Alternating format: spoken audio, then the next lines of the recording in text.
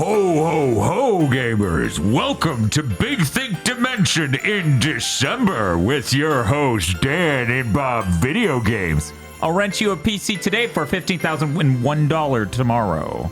That's a lot. Chris Wolfhard. Putting the Chris back in Christmas. And Dr. Agro. No, sir, I've never seen that man before. Here on GigaBoots. What a cheerful song for Timer Chan to die to. It just means that she's trapped in here with us every week. She's trapped in here with what? Mariah Carey? I was going to say, you've got to play the song. She's just been listening to that on loop for a whole year, going insane. Oh, Lord. Anyways, hi. Hello, everyone. How's it going? This is Big Think Dimension 301, and officially the first Big Think Dimension done from the new computer. We've replaced Chris with a giant gray square. Oh no, not again. That fucking happens, and there's no solution. Right? How's everyone doing? You doing all right? We got a couple weeks off. I'm doing good. We notionally got a couple weeks off. Mm-hmm. I was streaming the whole time and dealing with this PC nightmare the whole time, but That's true. You were. yeah, it didn't really feel like time off. When I was much younger, watching the Indiana Jones films, I pointed out to Bob that in Temple of Doom they get to the temple at the end, you know, the of Doom one, the eponymous Temple of Doom. They get to that an hour before the movie ends, and I go, "Oh my god!" By the way, this was Wednesday. That's how much younger I was. Bob! Yeah. We need to do a poll.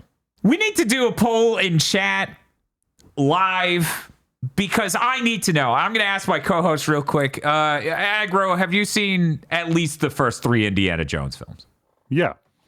Which is your favorite? What's your ranking order? If you want to just shoot loose. I think it's got to be Last Crusade, Raiders, Temple. Chris, have you seen the first 3? I've never seen Last Crusade. I've only seen Temple Wow. of Doom and Raiders. And obviously Raiders is better than Temple of Doom, which from my recollection is barely a movie. Yes! Yeah, that is correct. I had no idea. I feel like the only thing the only thing you need from Temple of Doom is Kalima, and you can go talk to your god in hell, and then he chops the bridge. Like those are the only things I think he's like, you can talk to Shiva in hell. And it was like, all right. Yeah, no, you remembered the whole movie. Yeah. I'd never seen 2 all the way through. I always saw it in pieces. In 1. Yeah. So I in my head mixed those together and thought there might be anything in Temple of Doom, and there just isn't. I didn't know. I haven't seen any of these fucking films before Wednesday. I saw parts of The Last Crusade on television at my family's house, but wow, yeah, no. So if that third movie didn't happen, there's a chance Uncharted wouldn't have happened, because that third movie, The Last Crusade, is just Uncharted, like every aspect, every end of it. It's like 2 and 3 use this, 1 uses this uses this. It does this thing that they like to do in Uncharted of having an emotional core to the story. Because let me tell you what does in Temple of Doom. Yeah, no. There's barely a core to the movie. Some creators can use their divorce. George Lucas isn't one of them. So about Lucas. And before I go on, I would like to know, Bearded Joe just threw down 50 tier 1 subs. So it's now up to nearly 5 hours. There were also other subs. Anyways, so Last Crusade starts with child Indiana Jones. Mm-hmm. Kind of like Uncharted 3's baby Drake. Kind of, yeah. Yep. Kind of. But the funniest shit in the world happens. I was watching the movie and my vision blurred.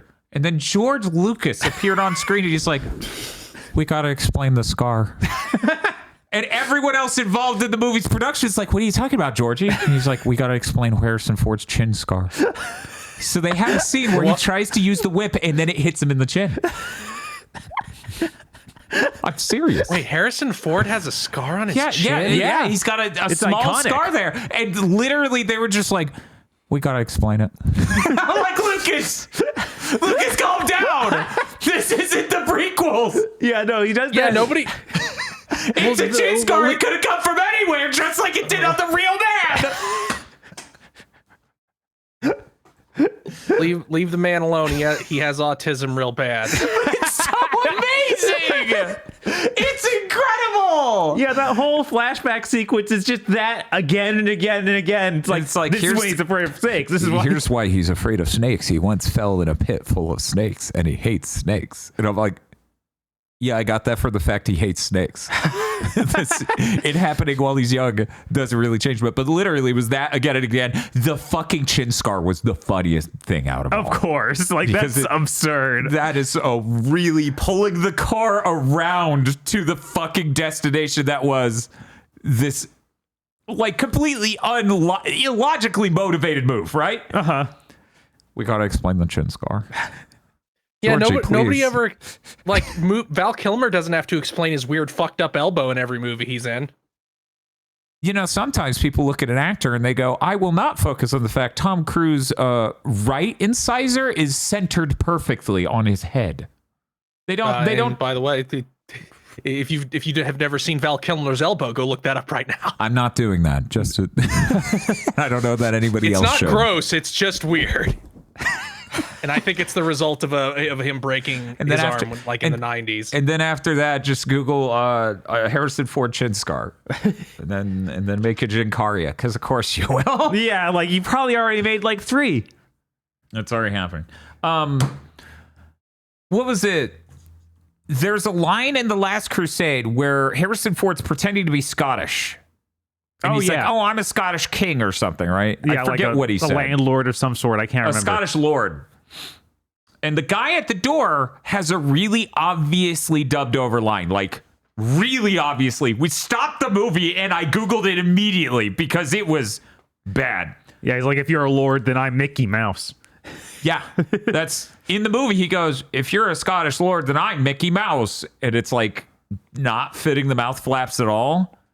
And I'm like, what the hell was this line originally? And it was, then I'm Jesse Owens, I think, is what people were saying online, which was like an African-American athlete. Yeah, the Olympian who beat the Nazis. Yeah. So like, at some point they were like, fuck it, make it Mickey Mouse. Make it Mickey Mouse. And then give him a chin scar. We have to digitally edit his skin tar into Harrison Ford. It's like, he has one. He has one. Why did you do this? So I never noticed. So I didn't know that Harrison Ford had a chin scar. So you're telling me that Troy Baker is voicing a character that has a chin scar in Indiana Jones and the Great Circle. Oh my God. Chat, that's not background removal. My mic has removed itself. Oh no. Yes, I am saying that. Yes. That's what you get for fucking rock tumbling it in frustration while I said that. Bob doesn't have this issue. He totally does that exact thing. I promise. Yeah, that's what he's like shaking it. You know what I mean? Look, my mic arm's way worse than yours. We both know that because it's a retrofitted solution to a boom arm that should have been made right. It's a boom arm with cool features, but like, also is awful. Yeah, it's like, they can't see it. I'm like pointing in midair. I'm like, look at this. What a piece of shit. They're like, what the fuck are you talking about? Yes, I'm saying Harrison Ford played a character with a chin scar himself, and Troy Baker is now playing yet another character with a chin scar. I guess I'll announce it. So tomorrow... we're playing Indiana Jones in the Great Circle. We have to tell them how we got it. Well, let me just finish. Sure. Versus Anton Blast Deathstream. Flop swap, obviously. Obviously flop. Obviously. Of course it'd be a flop swap. Because some of you might be like, fuck this Indiana Jones game. I want you to play the Pizza Tower game. And I understand that. So here's how you get to play it on Friday, Chris. This is such a bad story. Tosh was inconsolable and incensed when I explained the paradigm to her. So let me guess. I want to guess. Microsoft, for the first time ever, included a weird early access thing and put that on Game Pass for some reason inexplicably, giving you literally no reason to buy that game. So much worse. So here's what you have to do. You can go to a store to buy the premium edition of this game. It is $100 and you get to play it on Friday. There's nothing but a game code in the box. There is no disc. You can buy it digitally for $95 for the premium digital edition, saving $5. Or you can get it on Game Pass and play it on real day one on Monday. Or you can do the absolutely insane thing we had to do. Play it on Game Pass and buy a digital upgrade to premium. Yep. $35 upgrade. Not even regular Game Pass, Ultimate Game Pass. You need Game Pass Ultimate and the $35 upgrade to play this game at its actual launch. Someone should sue. Game Pass constantly says it's day one. Yeah, no, and then they go, but this is early. And I'm like, you can't be earlier than day one. Right. You have the first all this day. marketing about day one play on Game Pass. That's constantly running. That's still on their website right now. That seems like an oversight. No, Microsoft actually suggest this themselves. They're like, hey, you can give us $35 to play that game when it's supposed to come out. The other things you get with that is the Temple of Doom outfit when his shirt's all fucked up at the end and it's like kind of parted. You get the famous bullwhip from the chin scar scene. What? Yeah, that was the that's the bullwhip they're talking about in the what? And then you get a hat or something, and then you get a DLC. I can't remember the name of the DLC. It's already got a name. It's like the something of ancients. And then it has a cross next to it. I look at the bottom of the thing and it says, we don't know. Yeah. We don't know when this is coming out. We don't know what this is. We don't know what this is. We don't know when it's coming out. $35 and Game Pass Ultimate. This is the dumbest motherfucking thing in the world. So yes, of course, I reached out to our fan base and went, does anyone just have a fucking Game Pass Ultimate code lying around? Because I don't want to give them $100, but I also don't want to start streaming it any day past Friday because Silent Hill 2 Remake taught me a very brutal lesson in everyone else in your field will just pay the extra money to start before you. Right. And all the interest will drain out like a bucket that's had a hole drilled in the bottom. And luckily Masumi did, which was hilarious coincidental because I could have just DM'd her had I known. She's like, it was just lying on my desk this whole time. I was thinking about throwing it out for months. Let's all pray that game isn't 80% millet like Silent Hill 2 Remake. I'm worried it will be worse. It can't. There's 4 hours of cutscenes. We get a lot of great Troy Baker acting that just sounds like Troy Baker. It sounds like Troy Baker's impersonating in energy levels the part-time line from Kingdom of the Crystal Skull.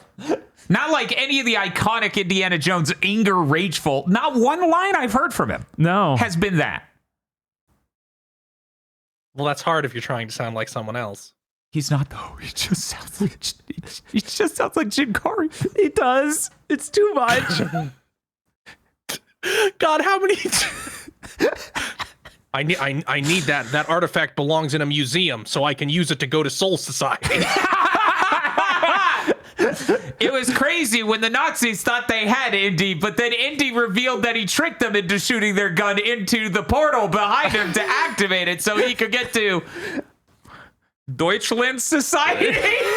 You know, if you go back and watch that whole arc again, it turns out that Ichigo didn't really have any impact on the events of that story.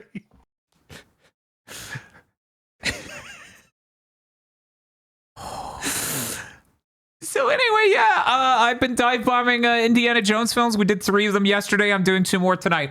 That way I can be fully prepared for Indiana Jones and the Great Circle. The lamest title. The N64 game, The Infernal Machine. That sounds cool. The fucking Dial of Destiny sounds awesome. Kingdom of the Crystal Skull sounds cool until you have years of associating it with what that movie was. Right. Mid-Max did one of those interviews where they just ask 100 questions of the devs. Okay. And they put a really dumb joke of like, the Great Circle, is he related to Short Round? Like it's a person called the Great Circle? Did they answer? They just kind of laughed and moved on. All right. Anyways, I've been enjoying watching the Indiana Jones films. Thank God The Last Crusade is as good as it is, because if it was just the first movie, the second movie, the fourth movie, I would be like, you went to watch a movie based on that many years later? Because The Last Crusade is just far and away the best one. Oh yeah, that's I thought I'd just have some bias because that's the one I watched a bunch as a kid. But no, that movie's just excellent. It's crazy. The only bad parts of that is like some bad green screening. Yeah. That's really it. Really, really good. The weird thing is that one's not even written by Lawrence Kasdan. The first one is. And then for people who don't know, Lawrence Kasdan, unless I'm just mixing this up, wrote Empire. So Empire Strikes Back. Right. And first Indiana Jones film. And then The Force Awakens, which I can only imagine being in the Disney machine at that point, working with Abrams to do that. You're kind of in a bad spot. Yeah, and chat confirms he did co-write Return of the Jedi. Which, yeah, you could tell half of that film's something. Right? And the other half is something else. I could not imagine working in the Disney machine next to J.J. Abrams to write the reboot of the Star Wars energy vibes, right? Like, we must rekindle the flame. Fuck that. Absolutely fuck that. Man, Uncharted's really good. It's really all I've been thinking about since, especially, like, it really went into overdrive with the third one.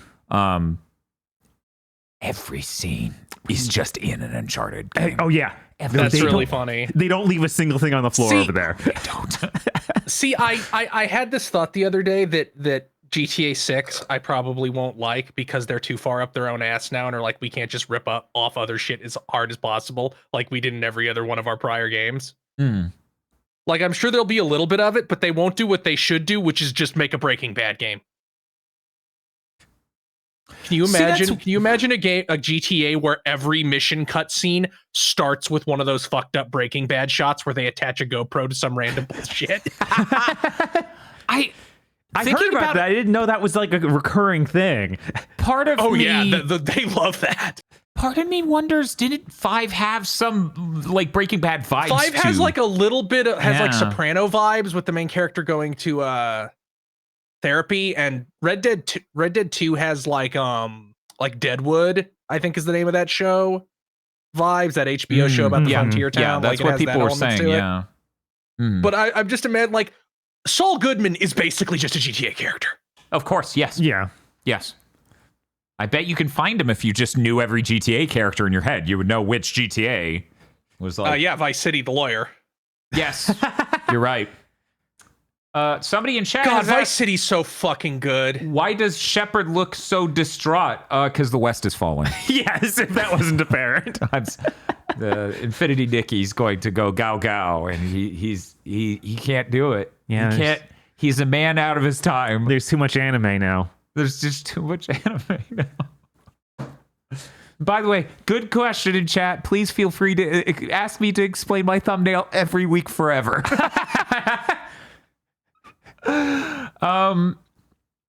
Yeah. You don't even need to watch the first 2 Indiana Jones films. In fact, leave it to the imagination. Just watch The Last Crusade. If you've never seen any Indiana Jones films, literally just watch The Last Crusade. It's all good. No, I'm sorry. Raiders is important. Raiders is good, but it's not like great. I'm watching, but you need to know it just so you have cultural foundation in your life. Yeah, every shot in Raiders is something you've seen parodied. Yeah, it's true. It's true. I got almost that entire movie out of osmosis, frankly. Right. Yeah. Does he get the shit beaten out of him constantly in Crusade? Because that's what I always think of with Raiders, where it's like he's big action hero man, but he gets his ass whipped constantly.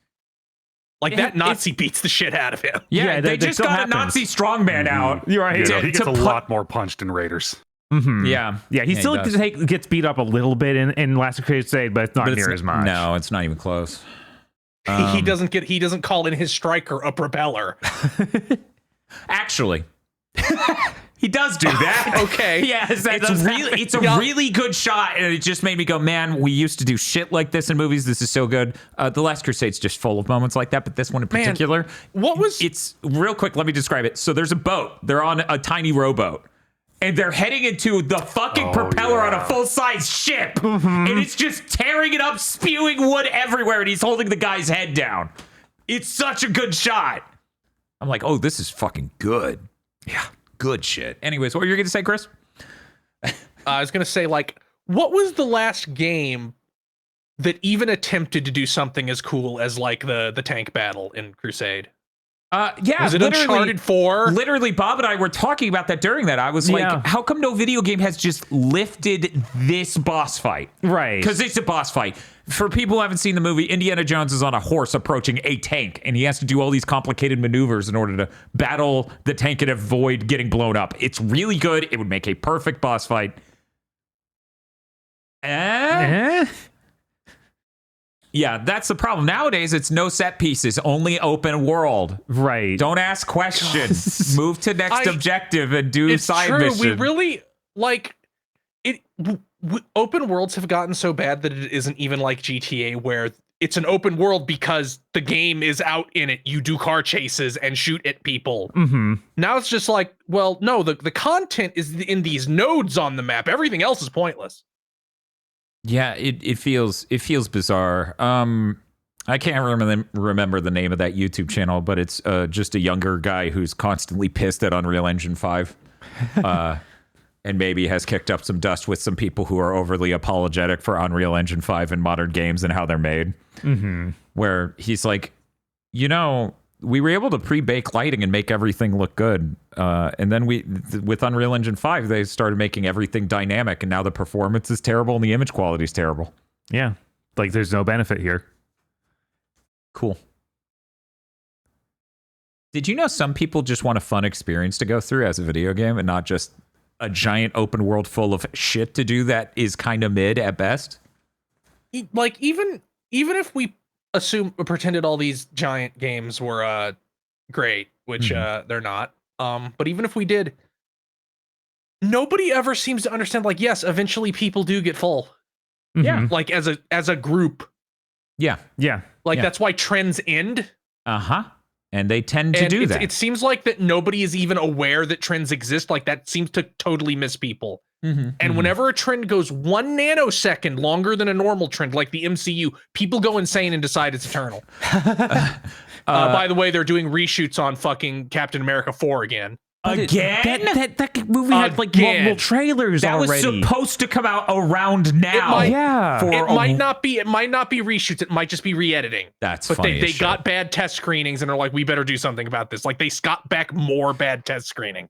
I see Masumi in chat saying Elden Ring is the most full I've ever been in my life. Every person I know who even loves Elden Ring, including the people who made Elden Ring, are like, we took Souls to the absolute maximal extent. Right. Like, there's a reason that report was like, yeah, we're not working on it currently. We might again someday, but that's not what we're doing. I'm so glad they said that, because when that game first came out, I went onto social media. I went onto Twitter, which, by the way, I'm not using Twitter anymore. Go to Blue Sky. I saw Destiny sucking dick. It's over. Never again. But, like, metaphorically, right? No.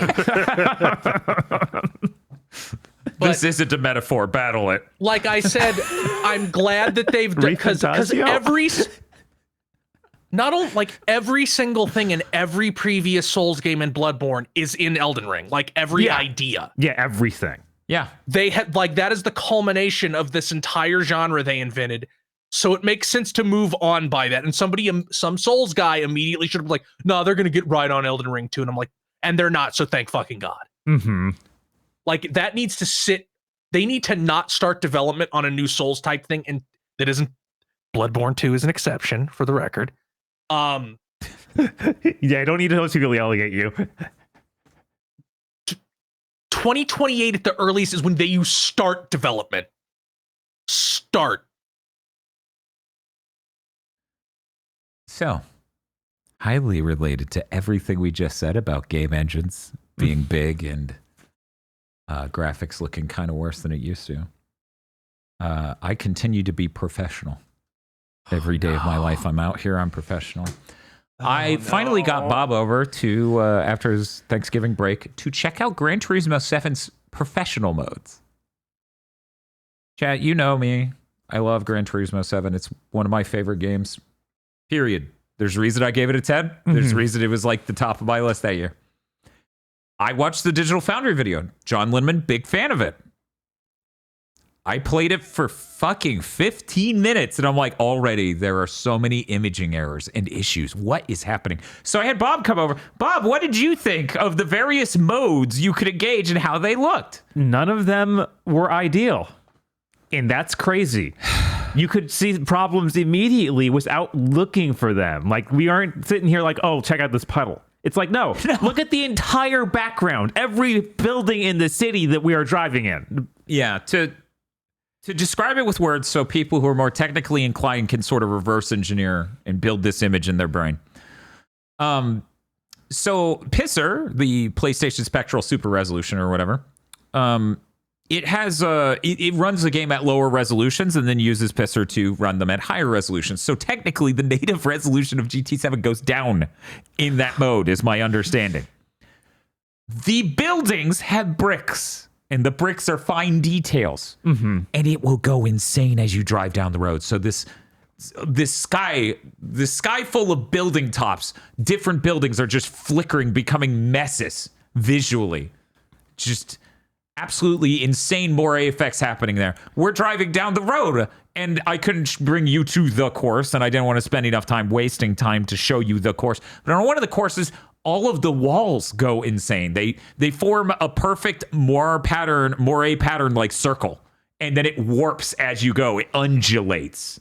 Because the one you saw, it formed a perfect circle, and it stayed like that. I didn't see that version, but yeah, it already looked pretty bad. The taillights of the cars in front of us would have horrible noise problems because they were so low resolution and have the ray tracing on. And every vehicle in the ray tracing mode, because this is to get it across to everyone, one of the things the Pro can do now is run the ray tracing modes while you're driving the car in the actual race instead of just in replays. The ray casting is so sparse. It's so scarce. There are so few rays being cast, and it's being denoised so aggressively. We drove past a gray silver car, and it looked insane. The whole thing was just flickering like wildfire. Right, and it looked like the car itself looked like it was a lower resolution than everything else. Yes. Which it literally looked like a YouTube video, macro blocking. Yeah, like you can't just ignore these things. Oh yeah, what if I'm not looking at the background? What if I'm just literally looking at the road and the cars on it because that's where I'm looking my race? Right. It's like that stuff is in your face still. There's no win here. So, you can leave it in frame rate priority mode, and then it'll just run at like 120 frames per second, and that looks good, and it doesn't have the ray tracing on. Which maybe for the best. Maybe do that. And you can enable or disable Pisser. And disabling that makes it a little too smooth, and enabling it causes those image problems I just talked about.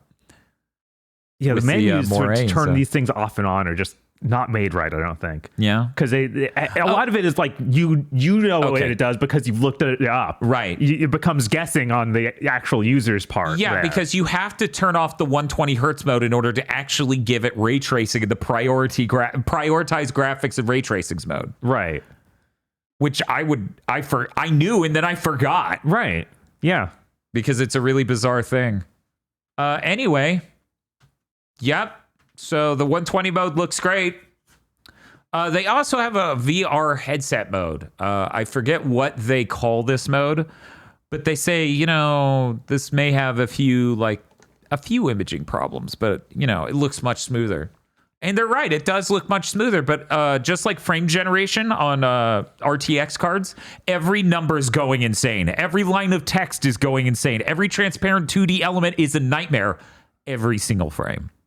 So I feel smoother going down the road. Everything looks great movement-wise. It feels like the whole game's moving at a higher frame rate, but every number. So your race timer, your miles per hour, everything in VR is just melting.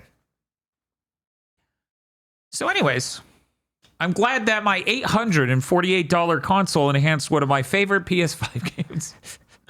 This is really weird because unlike this, every other Sony game has actually done a really good job with the PS5 Pro. Like they have the modes, you can enable them, you can disable them. The Ratchet and Clank thing running at like 55, 60 frames per second, what was the original quality mode basically, is amazing. Right. So it's really weird that Gran Turismo is this troubled. I just wanted to talk about that because that's a game I care about. I know none of you probably give a fuck, but I do, and I think it's important. Maybe 10 of you. I keep meaning to play it, but they won't put it on sale far enough. It is weird that it doesn't seem like it's getting sales, even though it's a full year old. And they also it gets sales. It just always goes down to like 30, and I'm like, I don't want to pay that much. Okay, that's I feel understandable like 30 if you've never played it right, before. like 30 is probably where it should drop to. They also won't sell it to PC gamers. That is surprising. I wonder if that's coming still or not. I think part of the reason why is because of the microtransactions. Like they're probably worried about someone hacking it in order to give themselves in-game currency. Maybe. Who cares? Yeah, right. I don't care. I don't give a fuck. My stance has always been I don't give a single shit. But to me, like logically, when there must be a Randy reason Pitch- it isn't coming to PC, and that's the only thing I can think of. What I would go with is Polyphony's never done a PC version of something, so maybe they... I mean, yeah, but that was every studio before they started doing it, like Last of Us. But they're Japanese, so maybe there's even more of a... Maybe they intend to, and just the people who would do it are doing something else that they consider more likely to sell more. Gran Turismo is one of the best-selling PlayStation IPs. I don't think the Horizon Zero Dawn remaster was likely to outperform it sales-wise, but maybe Sony believes that. Oh, yeah. Well, I mean, of course. It's After The Last of Us Part 1, I'm not sure they could even believe that about, here's a remake of this. Greater Sony at large, maybe not. Herman Hulst, though, it's his baby. Herman Hulst is the one who decides that shit. It's also entirely possible that the engine was handed off by Polyphony, entertaining your sort of logic. They hand off all the code and stuff, and Nixie's is just like, I don't know. Right? It's like, what is this? I don't know, man. This is like 3 decades of insanely high-end, super custom shit. Right. Oh no. Instead of Western standardized sort of approaches to graphics and other things. Mm-hmm. This is where someone's like, that was racist. And I'm like, why is that racist? And they're like, you were saying the Western was superior. And I'm like, oh no. No, you didn't understand. I think there might be no context at all on this show and where we would ever say that. I actually really like it that every car is on fire now. Thank you, ray tracing and denoising. You're so based. Anyway, reminder, that console is unbelievably more powerful conceptually at a GPU level than a PS5 normal. What hope does the PS6 have of solving this? The 4090 has 8 times the teraflops, which you shouldn't compare AMD teraflops to NVIDIA teraflops, but that's not really the point. We're going broader than that. 8 times the on-paper teraflops of the PS5. Mm-hmm. Actually, more than 8. And it still can't make everything look perfect. It still can't look solid. So we're just chasing... They're making games right now that still won't be locked down for how they look for 2 more console generations if they come at a normal speed, which, fun fact, they shouldn't. Yeah, they can't anymore. Which we mentioned it before, but then it became a news story because everyone decided to talk about it again. This time they were like, we're gonna talk about it with confidence. Last time it was a bit more low key. Mm-hmm. The PlayStation 5 portable, right, where Sony's making a portable that at bare minimum plays every PS4 game, and then presumably, logically speaking, it should have to have a special mode to play PS5 games because you can't fit that in a fucking portable in the next 4 years. You literally cannot do that. Yeah, so it'd have to be some like way of throttling, right? Yeah, or it plays performance mode at 30 type thing. Right. It has to throttle it, and you would think at an OS level in order to play any of these games at all, or it is literally make a portable mode for your PS5 game. Right. Like maybe that's what they're actually positing. Then we see something like, oh, this hardly plays anything. Yep, that sure is a concern with that. Anyways, I thought not if they Series S themselves and make it part of compliance. Well, if just like the Pro, going forward, of course, everything will work. Right. But backward. Right. That means backward. The library that's already there is Sony's just never first party has to make versions of all their games that run on the portable, and they're just like, I'm so tired. I'm the most tired a man has ever been. First we had to do this for the Pro, and now we have to do it for the portable. Man. Which, to be clear, the portable as a concept, as the entire nation of Japan will agree, a lot more compelling than the Series S or the PS5 Pro. Yeah. That is there's the PlayStation Portal only's success is siphoned off of being a pale imitation of the value of a portable. Yes. So yeah, I think them making portable is a good idea. I am fucking crazy enough to think it's a good idea if it only plays PS4 games, because we should just stay cross-gen forever is what I'm learning, because the only next-gen games don't run for shit on anything. Anyways, I have the world's most powerful PC. Do you think I should trust a modern AAA game on it? God, no. Okay. No. Glad we cleared that up really quick. I'm gonna be real. We're at the point where you shouldn't trust a modern AAA game on console. I'm so excited to play something on day -3. Yeah.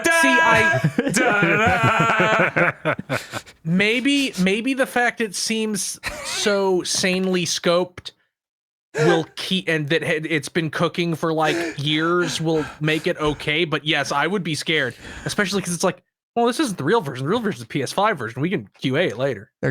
Here's what's going to happen, Bob. Here's what's going to happen. Troy Harrison Ford, Baker. He's going to look at the camera and he goes, it belongs in a museum. And it's going to crash. It's going to crash right then.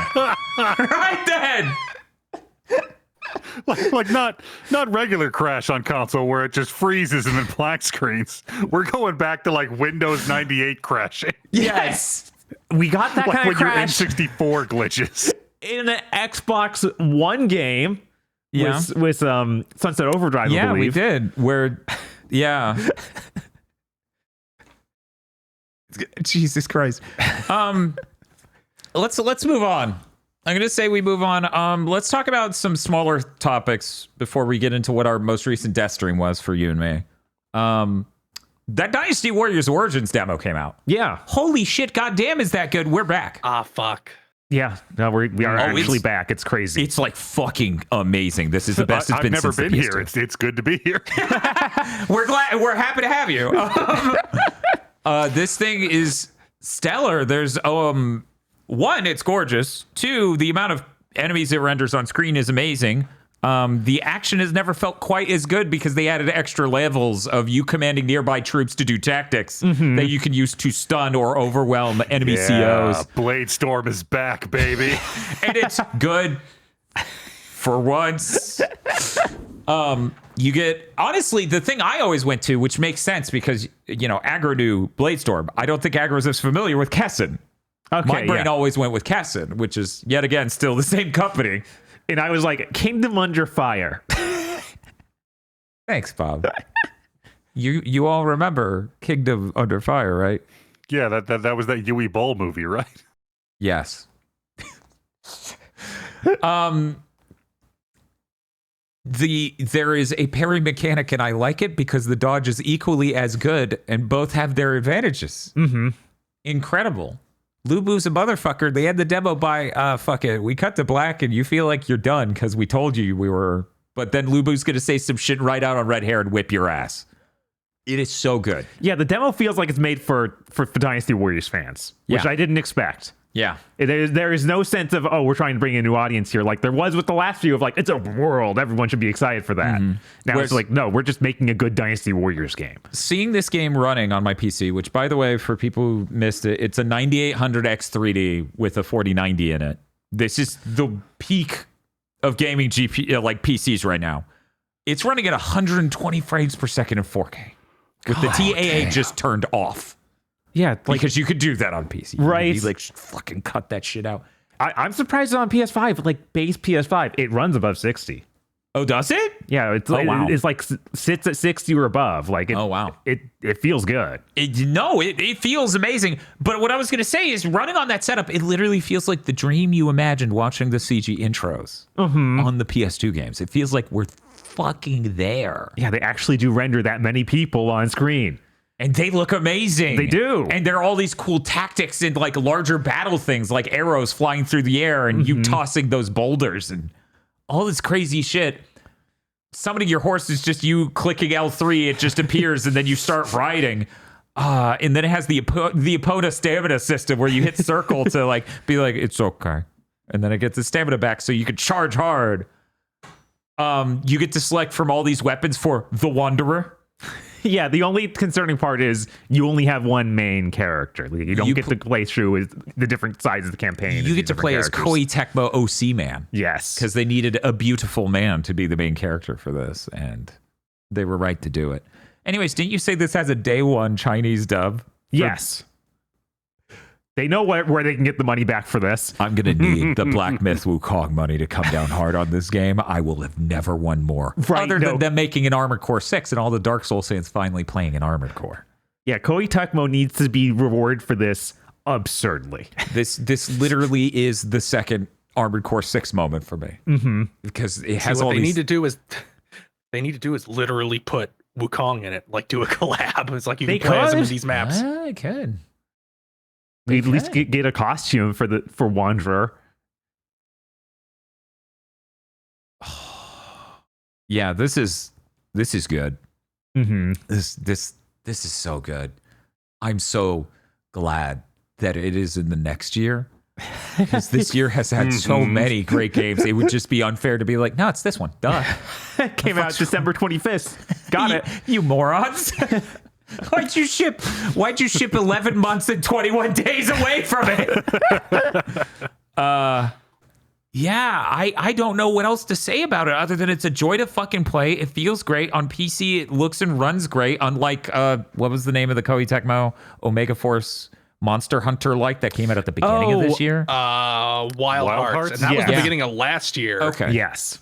That had a fuck ton of problems on PC. God. Yes, it did. Had a fuck ton of problems on everything, I think. Yeah, this Right? pre-compiles the shaders. It doesn't tell you it's doing that. It just hangs on a loading screen for a very long time on first boot. But yeah, I'm so happy. Mm-hmm. I'm so overjoyed. This is awesome. Now the only thing I have to wonder is, can I get Windows HDR to look correct at all? The answer is it might surprise you. It won't. Will It's no. it? Yeah, I'm like, I feel like it won't, because the HDR looks great on PS5. I've yet to try hooking this up to that TV because I wanted to see how high I could put the frame rate on the 240 hertz monitor. Yeah. But it's locking like 120. So I could do that with HDR on that. Right. That'd be pretty great. It would be fucking incredible. I really appreciate the ability to turn off TAA in a video game. Yeah. No, that's a feature that should just be standard. Mark Cerny, hear me out. Your gambit, your masterful gambit with PSSR didn't work out. No. You're just going to have to hand the gamers the tools to turn off TAA. I'm going to have to be able to play Final Fantasy VII Rebirth at 720p. Oh, that'd be glorious. I would rather do that. Yeah. Me too. Now that I've seen 720p upscaled correctly, like using either the RetroTink or just the TV's built-in good upscaler, I'm like, that looks better. I look at Jericho. I'm like, yeah, it looks clearer. Yeah. It's Jericho on the PlayStation 3. It should not look clearer. Consider we could use these other anti-aliasing solutions that existed before that aren't total dog shit. What was it? I think they were saying that modern engines can't use MSAA. Is that right? There was something about Something like that, yeah. There was something so you know about what you do? You go to your system engineers and be like, you better put that shit back in. I'm sorry, you're gonna have to rework every R pipeline we have because we don't fucking care. Warframe lets you do that on PS5, by the way, says chat. Good. That's the correct choice. What? That is the correct Warframe choice. was on PS4. What? It should be able to run at a really high resolution. But it could look so much more detailed. Right. I'm sure it's one of those features they add later and like, you can turn it off though. Yeah. Oh yeah. Dark Sector for a while was just up for free on Steam Yeah. because they were like, oh yeah, check this out because it's a celebration of our history. Mm-hmm. Which I honestly didn't even know they still owned the rights to that. Yeah. Because they never put it on sale on Steam. They must have like bought the rights back at some point because they're rich. Right. Yeah, the Dynasty Warriors Origins demo is really good. Please try it. Yeah, no, if you've never played Dynasty Warriors before, please give it a shot. I had never played a Dynasty Warriors before outside of a Babbage's kiosk. I cannot wait to actually play this game from the beginning and learn how to like read the map and understand what's happening in the battle, because I had a lot of fun playing this mission the 3 or 4 times I started it over because somebody kept getting his ass kicked and I couldn't figure out how to get to him to save him. Yeah, no, like I said, this is made for Dynasty Warriors fans, so it really does have that energy of like, oh, you don't know what's going on? It's going to end before you figure it out. Right. It's like a bunch of people are screaming, hey, which another thing, this has a dub. Yes. So when the people are screaming, help, help, help, I'm fucking dying, you can go, oh shit, who was that? Where are they? And then you look at like the letters next to them, because the conflict zones will get letters propagated to each of them. So you can pause it, and I believe on that menu it'll tell you what each letter is, or you can literally hyper specifically highlight one of your officers and one of theirs and find out, or one of theirs, and it'll show you on the map where that is. But it's not like, that's not the ideal. The ideal is figure out which conflict zone they're at. And they also have a thing where when you die, it's constantly making checkpoints throughout the mission. Yeah. So you don't have to replay the whole mission. You just go back like a few minutes. That's good, because we know the number one downside of any Dynasty Warriors game when you're really drilling down on being hardcore, because you're trying to get a special weapon to unlock through incredibly difficult and specific circumstances, you failing because of you fucking up in the last 40 seconds is the worst. Yeah. So because it's a 30-minute mission. Or 40. Or 40. They've gone it was really nice, like when the mission failed, it kicked me to a menu and it basically just went, all right, where do you think you went wrong? Yeah, so you can do the timeline, lets you choose different ones. They're like, at first, we want you to review the battle. Then you can choose to restart the battle at any of those checkpoints. This is incredible. This is easily my game of the year next year. The only thing I can hope is that Ghost of Yotei is the 10 out of 10 game I imagined when I played Ghost of Tsushima, and that Death Stranding 2 is also somehow another 10 out of 10 game that I imagined when I played Death Stranding 1. I can't. Yeah, it's hard to fathom those. It's hard. It's hard. I want to believe. This is the furthest in advance a game of the year has ever been called for me. If it's not Dynasty Warriors Origins, I will be shocked, because this was fucking so good. It was like Mario Odyssey. Where I just go, they told me they couldn't make it that good. Right? They kept doing all these other things. What do you mean it's this good? What the fuck? Aggro, did you have anything else you wanted to say about it? Nope. Okay. Chris, have you played it yet? He needs to be downloading Nope. that right now. I mean, I probably will once this podcast is over. Oh, hell yeah. Oh, by I the also way, need to download Marvel Rivals so I can play it for 4 hours. I can either I won't like it or I'll play it religiously until I burn out all dopamine receptors related to it, which will happen before the next big thing to mention if that happens. yeah, I am definitely doing that as soon as I can, because I need to know. Yeah, no, I'm also very excited to see how that is. Some people were wondering why I didn't wait for the higher core versions of the X3D CPUs for AMD to come out like in February, March, ignoring the concept that tariffs may happen. Ignoring that. This PC, even as many insane things as we do, is able to... I'm using 4% of the CPU. 4. 4. Bob and I are having NVIDIA RTX remove our backgrounds. Right. This is a 4K layout, a 4K AV1 local recording. I'm beaming the video over to our co-host and streaming it to YouTube. 4%. You know what taps out this CPU? You know what? I'm going to go ahead and ask Aggro and Chris, theorize a circumstance where I do a thing that isn't video editing, because even that is a very specific subset of video editing / rendering, actually, that would tap out a CPU 100% locked the whole time, because I've run into it and I laughed. Specific benchmarking programs designed to do that. Technically, yes, but that one kept crashing my system until I updated the BIOS. Chris. It has to be something really stupid. It's funny as shit. Wiggling the task manager window really, really fast. You know, that actually is really, really smart as a guess, because I remember in old Windows when you would move like task manager, it would just fucking crank up the CPU usage. That's a good guess. No. Some bizarre website on Chrome that if you leave it open, it eats up all your CPU. That also makes sense, but no, I haven't run into it yet. Not that it doesn't exist. Someone in chat said some VR chat world. No, VR chat is GPU limited. If I bought a 5090, it would eat all of that instantly. It is not CPU limited. It is not even close. So, the biggest benefit of Steam is that it just has the fattest pipes in the world for delivering video games, right? Mm-hmm. I hooked directly into my modem, my PC, to download at full speed Helldivers. It downloaded at 2 gigabits per second and cranked every fan in the case to max. It was locked 100% utilization for the, I think, 8 minutes it took to download. Oh my God. I fucking lost it. I'm like, It still took 8 minutes? Damn. yeah, no, I can't remember. It was like, no, I guess it was less than that because the original estimate was 11 minutes. And I'm like, no, we must go faster. And then I unplugged and replugged it. And I think it became 5.5 or something. It was insane. Just Windows making that many files that fast. 2 gigabits per second down speed. My internet's not even capped.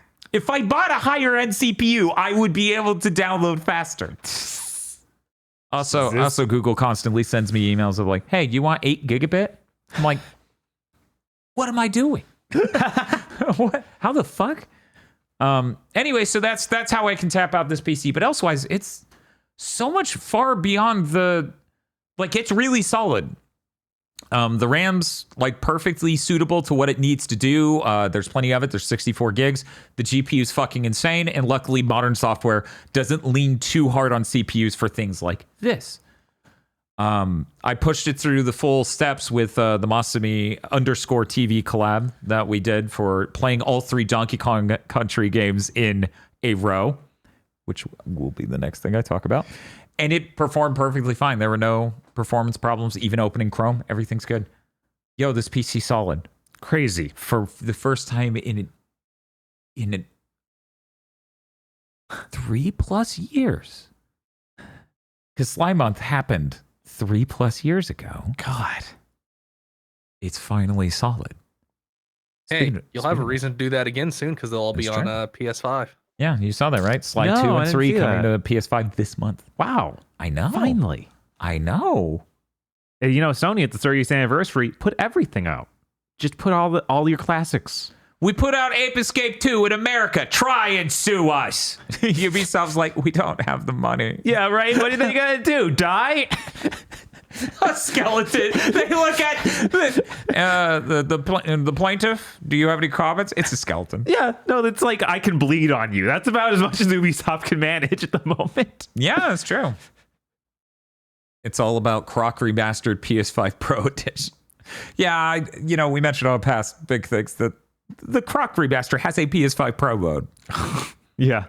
A stream is inevitable. Yeah, anyways, I finally got to do a collab I've been talking to Masumi about doing for months, playing all 3 Donkey Kong Country games in a row. Here's the problem. We were like, Fightcade has SNES games. We can just use that. We use that. So for people who don't know, Donkey Kong Country, you have the partner and then the person who's actually in control, and you hit the button to switch who's playing, right? Right. So would you believe then that because of the rollback nature of Fightcade and certain things not being hyper optimized for this exact situation, when the other player hits any buttons despite not controlling anything, it rolls it back and it pops the audio constantly. Because reminder, there's 60 frames in a second, but 48,000 states for audio. So anyway, we tried that. I'm like, yeah, this would be fucking terrible for viewers. Yeah. And it was funny. Like, I was just trolling her and vice versa, where it'd be like, just playing normally, mashes buttons and watches it go insane. So then we were like, okay, let's try Parsec. And that was an insane amount of latency. So at the end of it all, we decided to use the Nintendo Switch Online SNES multiplayer function, which has a chunk of input latency put on it. Of course. And so it took us way too fucking long. It almost took 12 hours. God. Yeah, it is hard. It's like playing piano under a weighted blanket on your wrists. Yeah, no, I never think of those games being that long, but adding that level. Yeah, because we did all the extra stuff. We did all the Lost World shit and Krematoa, I believe it's called. And The first level of Krakatoa from Donkey Kong Country 3 is called Stampede Sprint, and it's literally just reaction speed, the level. The character's on frame for 3 frames, and you need to hit jump. It was a nightmare. I have no idea how long we were there. It was bad. Also, Bossby's used to doing 5-hour streams over on her channel, doing the GameCube challenge, and not 12. Yeah, that's a little different. So, there was a little bit of I'm dying. Even I actually got hit really hard by it, because what I noticed with me is that when I live a more fit, healthy lifestyle, the death streams affect me less the next day. Mm-hmm. Right now is not Dan at his fittest. No. Especially right now specifically, chat. I should do a prediction. Oh my God. I should do a prediction. This is deranged. I'm going to do a prediction. Anyway, Donkey Kong Country games are very good. They're excellent. They're a joy to play. It is no wonder that I like them and Crash Bandicoot so much. They both have a very similar energy. Great time. Fuck rare bosses. There are 2 good boss fights in all of the first 3 Donkey Kong Country games. It's the secret boss from 2, because it's all one attack phase that goes for a really long time, and then you hit him once and you win. Oh. So it's just memorize this one thing. Mm-hmm. And it's really long, so that's the challenge. And then Donkey Kong Country 1's boss fight against K. Rool, which is a really good pattern too. Everything else sucks. It's horrible. The normal boss and the secret boss in Donkey Kong Country 3, trash, horrible, absolutely rancid. It sucks. I saw, I believe Masumi was playing when they were fighting like the big bird from Donkey Kong Country 1. Yeah. And they killed them in like, you looked away and they were dead. Yeah, no, I looked at chat, then I looked back and it was like 12 seconds. She's a freak. Like, that stream does not portray how much of a freak she is for those games. Mm-hmm. But if she didn't have any input lag, it would have taken 42 minutes maybe to beat 1. All of it. Anyway, it was a great time. Always great hanging out with her. Donkey Kong Country games are great. Holy shit, I never want to deal with that level of input latency for a death stream ever fucking again. Oh my God. Yeah. It was the thing where we were both talking about literally after the stream ends. We're both just going to play this on a mister to feel clean. Yeah, you know what? That's a good question. I did say that I would need to ask them. Bob, I may have alluded to what your stance was on this. Where do you stand on the Kiddy Kong situation? Kiddy Kong is that thing that follows you around in 3, right? Yeah. Yeah, that thing's Jesus, terrible. I think that says it all. I think the absolute worst part about Donkey Kong Country 3, and I don't know if you even saw it in this stream, is the game over screen. Oh yeah. Yeah, no, we it took so long. We saw it 3 times at the end. It's gay baby jail. Yeah, it's a giant fucking cradle that they also put Dixie in. Yeah. And it's got the spelling blocks, and then it bounces them up and down to this obnoxious song. Oh my God!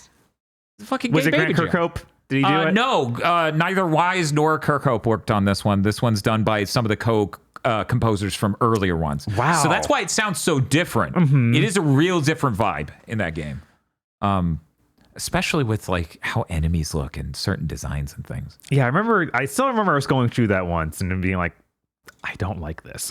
I don't like. And I don't this. think it's just because of gay baby jail. Yeah, I or don't Kiddy think Kong. Kiddy Kong. I don't think it's just because of Kiddy Kong. Yeah, no, it's just a real different vibe. Mm-hmm. Yeah, I would probably put it like Donkey Kong Country 2, Donkey Kong Country 1, Donkey Kong Country 3. Yeah, probably. But I still like a lot of things about 3. Adding the input latency on it maybe took that too far for me. Maybe. Hey Bob, do you want to talk about a thing you got going on while I set up a prediction? sure. That isn't our death stream. Right. I actually took it upon myself to finish Rise of the Ronin because I felt like I have to. Mm-hmm.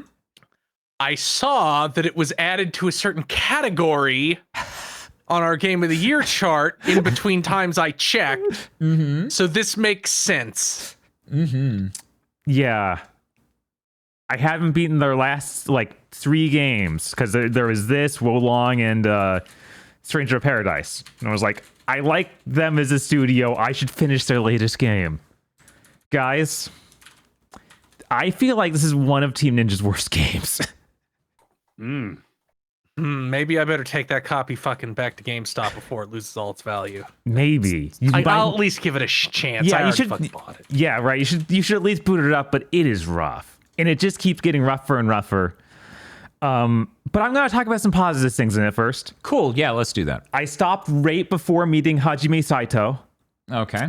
Aw. so that guy's pretty cool. Yeah. So now I went back and saw what was there for him, which is like maybe 3 missions. I didn't realize he was so late into that story. Ernest Sato, the British minister to Japan, Okay. is in this game. He tries to assassinate the shogun and has rocket boots. Cool. Yes, good. like a musket with a bayonet, which he uses like a spear. Dope. Yeah, very cool, incredible boss fight. There are lots of really neat things in this game like that, and they kind of just go away right after you do them. It's like, oh yeah, he flies around, you fight him with rocket boots. And then seconds later, he's like, yeah, I'm just a guy you can talk to now. He got tired. He turns into open world character. It's rough. You do lots of neat things conceptually. Like you can save people from that era that famously died. You can cure tuberculosis. Yo. 2 different cures for tuberculosis to save 2 different people. What? Yeah, they didn't want to connect the stories there, so they just like, yeah, this person finds a cure for tuberculosis, and so does this person. Completely separately. It's neat you can do all that. It affects nothing. Not a single thing. Like, you save Ryoma Sakamoto, and he's like, well, I'm not going to get involved in anything else in here, and I'm going to move to the States. It's like, dude, you were kind of the driving force behind everything in this game. What do you mean you're done? They do the same thing with Soji Okita, and it's just frustrating.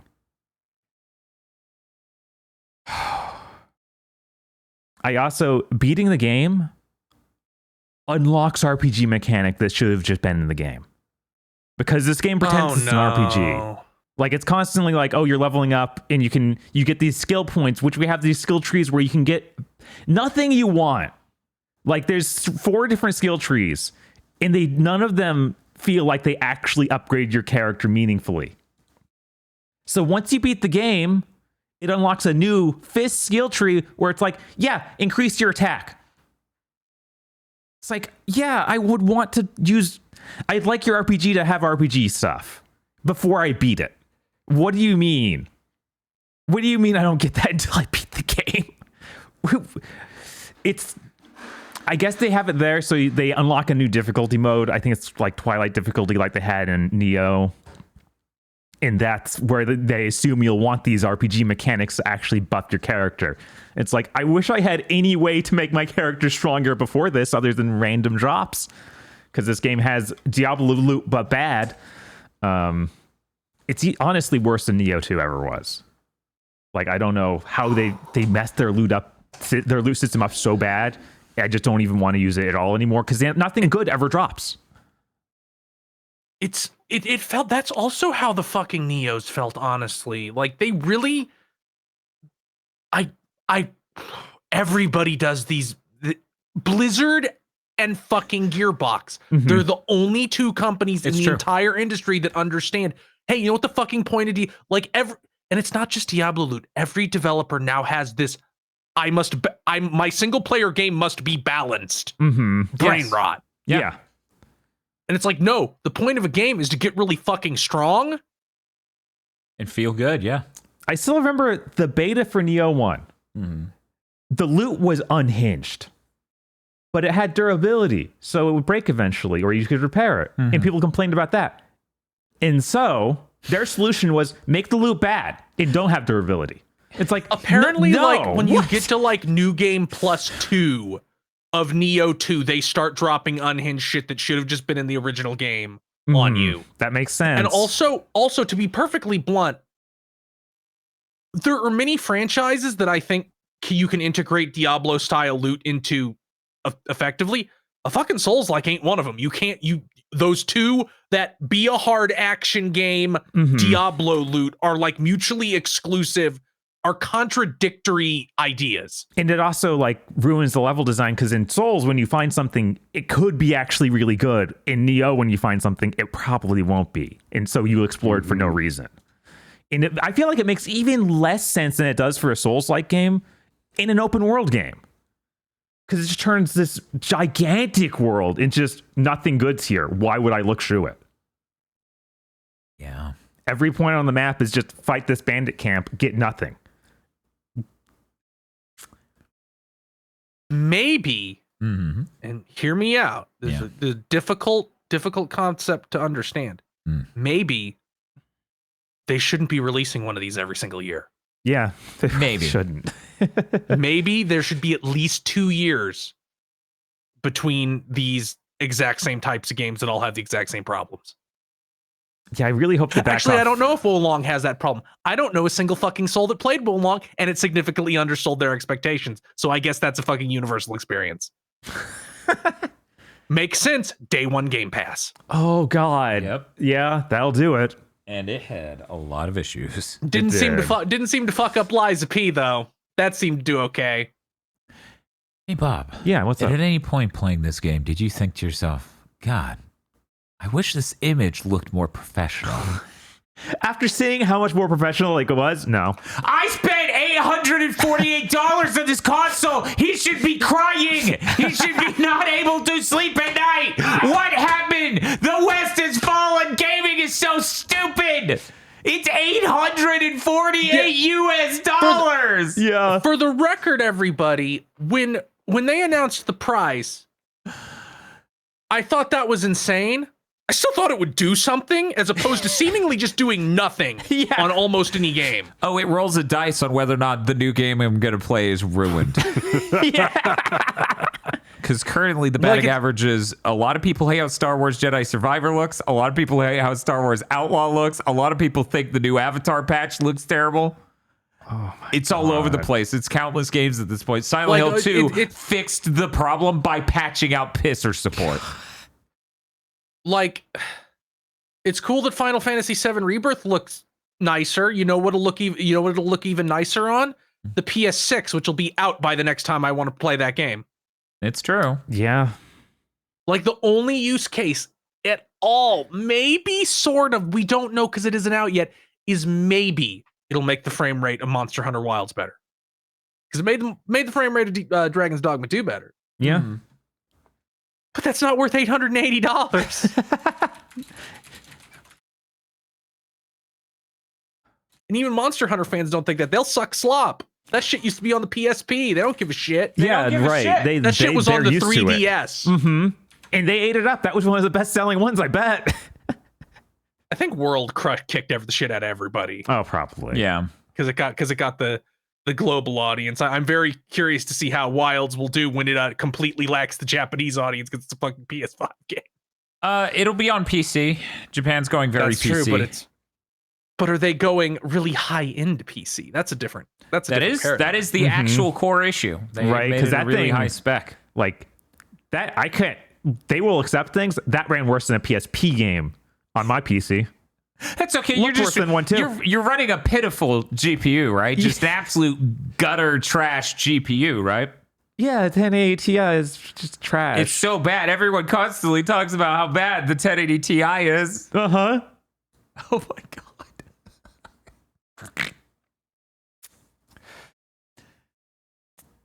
Did you have other things you wanted to say about Rise of the Rome? Not really. I said it back when it came out of like, man, stamina system, you did it worse here than you've ever done it before. Like, I'm just losing stamina all the time, and there's really not a smart way of getting it back. It's like, oh yeah, you can restore your stamina if you've hit the enemy this many times and they didn't block. You can then time a thing after doing an attack that'll restore some stamina. So it's like you're kind of rolling on a dice. if you can even keep attacking. Whereas Neo's whole thing is like, we have a stamina bar, but if you're really good with the mechanics around it, you can ignore it a bit. And this is like, no, literally, stop fighting, guys. Walk back and stare at him. It feels terrible. So would you recommend people play Rise of the No. Road? Okay.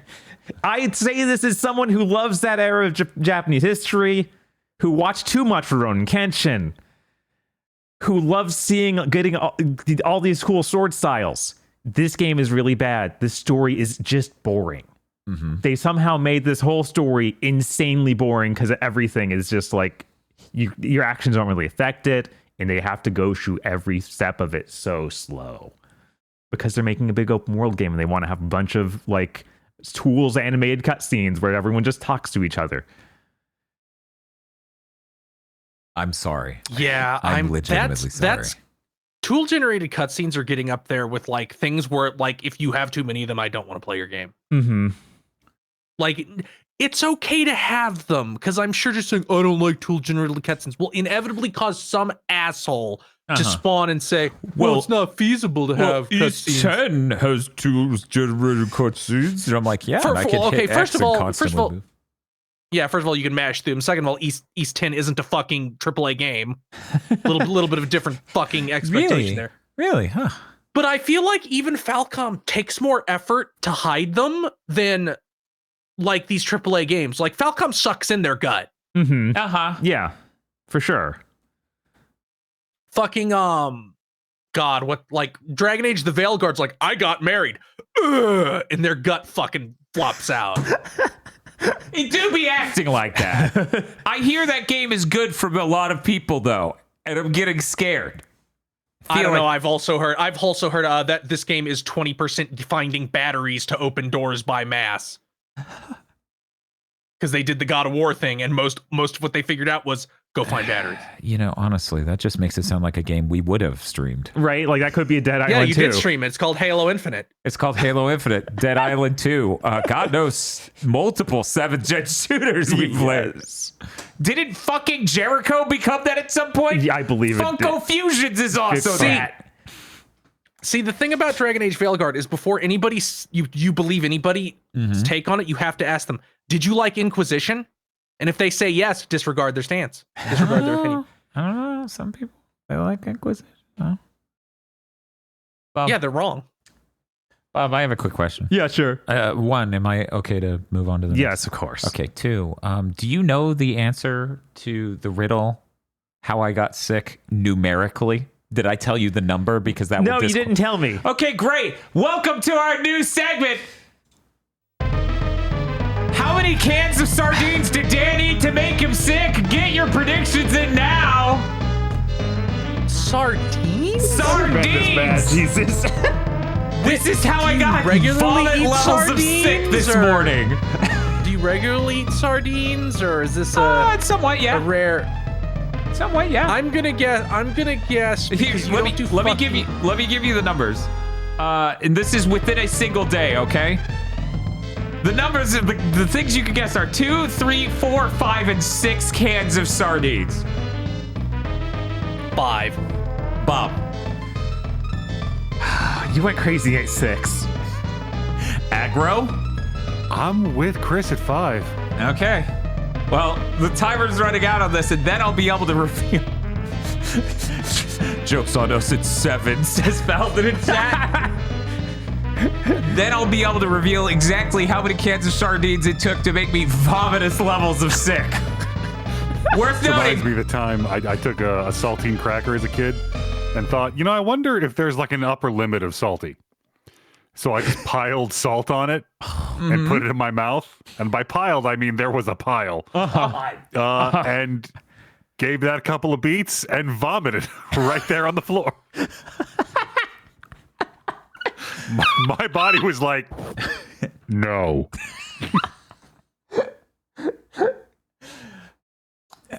Honestly, the one McDouble I had from the local McDonald's was so salty that part of me's like, I could have seen doing that. I could have seen that happen. Oh man. Yeah, so for people who don't know, I do like sardines. I've eaten them for the past several years. I don't eat them super regularly, but I do eat them every other month, every once a few months, maybe once a year or whatever. It's a little treat. Little treat. I had a big treat, one might say. Yeah, you did.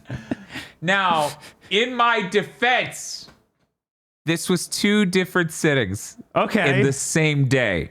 Okay. What time of day would you say? Well, that wouldn't translate to normal people. No, it wouldn't. But let me say early lunch and late dinner. Okay. Early lunch and late dinner. Agro, what was your guess again? 5. Was everyone 5? No, I was 6. You were 6. You were like maximally deranged. Yeah, Dan just went crazy. The correct answer was 4 cans of sardines, but one of them was fucking huge. So that was something. Oh wait, well, maybe 2 of them were huge. Maybe that was one. Anyways, it is still 4 cans. Good job, foreheads. That was horrible. Yeah, no, Yeah. that sounds bad. Look, they tasted great. And then I woke up like something deathly ill has occurred to me, and then it was terrible in the bathroom for like 15 minutes. Let's move on. Hey, Agro. Hey. Have you done any of Romancing Saga other than the demo? No, I've got my physical copy in the mail.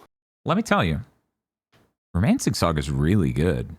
The demo gave that impression. It is really good. I continue to put more time into it. I was adventuring. These people are like, we can't make it to this route to buy these supplies. The children are starving. I'm like, don't worry, I got this. I walk into the cave. Stuff's a little tough. I'm like, this is fine. This is fine. And then at the end of this fucking thing, one of the 7 heroes is just like, what's up? I just sit here and bully people and eat smaller demons. And I'm like, okay, I guess we'll fight. I think I've seen this episode of Inuyasha. Yes! Yes! So Dan Targ's a fucking piece of shit. I get so close to beating him. And I tell Spiff this, I'm like, I'm so close. I guess I'm going to go grind to beat him. And he's like, yeah, he's a real pain in the ass. But if you don't do it, then apparently you got to do it later. And I'm like, excuse me? And he's like, oh, also he has a second form. I'm like, are you fucking this serious? So I start going into the ocean, grinding these giant leviathans that are supposed to be a punish condition for you going down into this whirlpool? A whirlpool. It's supposed to be like, haha, you fell into the whirlpool. Now you have to deal with this thing. And I'm like, yeah, except for every cast member I have has a super effective move against it. So we eviscerate it in 1 turn, maybe 2. I can't remember. So I just do that for the first 2 whirlpools, fast travel back to town, go back out, do it again over and over and over, grind an insane amount of technique points, came back, killed him. And I was like, that was great.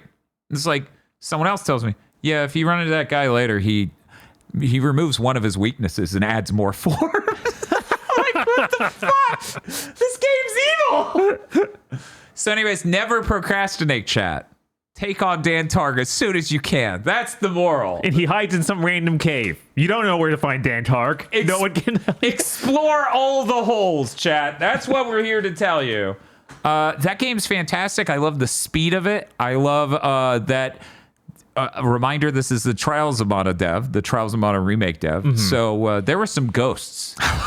And they sounded great. They were like a new idea of, here's a fucked up idea of how a ghost would sound. And I'm like, that you found a different way to make me laugh at a ghost voice. Holy shit. Because for anyone who doesn't know, originally it was a fucking flanger. Right, in Trials of Mana remake. It was like, ghost. And it was like fucking hilarious. And this time it sounds like, I don't know, an alien demon is invading an AM radio. And I was just like, bro, be at peace. And he's like, I am. And I'm like, cool, go with God. pretty epic. The music in this game is fantastic. I haven't really heard Saga 2's music, Romancing Saga 2's music before. Playing this, it's obviously great shit. Like these remixes are like fucking stellar. They did an awesome job with the soundtrack. I really like it. I'm playing on PS5 Pro. I guess I should say Oh, Bob, I didn't set up the sound. Oh no! have You're it. gonna have to make it I was with gonna your have to mouth. make it with my mouth. Oh no, here I go. Okay, game code provided by Square Enix. So, anyways, obviously you can't trust anything I'm saying because as GigaBoots history tells, I'll just suck the dick of any Square Enix game. That's what I do. Yeah, that game's great. That game's awesome. What a good fucking game. I need to finish that up though, because there are other game codes provided by Square Enix. Right? Because it's not even just Dragon Quest 3. No. It's also Fantasia. Oh yeah, God, that one's really important. Jesus. There's a lot of really great shit, and it all came out near the end of the year. Uh-huh. You have to stagger the RPG. Yes! You literally have to. We're gonna die. Yeah, I actually did finish. I could just eat. That's how I lived during the PS1. It's like, well, I only had like 8, so I had to keep rotating them. It's like, okay, let's go back to the beginning of the line. Time for Final Fantasy VII again. Time for Legend of Legaia again. Can't wait for Game of the Year 2025's best category, Best 2024 RPG. Man, Fair. Yeah. Yeah. we're gonna have to like some the 2025's Game of the Year might have some serious fucking structural changes to accommodate the fact the industry no longer exists. Yeah, I'm actually struggling to think of. No, I have not finished Infinite Wealth yet. I am looking forward Right. to that as well. No, I have not played Metaphor yet. I'm looking forward to that as well. It's so over. Yeah, no, it's not happening. It's so over. It's okay. I'm sure games will slow down.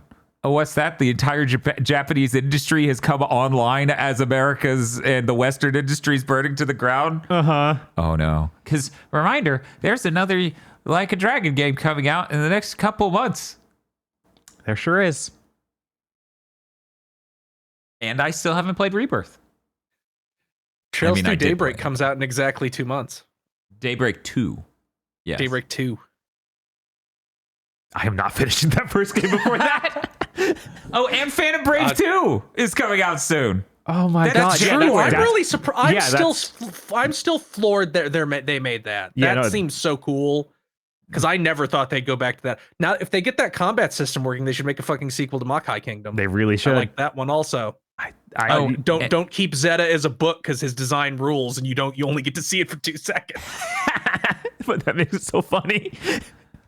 Also worth noting, the Switch 2 isn't even announced. It has games. Metroid Prime 4 is a game coming out next year. Yeah, no. I started filling out that most anticipated game list for our game of the year. I was like, oh yeah, there are a lot of things. None of them's from the West. I know. That's why single it's, one. it's like Nintendo's gonna decapitate like the entire rest of the industry with that Switch 2 reveal. Yeah, like, it's 'cause gonna be insane. It's probably gonna have like 5 new Nintendo games that look insane.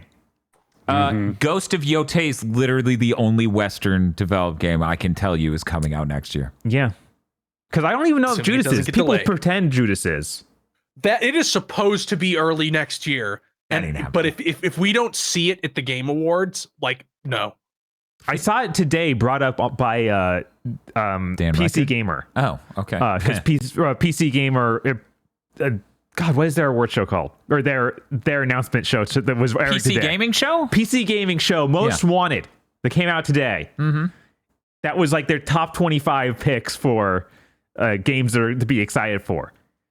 But they didn't get an interview with anybody. They didn't have any seeming actual marketing with the people who make it. So I'm like, that doesn't really tell me if it's actually coming out next year. Right. Whereas other ones on that list did immediately go into like, oh, we got the dev. Right. Mm-hmm. Cool. So anyways, Romantic Saga 2 is really great. Yeah. I need to wrap this soon. I'm glad this PC's good, and I can focus on that now. I was disappointed that the demo it's not one of the deranged demos I'm used to now. This is a demo that's only a couple hours long. Yeah, it's like an hour long. That's it. I'm used to having a demo longer than Ape Escape 1. Right? But it gave me enough to know that, okay, this game's really cool, but I don't need to play it. I can get, like, it has great music. But the ghost. I want to see the ghost. That's the only thing I really want to see. I'm so upset I didn't record the ghost talking. It's the funniest shit in the world. If anybody has a timestamp with the ghost from some video. Yeah, because I tried to find a video to show Bob the ghost. For anyone who's curious, the specific quest is about letting a soul pass on and no longer haunt a castle, so that way another soul may be put at rest. Mm-hmm. This is the cutscene. Unbelievably funny. Unbelievable. I was like, how did you end up in a radically different, goofy way to make ghosts sound? Like, motherfucker, get him out of the microwave. He's sparking. Oh, I failed that ghost. I never even met the ghost. Or I failed that quest. I never even met the ghost, says Spiff. I'm the only one who knows now because no one else played it. Voxandra.gay, where are you? Anyways, I'm gonna move on to talk about what we death streamed. Oh my god. Vox failed it too? How are you people failing? Damn. We all got hit with the time skip. So I could... I'm some sort of Chad. Because, okay, just to be clear, this is level deranged I am at this game, okay? The core conceit of the game is your emperor pass on their traits to the next emperor. When you die, a new emperor takes over, or you can abdicate. I have not let any of my emperors die. I'm like, no, you're going to live a full life. It's going to be the best. We're going to make it. And I've done it every fucking time. They're just like, fuck, you did everything. 240 years later. It just keeps happening. And every time I'm like, I did it. That was for you, Gerald. Is this the one? Well, I can't check it live. Post it in the Discord. Anyway, this one's for you, Morph. This one's for you, Morph. I need to put that on the soundboard. Do you think Morph's going to be in that Insomniac game? I hope. Oh, that would be so good. They could have him back. Is it in the leak? Maybe he was in the leak. Maybe not, but that leak's so fucking old. Who the fuck knows how accurate that leak even is to the game now? Right. Oh, yeah, 100%. If Morph was in that leak, it wouldn't have stood out to me as hilarious. Right, because you hadn't played now. Or you hadn't watched it yet. Yeah. Or recently, or comprehensively. Bob and I did a flop swap death stream of Rough Trigger and a Kimbot.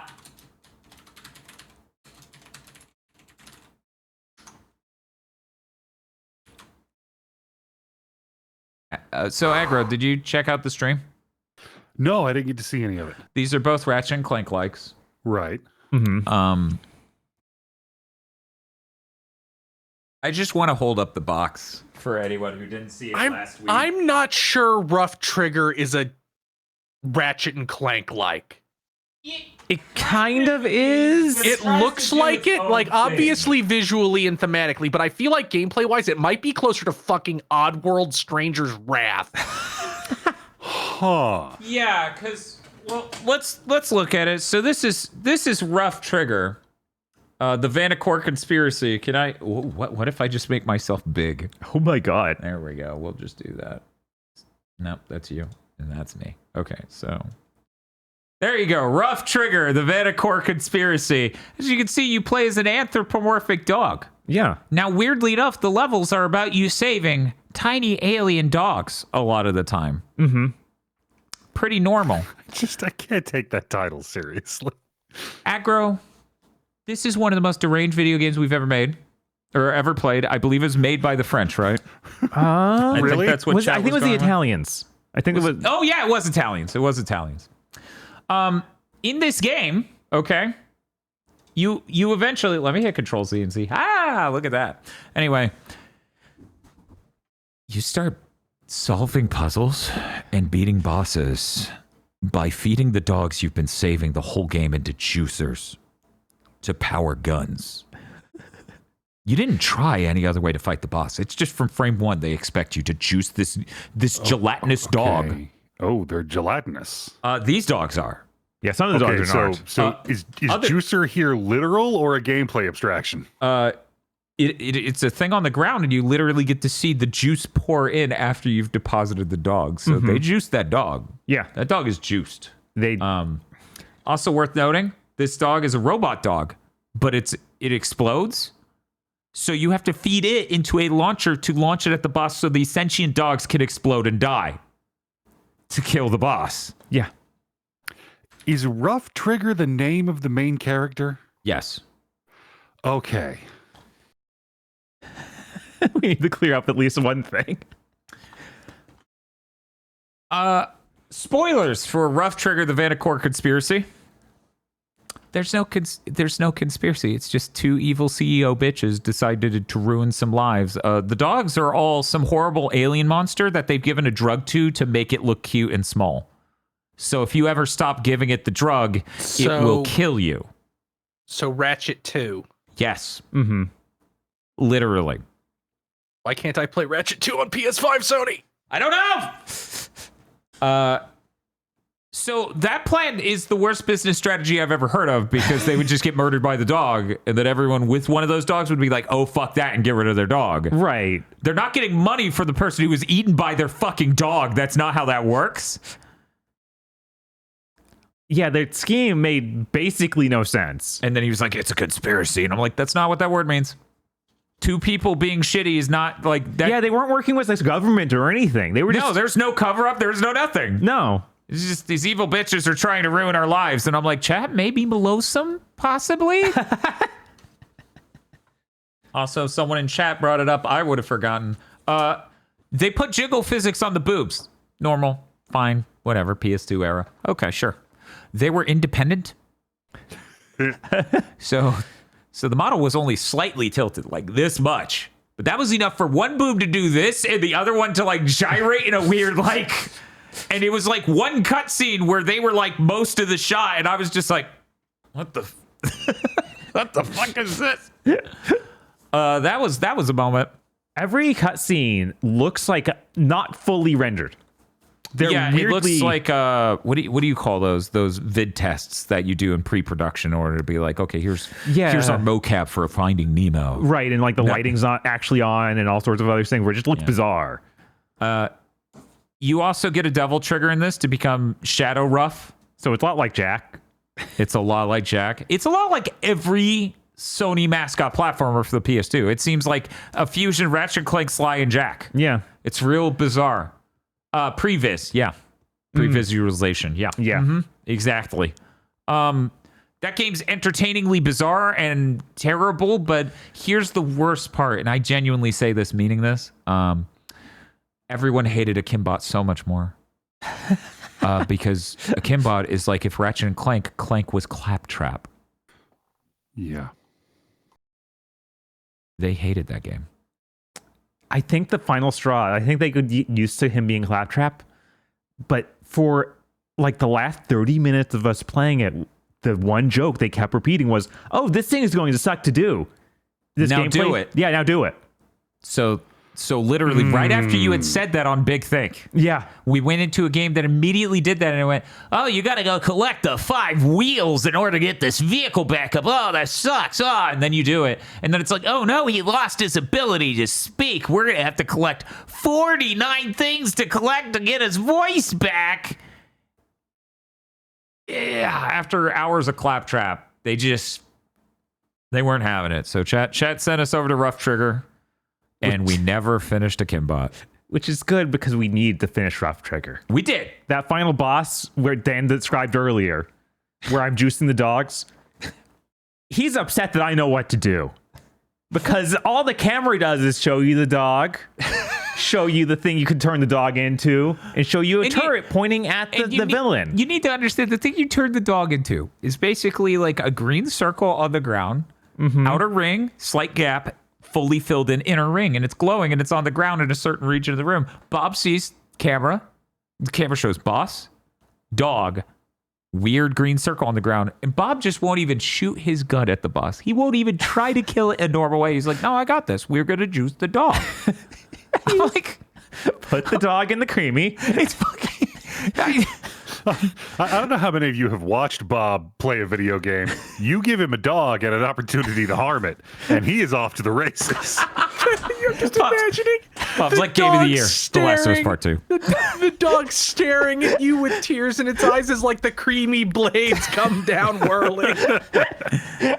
Like, oh yeah, I put in whey protein powder. This dog's gonna be so good for me.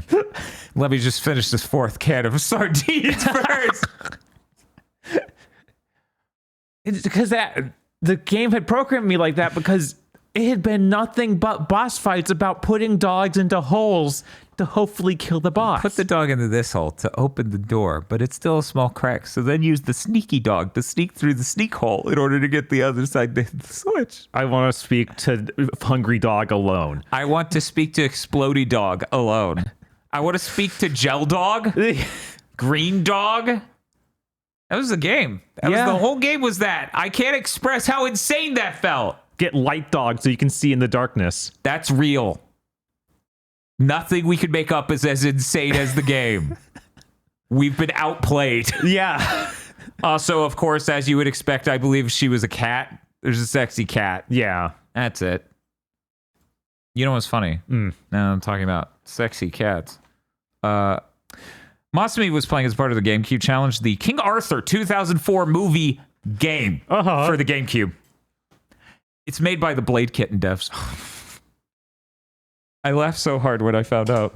I hope that Thai game did well for them so they can get back to the true art Blade Kitten. Blade Kitten, yes. We need a sequel. 100%. Anyways, I also saw the second half of that King Arthur film. Did you have anything else you wanted? That's not the good half. Yeah, I know. I saw it. I knew there's no way the first half was as rancid as that. Bob, the final climactic fight for King Arthur 2004 is no shit, basically Channel Awesome tier. What? It's a big open field. They do low cameras aiming up, and they have no good choreography. Oh my God. Just swing, swing, swing, swing. Giant CG fire background on one side. Swing, swing, swing, swing, swing. It's bad. And the climactic moment before that was, see, they're out on an ice floe, right? There's thin ice, and an army's marching up on them. It's a really big army. And your guy's plan is he's going to run into the middle and crack the thin ice so it collapses and it kills all of them, right? It'll buy you time, you'll get away. And they have bows and arrows. They're firing on him like crazy, but for some reason, 60 men can't land even a couple arrows into this guy to stop him from repeatedly hitting the ice to cause this chain reaction. So he just barely does that upon getting hit the last time, and there's a giant CG explosion of the ice cracking and all this stuff. It looks terrible. Of course. And then they make it away with him and he dies. Right? He's just dead. It's very tragic. The game broke that up into 4 levels, I believe. It just kept going, so it was even more absurd. And there's a moment Masumi's just firing the bow and arrow at this giant troop, and it's like, why are they not dying? What am I doing here? What's happening? And then we realize the weird icon in the upper right part of the HUD is a wide infantry spread to show you what they look like. And she needed to aim at the rightmost spot to keep firing arrows so they would scrunch in. To put more weight on the ice in the middle. God, it communicates none of this. It's so stupid. Anyways, I'm done rambling about that. Okay. Bob, did you want to talk about Akimbot anymore? Oh, hey, here's the worst thing about Akimbot, in my opinion. Okay. Other than the TAA I can't turn off on console. Here's the worst thing about Akimbot, in my opinion. Akimbot gives you a gun and then just will only let you have one other gun at any given point in time, basically, for quite a while there. Yeah, for a long while it does that. The eponymous yes Akimbo is only one of the things you can select. Yeah, it's one of the few things, 4 different weapons you can select. You can only use it when you have special ammo for it, which is not enough. No. It doesn't recharge or anything. It's just, I think you have to kill a certain number of things and then that powers it up. It doesn't automatically refill. So what we're trying to say here is the game Akimbot barely ever lets you go akimbo. Anyways, the game dev gave us that code. I felt really bad for how all of that went. Yeah, because they were up against Rough Trigger. I thought it was an easy win. Yeah, it's always bad when you tee somebody up and then they fall on top of the golf club and it impales them and they die. Right? Yes. In Rough Trigger, we compared to all those Sony games, it feels worse than any Sony PS2 game by a lot. It's it feels not even miserable. Close. I genuinely struggle to think of a game that controls as bad as that. Yeah, no, it Any PS2 platformer feels better. Anyone that you can think of that has any budget and isn't just a movie tie-in, it feels better. You'd have trouble finding one that doesn't. So, I feel bad for the Kibot devs. Rough Trigger was a delightful time because of how insane it is, and I just have a certain appreciation and enjoyment derived from playing kind of bad PS2 games. Yeah. I'm gonna start the PS2 challenge. Don't worry, guys. We're gonna do it. We're gonna beat every PS2 game. That's possible. We got this. We got this. Anything's fucking possible. That isn't. Aside from that, Sure it is. They could discover immortality tomorrow. Okay, cool. But then, like all the sci-fi shit with that's gonna happen, right? Where it's gonna be like, oh, but at what cost? Well, not for like 150 years. Oh, okay. And by then, I will have beaten every PS2 game, so I'm good, right? Yeah. Yeah.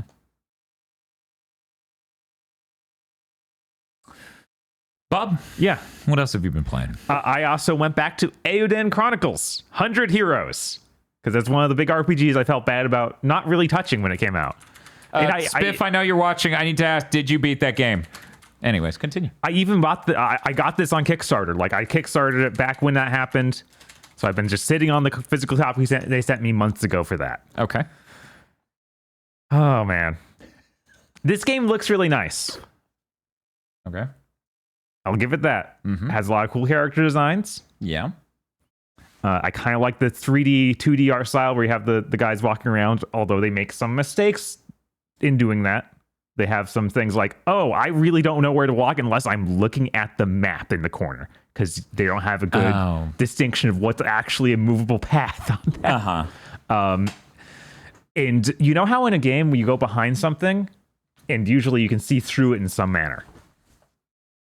So you can see where the character's doing. You can see yourself, yeah. This game doesn't have that. Oh, cool. You walk behind something, and you just cannot see yourself. And How retro. There's a lot of areas. It's like, yeah, I'm just gone. How retro. But yeah, the combat is brain dead. From mission 1, I've just been hitting auto battle because it takes too long to select the attacks for everyone because they have like 5 members on your team at all times. So I'm encouraged to just hit auto battle anyway. And they will just like having all of them just attack is the only thing that makes sense because they don't really have anything different you can do. Like you have some of them have special attacks and some don't, and you need to have a special meter bar that starts out full sometimes and starts out not full other times, and I don't know why. So it's not even a resource management thing of like, oh, use this special attack so many times at the beginning or hold off on it. It's like, no, you just use it if you have the points, because this time when you started the random battle, you had the points.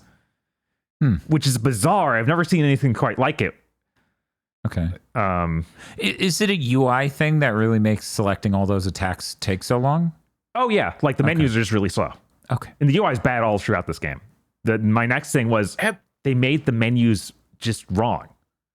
When you pull up your stat screen, like your just basic menu features, you get to see one panel of options at a time.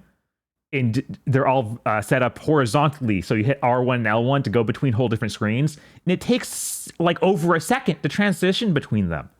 Oh, cool. So if you want to like look at your items or look at your equipment, or you need to cycle through 3 other menus to get to that menu to even start looking at it. Does it at least make Xbox original OS level menu sounds? So it's like, no, it doesn't. I wish. Do you have any experience with Suikoden? Like, can you directly compare it to that, or is this like completely new to you? I beat Suikoden 3. I loved that game.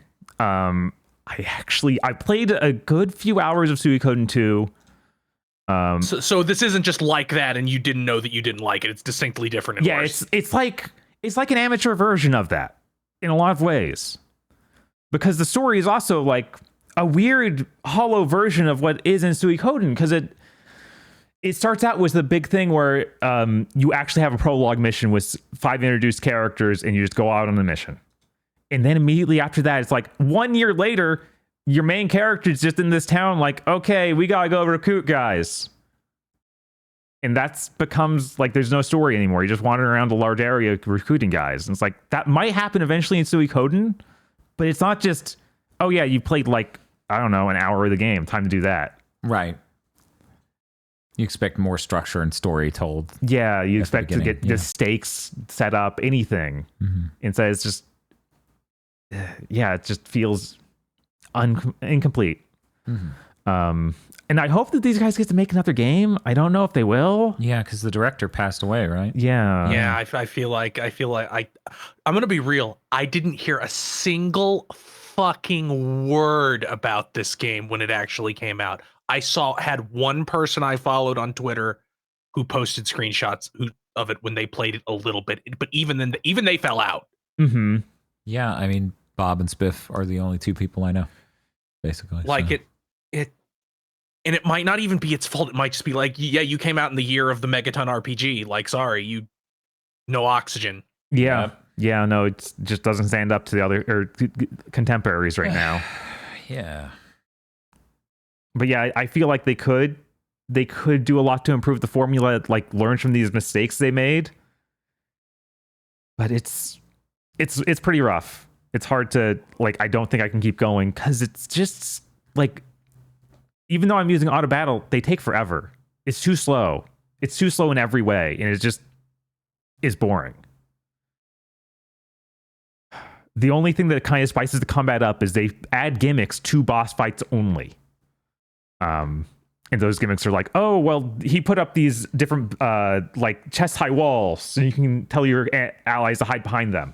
And that kind of neat, because then it's like, oh, he's going to attack this side or that side. And it's so easy, you don't even need to worry about it much, but at least it gives you something else to think about, some reason to select characters individually and tell them what to do. And then the next one of those I ran into was actually just random chance. It's like, oh, this boss can appear on the left side or the right side, or so you get to choose left or right at the beginning of each turn, and it'll hit him with a big hammer if you chose the right one. Okay. And that's not fun because that's literally random chance. And I have to just wonder how many of these boss fight gimmicks are going to be literally random chance. But yeah, if I keep playing, it really is just to see all the different character designs, because it's like right. Suikoden got like 100 of them. They're pretty neat. There might be, in fact, 100 heroes. Way more heroes than Romancing Saga 2. That only has 7 heroes. Oh, yeah. It's like, well, each generation's a new set of... Right, those aren't the heroes. No, those aren't the heroes. No, don't be ridiculous. Dantar. Dantar is such a hero. That's the hero.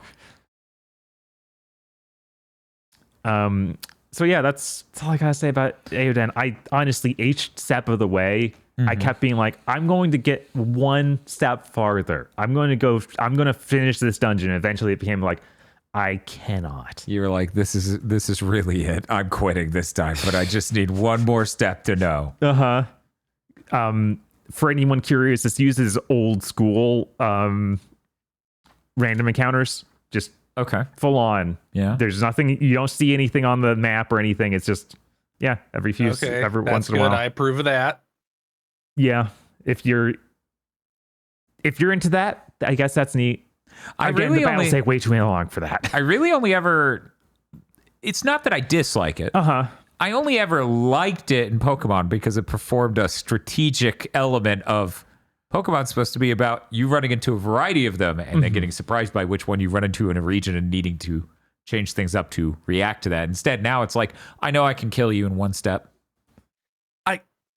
Your ass is mine.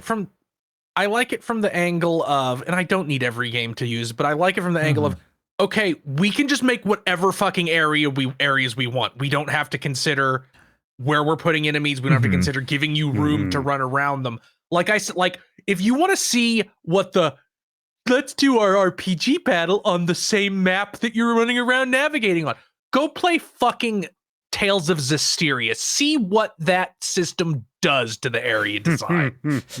Go play that series of fucking crates they call an RPG world, because that's what it ended up becoming. Oof. Yeah.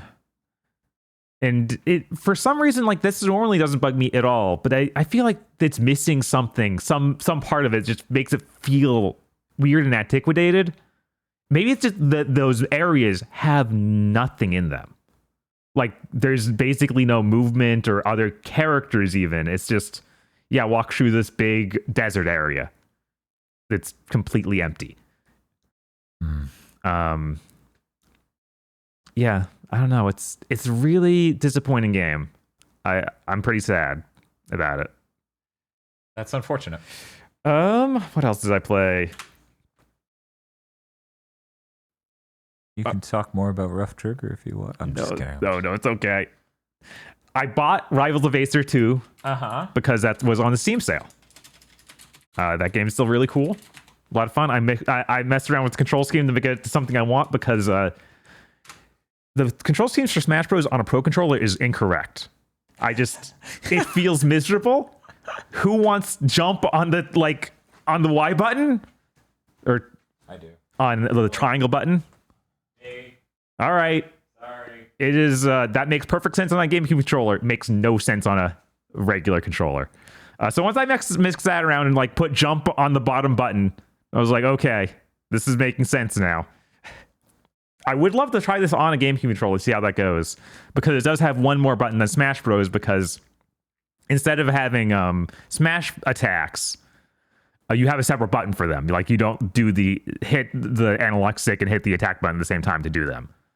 So you need that third button. I'm not sure how they're going to map it. I assume it's just on X or something like that. And I don't know if I can get used to that.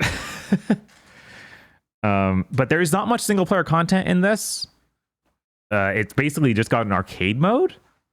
So you go through 8 battles and then fight a boss. And the boss is a regular enemy, a regular one of the main fighters, but transformed into a nightmare creature, say from Soul Calibur. It's Infectious Nightmare, has the big eyeball.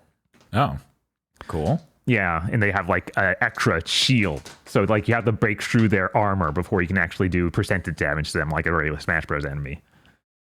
So that's pretty neat. Each character has their own individually made target challenge, which is something I've wanted from Smash Bros. I don't know why they stopped doing that. Yeah. Since 64. Yeah. Yeah. Mm-hmm. They quit in 64? I thought they did in Melee. They might have done it in Melee. I could have sworn that Melee had, though. But Brawl's definitely Brawl, the death it's of it. done. Yeah. So that's really cool. And that's just in the middle of the arcade mode, just like it is in Smash Bros. Original. I thought I would follow up eating 4 cans of sardines with eating an entire bag of sour Damn. gummies. Don't.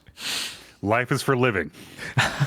Yeah, Bob, life is for living. Thanks, Okay, Aggro. You're a okay. real friend. The online mode. There aren't break the target modes for the specific characters, bespoke ones designed for them. Yeah, in Brawl. That's right. what we're talking Yeah, about. no, it needs to be something made for that character, not just there's the 5 different break the target maps. Go play them. Yeah.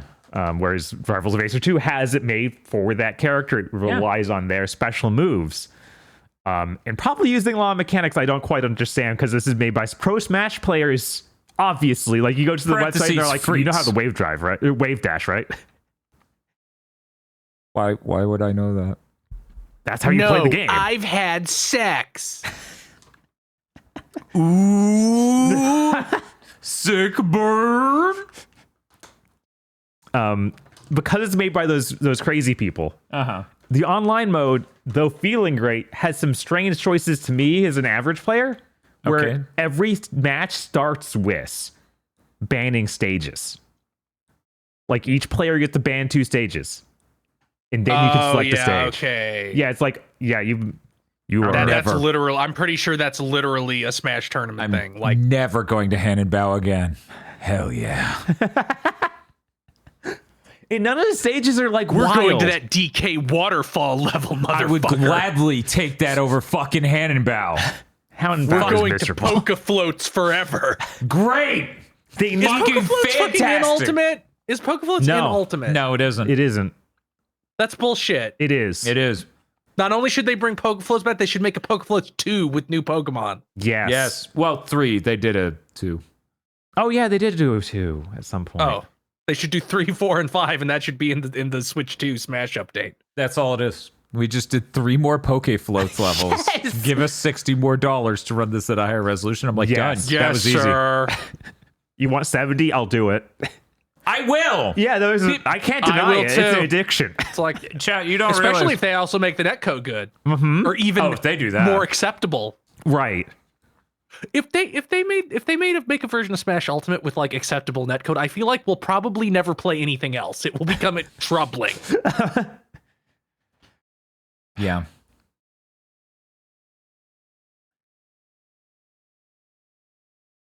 I was like, I'm trying. The banning thing reminded me of like League of Legends too. Of like you can ban the characters and stuff before a round starts. Ignore me. Why don't you try getting good? But yeah, this game's really cool, and they're going to keep adding stuff to it. I'm excited for how many more characters we get, and I hope they add more levels, because the levels right now are very normal. Like, there's nothing like Pokeball. There's nothing like Tannenbaum. There's none of the range levels like, yeah, we're going there, and you're going to hate it. Yeah, it's like the Omega version. Right. Yeah, it's a lot of Omega versions, and then slightly jazzed up. Like, the fanciest you'll see is something not quite as mean as the N64 Mario 64 one. You know, where it has the thing with the platforming moving back and forth. Mm-hmm. Imagine that without springs. Okay. Yeah. So hopefully we get more creative maps, because that's fun. I do really like in the single player, they have that thing where, you know, you fighting Polygon Team is just saying they have that, but it's just a bunch of repeat of the same character, like the Yoshi thing, and they have a special name for each one. It's like, yeah, like a murder of this thing, or it's a school of the whale creature. That's cool. Yeah, that's pretty good. And I was like, good. Think of funny names for it. Always fun. But I'm excited to play more of that. Pretty cool. Definitely pick it up while it's on sale if you like Smash stuff at all and want to try out something else. I also played all the way through a game you guys probably have heard of, Shady Night. It's a Shady Night. Shady Night. It sounds like the vaguest bit familiar. The time of day or the Royal Guard? Knight or the knight? Royal Guard. Yeah, like a person. Okay. Like a knight who is shady. This game is clearly made by someone who played Dark Messiah of Might and Magic religiously. Oh no! Oh wow! This footage is also kind of reminding me Ultra Kill, honestly. Huh. I guess a little bit. And a little bit of Neon White, because I'm seeing him like enemy step off an enemy and bounce into the air and then chop a dude coming down. Yes, but it feels like more from that core of Dark Messiah, because the whole thing's based off your kicks and your first person knighting. And it's real goofy. Like, you have a grapple hook you can use all the time where you can if you're in air, the grapple hook will like swing you wildly behind the enemy, or if you're on the ground, the grapple hook will like pull them towards you, but not entirely. More like just gets them off center and makes them fall. Because a lot of things are like, oh yeah, grab him and pull him off the ledge so he dies. The whole game has this art style where it's like really dark towers. It's like castle-like towers and a bunch of shady knights going around that are like shadows. Mm-hmm. But you are the shady knight. You're So you're the Nightman, enemy of Dayman? Yes. Is that... the game opens up with you being killed by this crazy cool shady knight. Oh, no. Yeah. And then you go to hell and you have to fight your way out. And other knights are like, oh, man, I'm so sad down here. I don't like being in hell. I don't like being in hell. It's all the levels look really similar, so that's kind of a negative. This game isn't that expensive. I think it's like $20. Okay. And it's like 5 hours long. But I honestly don't think I would want it to be longer, because it kind of explored everything it could with its mechanics in those 5 hours. It's got this weird setup where there's a hub, and the hubs, there's like 4 of them in a row, and they all look almost identical. And each part of it's just like, oh, well, this part of the hub has 4 levels, and then you move on to the next part of the hub, which has another 4 levels. I don't even know why they structured it like this, because that's honestly some of the weakest stuff of like getting between these hubs. They're super samey, and a lot of the navigation of them is look down, look over the ledge, and look down for a jump pad. Something that just silly. Yeah. Yeah, I totally see the neon white vibes that Chris is talking about. In fact, Steam is even like neon white. That makes sense. Yeah, there's a lot of verticality and platforming and sort of aesthetic skybox. You know? And some of it is like combat rooms, and other parts are just like get through the level as fast as you can. Okay, cool. I just realized since you bought this on Steam, I can play it. Oh, that's true. Cool. Yeah, you should give it a shot. See if you like it. Yeah, it seems like it's for me. Just looking at this. Yeah, it's pretty fun. I do like a lot of the mechanics and a lot of the stuff they don't tell you at all until really later on when you realize, if you're going super fast at a wall, kick it while you're in air and you'll like move forward faster. Oh, cool. Always good. They have weird symbols on the walls. Sometimes if you kick that, it'll give you a weapon. Which basically normally you only have your foot. Like normally you just kick guys and use your grapple hook. But if you have the swords and stuff, each of those have different moves. You can slide and do different kinds of kicks. If you see a sword or some other weapon on the ground, you can hit the shift button and he teleports to it. Like it does a blink to it and grabs it. So they do platforming stuff around that. It's got a lot of really neat things, and I think I'm surprised that it runs super smoothly. Like I'm using that 1080 Ti, yeah, but it just a completely worthless, pathetic, right? Yeah, just a trash, just a 1080 Ti, one of the greatest GPUs ever fucking made. But yeah, it runs easily at 120. It's made on Unity, which blew my mind. I was like, I've never seen a Unity game this well polished, other than Neon White, I believe, was also Unity. Oh, was it? Yeah. Okay. Yeah. I was going to point out, that Android Cactus thing that we played. Assault Cactus Android. Yes, Assault Cactus Android. Yeah. I love this more like this section on Steam. Metal Gear Rising. Okay. Ultra Gear. Okay. Neon White. Okay. The VR game Until You Fall. Yes, also. All of these are correct. The only thing I don't really like is they start doing this thing where they introduce, this enemy is shielded in some way. You need to break the shield using a certain type of attack. So it's like Until You Fall, huh? At least there's a lot of ways to deal with those shields. Like, there's two different kinds. There's a shield that it's blue, in that if you kick something into them or throw a bow and arrow at them, not shoot them with the bow and arrow, throw the bow and arrow. Both of those could break it. Okay. Or if you move things into them from a great distance in different ways. So there's lots of different ways to do that. And then the one that's fire-based is the red shield, which you need to hit them with some sort of fire element, which you can shoot arrows, shoot candles. You can charge your kick into a fire kick if you go near fire while you're in midair doing a kick. Yeah, there are a lot of crazy ideas. And there's two different kinds of enemy step in this game. There's one where you hit the jump button when you're above an enemy, and there's one where you actually look down and kick them when you're above them. And they have two very different effects. Good. That's awesome. This game, I've noticed that my wrist and hands hurt way more from playing PC-like games like mouse and keyboard than on controller ever. Yeah. It sucks that that's the interface device that you use for work. Yeah. So for like this 5 hours straight, I was like, oh, my wrist, Jesus. Because I just beat this thing in one sitting. But yeah, really cool. Definitely suggest checking out Shady Night. I believe there's even a demo. So there is a demo. You can just try it. It's currently $20. Maybe there will be another like December sale. Yeah, maybe. Because I feel like there's usually one more at the end of the year. Yeah, I think so. I think that's right. Yeah, there's usually a Christmas sale. That makes sense. Moving on. I also picked up Angerfoot. Oh, okay. I loved the demo for this. I thought this was a lot of fun. The full game isn't jiving with me at all. It isn't what? Isn't jiving with me at all. Oh, really? Yeah, no, I'm just like, well, the story's still kind of funny. You're in some city where it's the law is that you commit crimes. It's very goofy. It feels like an Adult Swim show. Specifically like Super Jail. Yeah, okay. But all the stages have there's just beating the stage, but then they all have 2 goals additional to that, and those often conflict.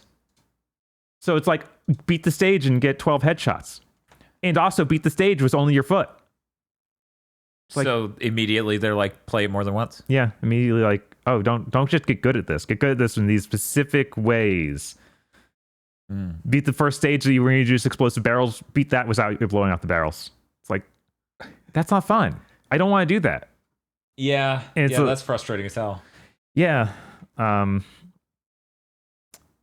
Yeah, and I feel like the level design isn't as tight as it was in that demo. I don't know. Like all these stages feel like, oh yeah, I'm just dying and going all the way back to the beginning too frequently because it's a game designed kind of like Hotline Miami where you die in like 2 shots. Right. Yeah. It just doesn't feel good. Okay. Yeah. So I don't know if I'm going to go back to this. I might actually refund it on Steam. I only played like 45 minutes. Do you think it adds my playtime to your playtime when you try to refund it? I don't think so. I don't That'd know be though. Interesting. Yeah, you feel free to try. It was only like $15 or something if they don't give it back, so it's not like a huge loss here. Yeah, it's not like Indiana Jones and the Great Circle with its $35 pretend upgrade, where when I unsubscribe from Game Pass, I have a premium edition of a thing I don't have at all, actually. But you would never unsubscribe from Game Pass. Yeah, Obviously. somebody pointed out I'm wasting viewer money by not always being on Game Pass because Game Pass represents infinite value. We got Pat math over here. Huh. Has anyone ever asked Pat to explain the math paradigms of Game Pass and what the value represents? Because he might say it's unlimited value. He might have been tricked. He'd probably just say something like, "Oh, that's a subscription service. It's a scam," and then completely. The fact that the man who is like buy one get one free, that means I spent nothing, can tell you that, right? Says how over the shit we are. How many Chinkarias do you think we're gonna see? A lot. I have to wonder if I'm going to have to draw some of them. Okay, so if you're really good at audio editing, listener, try and get the bounce sting and cut it into the Indiana Jones theme song because they're both like they horrible. start similarly. Oh my God. This is truly Like horrible. because you got do and you got do. Yeah, that's terrible. Terrible. Absolutely terrible. I also played. I went back to it after all this time. I needed to play more Dragon's Dogma 2. Oh my fucking god. I'm surprised you didn't come over here and be professional with it. Yeah, Bob. I thought you were professional. I didn't feel like being professional. I felt like sitting at home and waiting to watch Indiana Jones movies by playing like 3+ hours of this. Just being like, okay. This is great. I'm gonna love this. I just didn't understand Itsuno's vision before. Yeah, okay. Well, did you see Itsuno's vision now? No, unfortunately, I did not see his vision. Maybe I need to keep dumping more hours in. I mainly focused on doing main plot stuff, thinking this is what is supposed to be better now. Like this is supposed to be the big upgrade over the last game. I would think. All these missions are bad. There's 2 types. Walk 2.5 miles and kill 4 goblins in a cave and walk back. And this is the worst one. The stealth mission in a game with no stealth mechanics. These are terrible. Yeah, that's. I got 4 of them in the main quest line. Like, you need to sneak into the prison. There is no way to distract guards. There is no way to crouch down and hide. There's no ways to sneak up and knock someone out. All I have is I chose the thief character. Other characters would not be able to do this. I can cover myself in dirt and be less visible. Cool. But not invisible. Just less visible. Just less visible. Yeah, of course. So I go into the jail.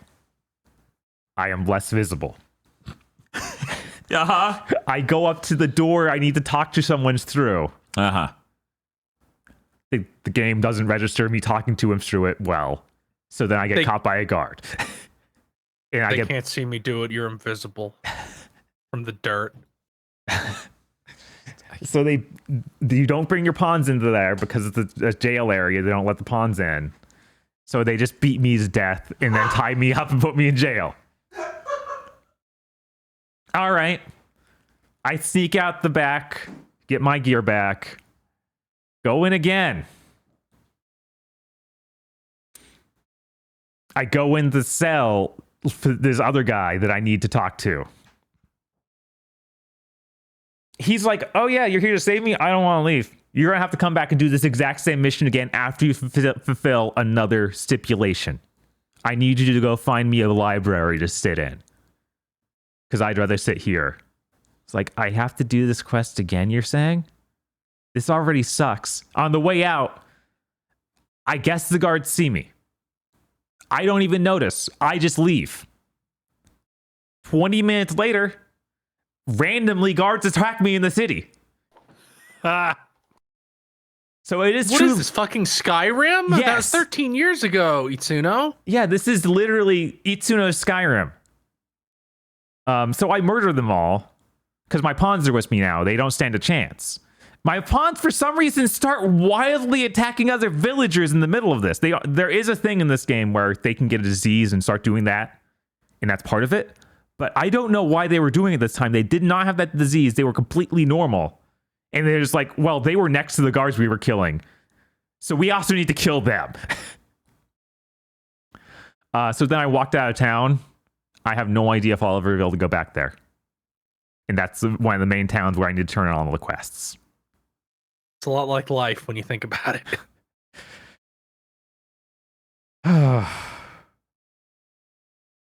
And yeah, every time I play this game, I'm like, this feels worse than Dragon's Dogma 1, like every way. I don't know why. I thought there wasn't a double jump anymore for the Thief class, because in the first game they could just double jump. But there is in this game a double jump, but it's bizarre. You have to equip it as a move. That means it takes up one of your 4 move slots. That's all you get. And then it doesn't even work well. Like, you jump in air and then make an explosion under your feet, and then it's all physics based, and it just doesn't work right a lot of times. And it's like, yeah, I've killed myself doing this several times. Also, this drives me crazy. In any game that does this should not do it. If I hit the double jump at the bottom of a tall fall, I want to survive. I gamed the system. I double jumped near the bottom. Why would the velocity kill me? It kills you for no reason. Just like in Elden Ring. Well, Elden Ring did that, yeah. Yeah, it's like, that's not okay. You shouldn't do that. Oh, man. Yeah, At least Elden Ring had a concrete reason to do it, because it gated you off from chunks of the map they didn't want you in instantly. Right. Which I guess... Does Dragon's Dogma 2 have that? I guess maybe, but it feels like, yeah, I could get anywhere on the map if I just tried, like, this different direction. Like, it doesn't feel like it's ever going to be gated by some ability or anything, or some part of the story. So I don't know why they would do it. Yeah. The mission structure is very weird like this all the time, so I don't... Just a lot of like, oh man, isn't it cool that we were able to get these NPCs to run up to you in town and ask you a question and then give you a quest? Like, not really. That's really not cool. That doesn't excite me. But I think I'm supposed to be blown away by that, because it happens like 3 times every time I enter a new town. I'm like, oh, I want this orb. And then another guy's like, I also want this orb. It's like, oh man, that orb sounds pretty cool. I'm leaving town because I came here by accident. And I really do I don't want to play anymore because of these stealth missions. If they was like, why is stealth missions on the main plot line? Why so many of them? But that's all I gotta say about Dragon's Dogma 2. I may keep playing it. Maybe some other job class is more fun. Because currently I'm using the Thief, which is half of the job class I liked from the first game. Because they split it into 2 because they're insane. Because in the first game you had Strider, who is Thief and Archer together. You could pull out his bow and arrow at any point, and you're basically Legolas. You could also go around with daggers. Now that they're completely separate, I can't pull out the third person anymore. I can't do any sort of shooting. The best I got is like a grapple hook I can snare down harpies with. And that's not great. I wish I had more combat options. They also had, in the first game, the Strider could do a dodge roll. In this one, and he was like the only one who could do a dodge roll, like had iframes and everything. This one, he's got a little dash. That little dash doesn't give him any iframes. It has a lot of reach or like charged up time. It feels miserable and doesn't give me any of what I want. So maybe I'll play the fighter, because I hear that just has a parry. And maybe that feels better. Because, I mean, these guys worked on Devil May Cry. They know how to make a parry work. They also know how to make a dodge roll work, for the record. Yeah. I don't know why it's not here. But that's what I was got to say about Dragon's Dogma 2. Okay. Sorry I disappeared for that whole segment. You see, the stomach acid burning into the back of my nostril on the left was activated by the fucking sour gummy powder. Really? Damn, I didn't have can't a believe problem acid until- was activated by acid. Yeah, no, I swear to God, I didn't feel anything wrong until I had that, and then I felt that, and I'm like, I can't make this segment. I gotta go solve this. Yeah, no, that's rough, man. Anyways, hey, what's up? I'm back. Who could have known? Exactly right, Vader. Also, right before I left, someone in chat was like, and I'm just gonna read it verbatim. Basically, they said do done. And I'm like, yeah, the bounce theme really has brain rotted everyone. That is just something they wrote into chat. Yeah. I want to like Dragon's Dogma 2. I really do. Because I like Dragon's Dogma 1 a good bit. You do, yeah. And it literally feels like it's made for... It enhances nothing I wanted them to. It does nothing I wanted from a sequel. I'm about to say something that may be controversial. Maybe Dragon's Dogma 2 is Capcom's chasing the West that Square Enix is doing with Final Fantasy. It feels that way. Which the first game was already kind of that. It so was, it makes yeah. sense that it would be a I don't know. It continuation of felt that. like something Itsuno really wanted. It just feels like it was completely unfeasible to make the thing he wanted. Like either time. It feels like he this must just is- have some weird grand vision that is distinctly different from making the game that we would like. When I see this game, I get the same vibes I get from watching like people play Western RPGs I don't like, where I see why it's cool to them. Right. I just don't enjoy it at all. And this seems even more And that see, than as one. someone who likes those Western RPGs, I look at Dragon's Dogma 1 and 2, and they're like, this is like a weird fusion. So it's like you combined two dishes I like separately into one dish that like these flavors don't work together. Like you gave me like lemon mashed potatoes. We have combined the abilities and powers of two mildly ill children to make one very sick child. It's like you tried to make a Dampier, but ended up giving him only the weaknesses. Right. Yeah, Yeah, it's a bizarre creature. it is. And I feel like this I is even more bizarre than the genuinely think first. I genuinely think it's strange, like how many game journalists and games media people I saw like gushing about this game and being like, finally, they're like, we're gonna get to really big popular games be having abrasive mechanics again, and then like the game vanished from public consciousness. Yeah, it was like 1 week. We were talking about that earlier this year, that it just everyone stopped talking about it within a week. It was weird. It was And weird.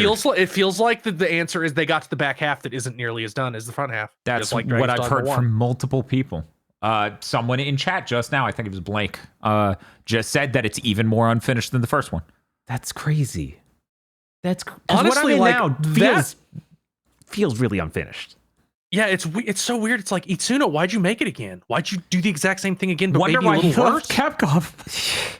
Maybe. It's almost like the scale of game fucking sucks. I don't know. I can't imagine Capcom leadership being like, no, Dragon's Dogma 2. I mean, he even said, no, that's what he wanted to do. Yeah, I think like it's he did literally Devil May just Cry that 5, scale of production Right. of 1,200-1,400 people. You know? Maybe doing it again made him realize, oh, I don't want to do this.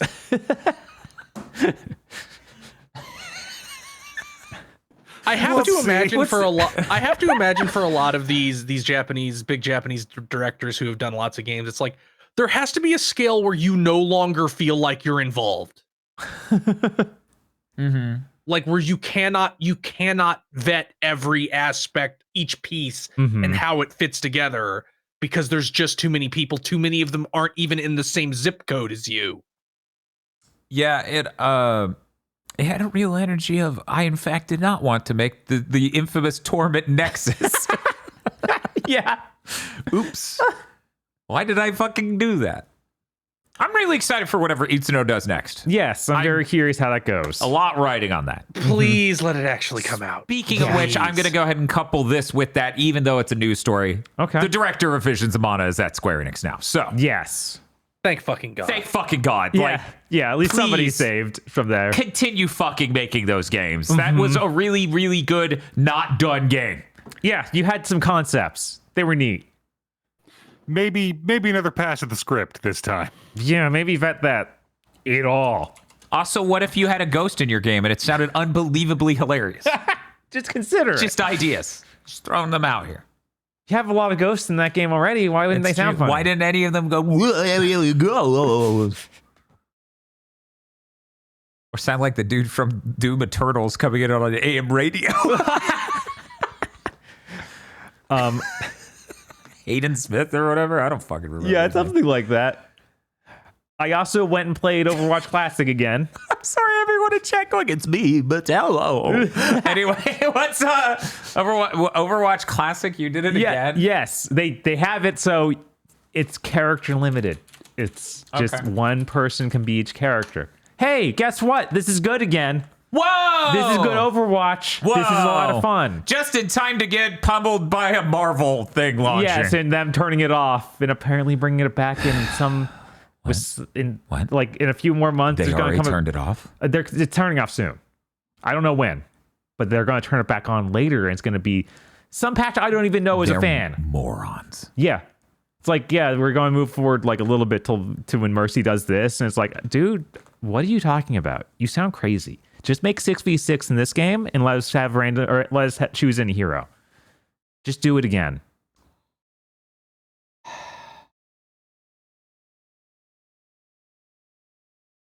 Yeah, they're immensely stupid. I love how Blizzard's done this to me so many times.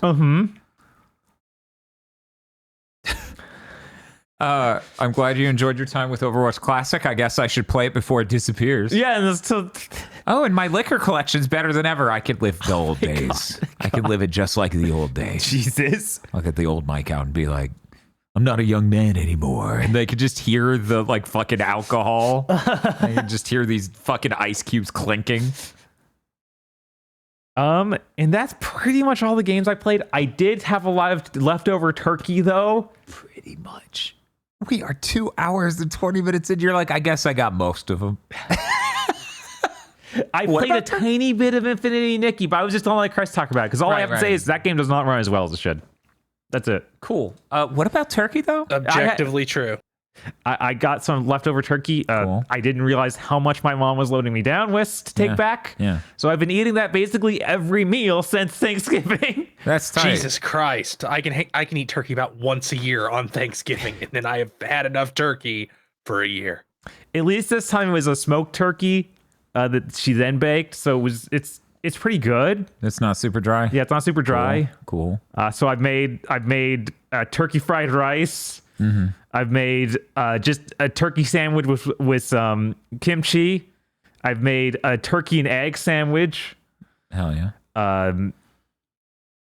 And then just the leftovers was turkey and stuffings multiple times. Fried shrimp, boiled Yeah. shrimp, grilled shrimp. Just trying to find anything else to do with this massive amount of You turkey. could give me some. I guess it now feels like it's too old. I don't know Well, if you- fuck. Okay, I guess you can't. Well, damn. You could make a creamy. Oh my god, a creamy. Yeah, is something wrong? I don't like that. That sounds really bad. Anyways, hey, Chris, what have you been playing? I played several things. I beat the Dragon Quest III remake. Woo! Nice. Dragon Quest III. It sure is the origin of fucking everything. Yeah. You Dragon will Quest V, beat then. this game and leave it and know the lost link between everything, the missing fucking link in the ice for every single thing. This game is pretty rough up until the point you get to the All Trades Abbey, where you can change your character's classes. Oh, you can't do that until okay. Do you Until get to you select have to go them to a place? Do you get to select Yes, them up you get front? Yes, you could, but you get to pick you can choose a party member of that class, but you can't swap your party members' classes. Okay. Also, your main character you can't do shit with because he's the hero or Huh. she.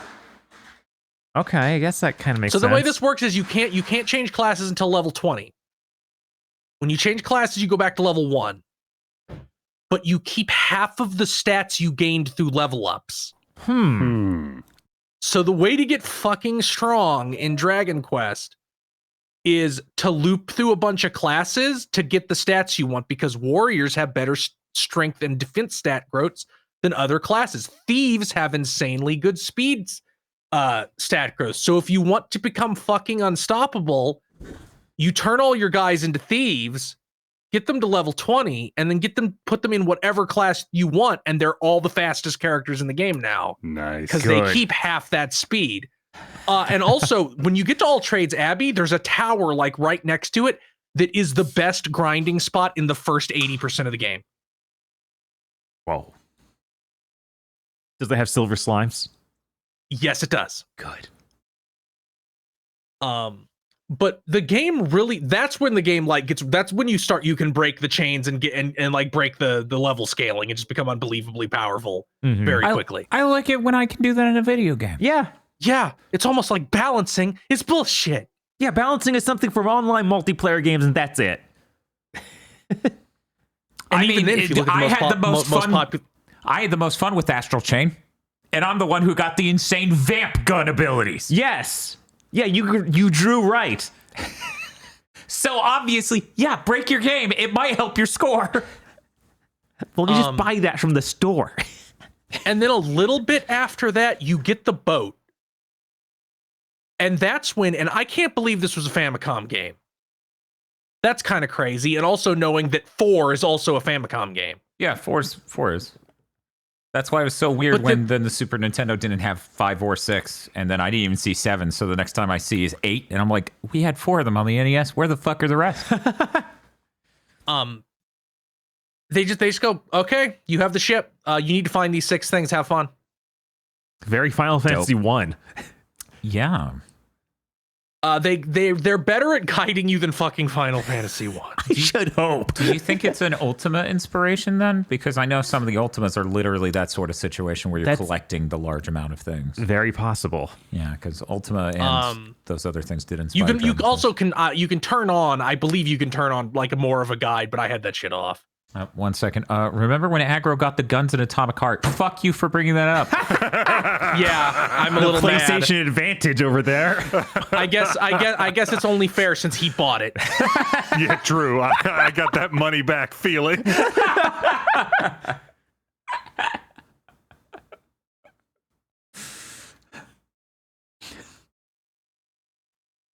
But like, it's just like, yeah, explore the world and find these 6 things and the things you need to get them, because you need some other things in addition to those.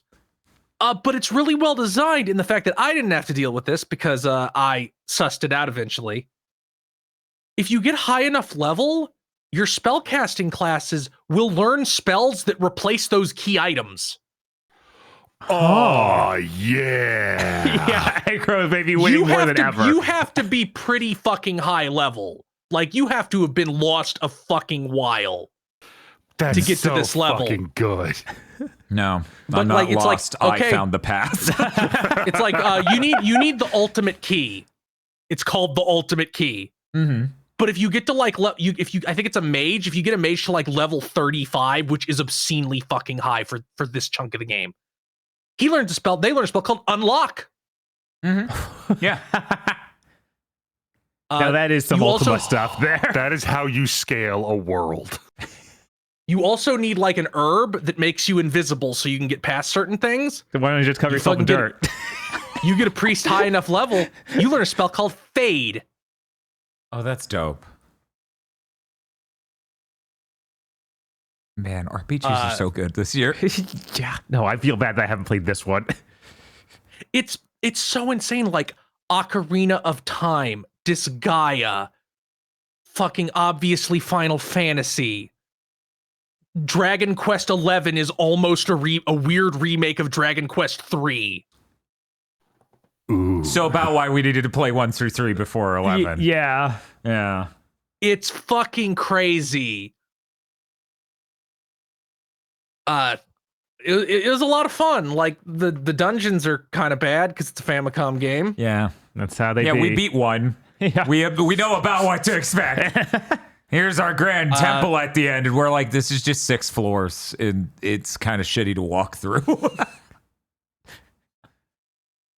But yeah, I had a whole lot of fun with it. It's fucking bullshit. You can't make the hero look different because when you get to All Trades Abbey, there's a stylist who is a Guaru. She's one of those jellyfish slimes with pigtails, and she's a stylist because she's a slime, so she's a Guaru. Thank you. But she can change the. I'm going She to can get change the hair color. color. She can change the hair color and hairstylings of your party members, but not the hero. Huh. Like you can't even change the hero's haircut. Weird. But yeah, you get so strong. The hero gets the best lightning spell, Kazap. Mm-hmm. It's like this ends every single random encounter except for like 3 in the final dungeon. So as long as you have MP, that's an off button. Mm.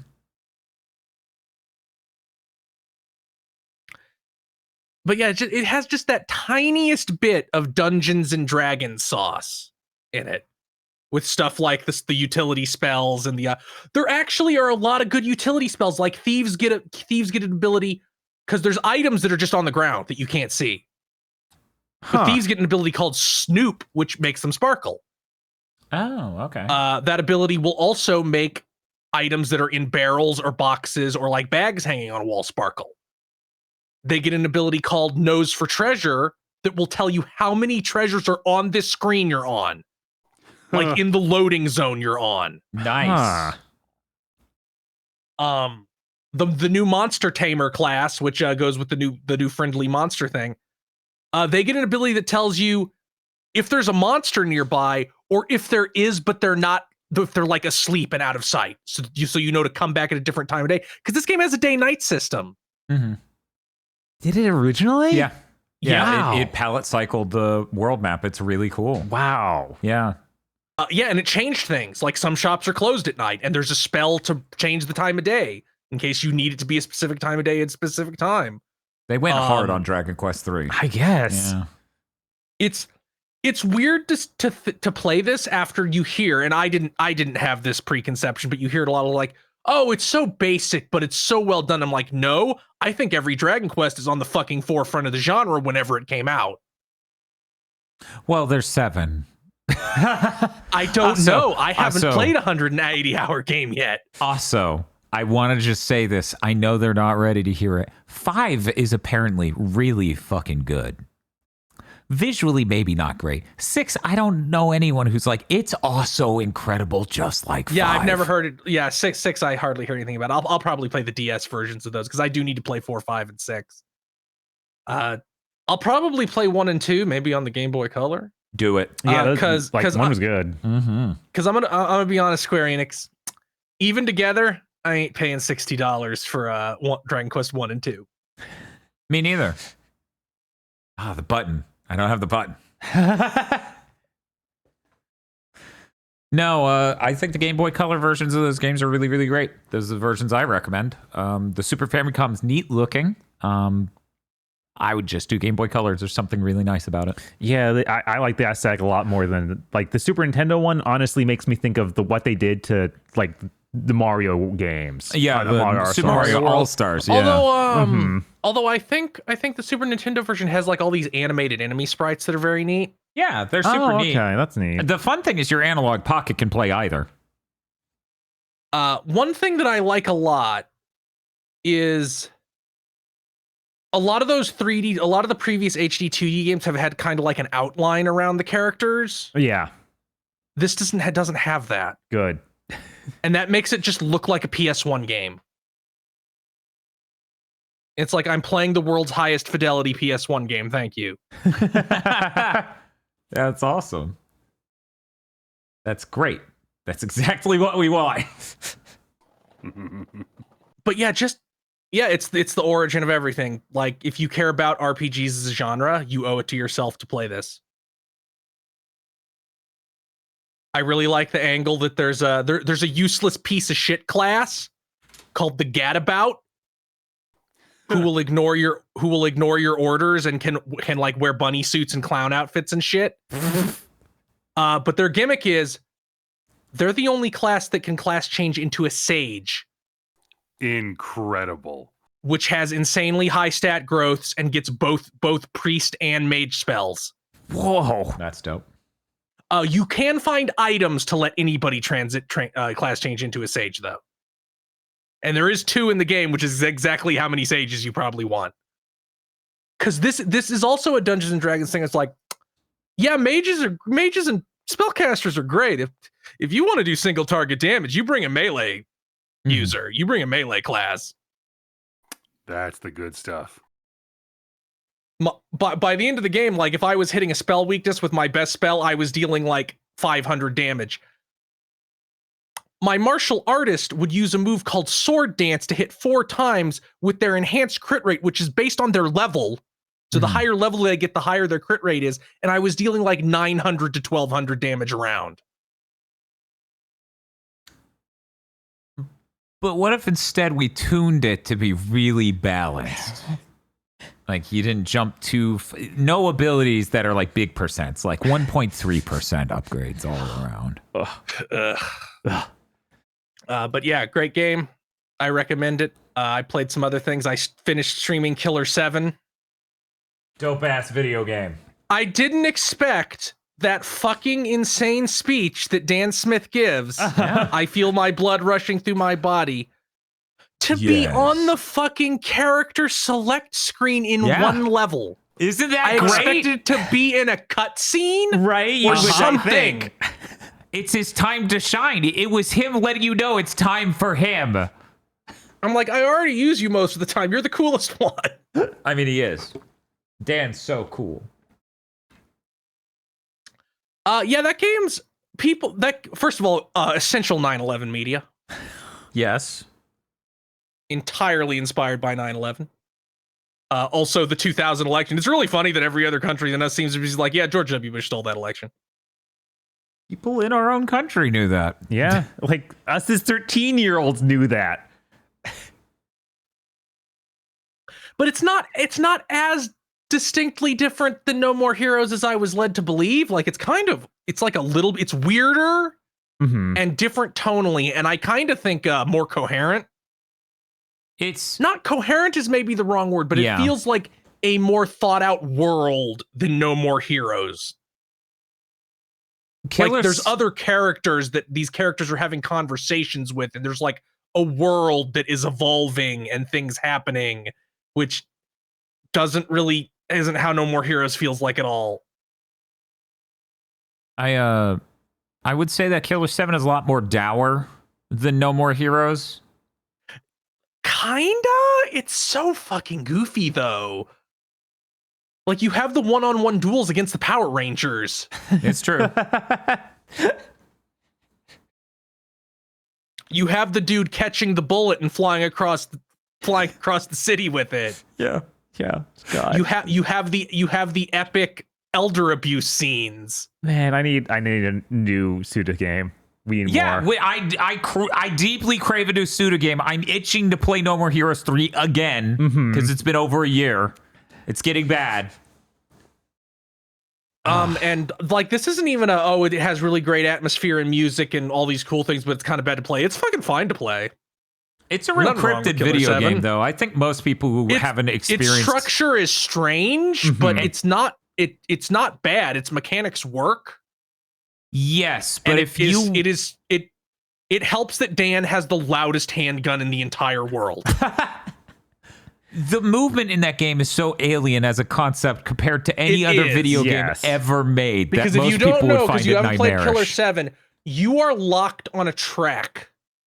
You press A to run forward and B to turn around and face the other way.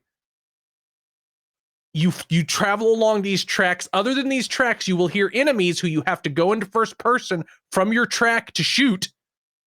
And other than that, it's a fucking adventure game. It's almost a point and click adventure game. Yeah, it literally comes across as what if Resident Evil was linear because you're on a rail. Right. Which in a bizarre way. aren't there places where you can take turns? So Yes. it's a lot of structure But to a it's stage. still, in a sense, like it's not all sequentially laid out, but it is still, you are traveling on a very specific line throughout any given moment. Honestly, the levels where it has like more open spaces are kind of the bad levels. Yeah, I remember that. Yeah, 100%. But it just feels I like don't really like that Texas level, even if the ending of it is incredible. the ending of it is incredible, and I agree with you. I am not the biggest fan of that Texas level, but it was worth it for that ending. It feels like someone literally went to make a Resident Evil style puzzle solve item get whatchamafuck game, but with this insane movement system. Yeah, I know when I thought this in gaming magazines, before having played it, I assumed it was a Resident Evil kind of game. And I feel like they tricked a lot of people like that. It maybe made them very upset. Good. Oops, you just got peak. But yeah, I fucking fantastic game. Go play it. It's great. PC version. You can turn off the AI shit. And it runs at 60. Yeah, the game keeps 30. it runs at 60. Did you play with mouse and keyboard? No, I played it with the controller. Okay. When are we adding the weird laughing sound? I used the keyboard. I used the mouse for one section. Yeah, I bet it's just cheating. It is when you have to shoot these fucking mice in a giant cheese wheel that is rotating. Yeah. And the track you're on is also rotating. Yeah. that was a nightmare. But yes, very cool game. This next game I played, I got a game code from the developer. They sent it to my DMs on Twitter, which did not notify me for fucking months. Jesus. So I am deeply fucking sorry. To let me make sure that I have the name of the developer right. Okay. Jesus Christ. They are pd-cgt.bsky.social. And the game is Somnibuster. This is a very quaint little 2D platformer. It has very pretty MS Paint looking visuals with pastel colors. It has extremely Genesis core music. Ooh. Like the end of the level theme just sounds like something straight from Gunstar Heroes. It's like a Genesis game almost, but with these nice visuals. You play as like a witch who's sucked into a dream world. She has goggles on her hat. She puts them on when she uses one of the many traversal methods that involve firing herself like a cannon in some direction. Oh, wow. Yeah, no, sorry, I pulled up a video. This music is definitely straight out of the Genesis. Yeah. I haven't gotten to the end. I played, I think, maybe half. But thank you so much for the code. I'm deeply fucking sorry that Twitter just ate that tweet. Ate that DM. Yeah, see, that's how the game looks. It's very delightful. I'm gonna put please note the life counter down there in the left corner. I find that extremely delightful. Yeah. Yes, looks really neat. Don't worry, I have already made certain individuals who deeply care about characters with twin braids and perhaps big round shiny things over their eyes about this. You made them aware. That's good. Yeah, between levels you get these little cutscenes that are these little portraits in a box. That's really good. It literally has some Ristar mechanics like the poles that you swing on and then you launch off of. It has those and a couple other very Genesis core game. Mm-hmm. But they all work together, unlike Freedom Planet 1, where it's kind of like where every single Genesis game, and I'm like, you shouldn't be all of them. It's fine to be the ones that are all the exact same genre, but you're getting some Gunstar Heroes in this, and that doesn't really work very well with Sonic. Maybe you should have stuck to like Sonic and Voltman. Just a thought. But yeah, I intend to beat it before the end of this year. And possibly put things from it in our categories, or possibly put it on my Game of the Year list if it really knocks it out of the park in the back half.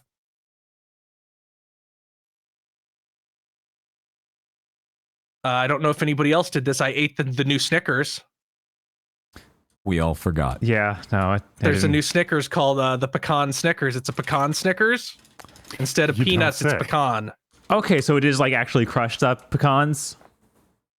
Yes, it is exactly like a Snickers except with pecan instead of peanut. When you said it, I was like, it's going to be a Snickers, just normal Snickers, but then a pecan on top, like a Just turtle. Almond Joy style. Yeah, Almond Joy style, where they put the chocolate over it.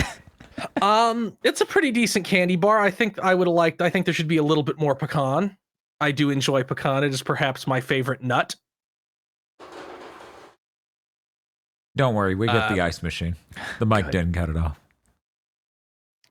So there's your weird food review for this episode of Big Thing to Mention. Just wanted to say it once, just for fun. Pecan. Okay. Wrong. Fucking wrong. Incorrect. But it's like a toucan, right? Yeah. Pecan. Peanut. We don't go around calling it a peanut. Spelt differently. Oh, I know. I'm just fucking with you. But yeah, I need to try this. I also like pecans. Everyone but me likes pecans, and I'm the only one of us who grew up with a pecan tree. Huh. See, I have a pecan tree, and you do? that's part of why I like pecans, because Oh. I would crack them and eat them.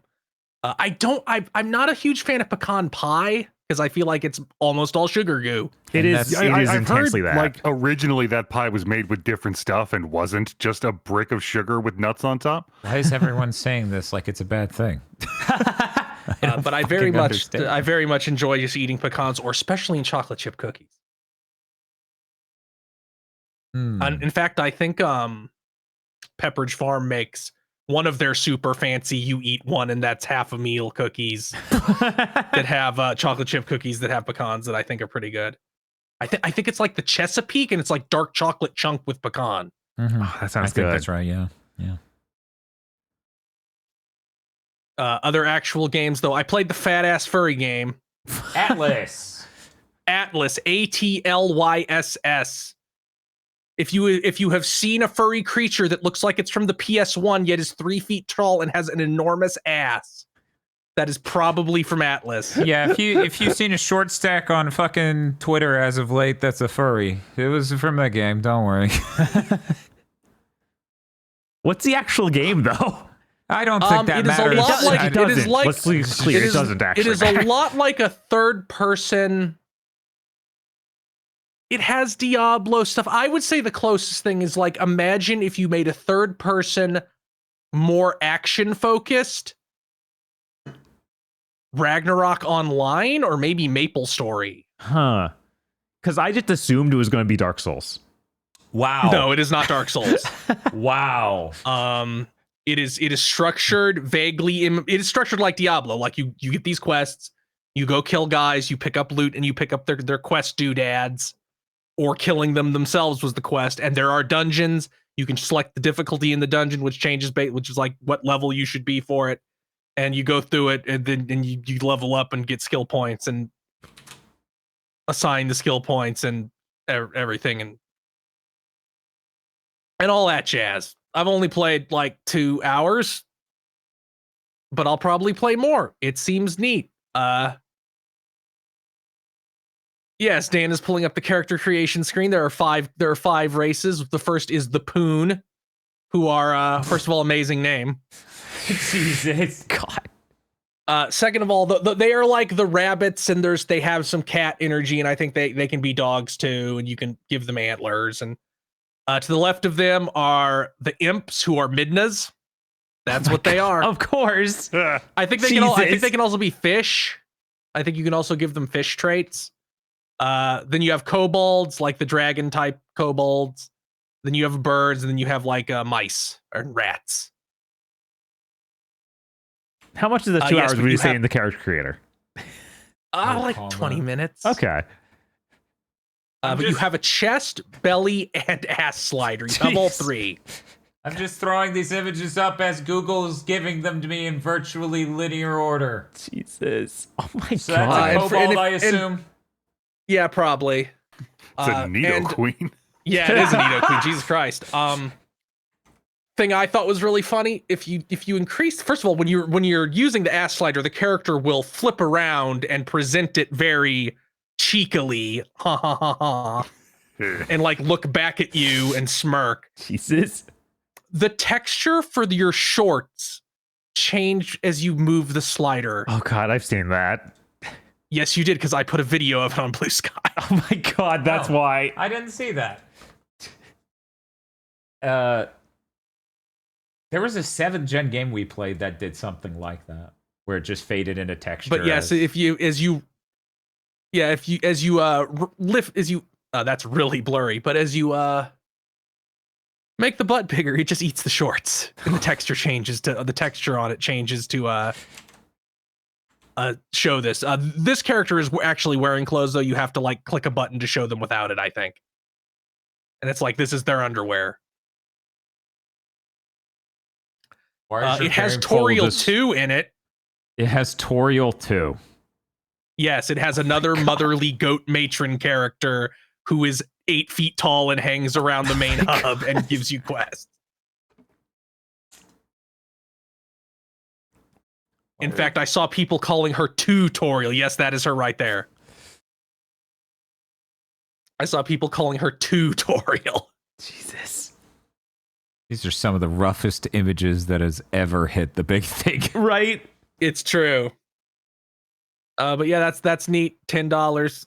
You should go pick it up to send a message to the entire industry. I mean, that would be pretty great, actually. The last thing I played is Infinity Nikki. I don't know what this game is, despite having played 4 hours. Jesus. So you're Nikki, and you're a stylist, and then you get sucked into a dream world. Mm-hmm. And you have to do something, I think. So it's an open world type game. You seem to mostly be collecting Skittles called Whim Stars. Okay. That sounds cool.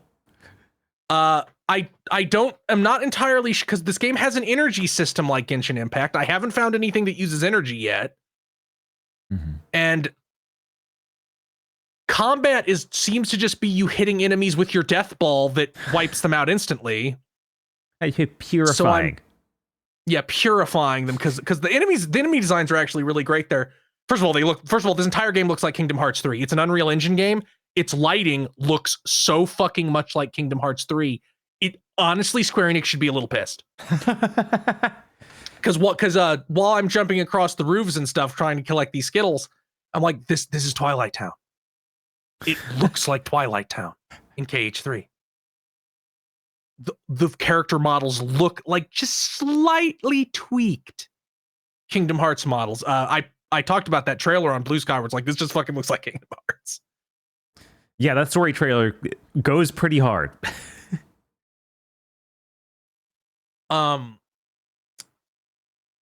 But the enemies who are heartless obviously look like heartless, but they're all made of like fabric, like quilt. They're all like quilted and stitched together. Huh. So I think they have really nice, neat designs. But yeah, so far I haven't found and you have the gacha mechanics. First of all, it's weird how many menus and assets and UI elements are identical to Genshin Impact, despite these being different developers and a different engine. Mm-hmm. They just carbon copied. Fucking weird. It is carbon fucking copied in a lot of places, which is strange. Yeah, what do you roll for? Do you know yet? You roll for clothes. Okay, of course. But do they give you new abilities or? I don't know, because you have your clothing skill tree, which you spin the Whim Stars in.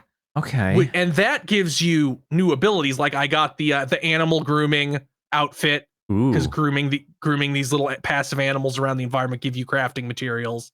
I got the bug catching outfit. As part of the tutorial, you get the purifying outfit and the glider outfit. So I don't know what you're rolling on.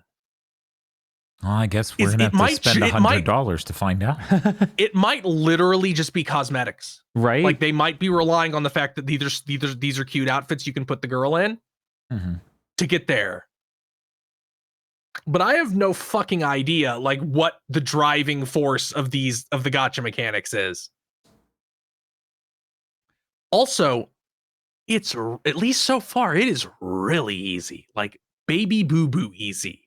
Mm-hmm. Which I guess makes sense considering this is we made a bunch of mobile games before this. This is the big console game, or It's also on phones and PC, of course. But this is like our full scale big boy game, but it's based off a mobile game, so we got to make it really easy. So I don't know if it's going to, because like Genshin Impact is all combat focused, and this seems to be entirely exploration focused. Right. Yeah. I need to. And see I haven't this shit even on found my any PC. like Genshin Impact-esque puzzles that like this is just way easier with this specific character. Like I haven't even found that. So I don't have any fucking clue. It's insane how much like KH3 it is. You even get the fucking phone. Yay! There's even lucky emblems And yet like KH3. they don't have gummy ships. I don't know. We don't know that. Yeah, like there's so many gameplay modes between the trailers. There could be a gummy ship, and I wouldn't be right. surprised. You're right. You probably don't shoot anything. You know what? Indiana Jones is canceled. We're doing Infinity Nikki for Friday. Indiana Jones versus Infinity Nikki flop swap. Oh, That would be kind of deranged and cool. oh, that'd be so fucking. Hey, those are the two biggest games that came out this week. I'm sorry, Anton Blast. It sounds like you've been replaced as an idea mid-stream, mid-podcast. Oh my god, this is rough, and And then I'm sorry. This is one way of the too games funny. doesn't have to be on PC. That's true. Admittedly, though, my PC held up. Oh, yeah, that's right. I didn't bring up my stream. My first stream with Mosby, where I had her co-host me try to break my own PC. Uh-huh. Because we needed to get the streaming setup stable for this.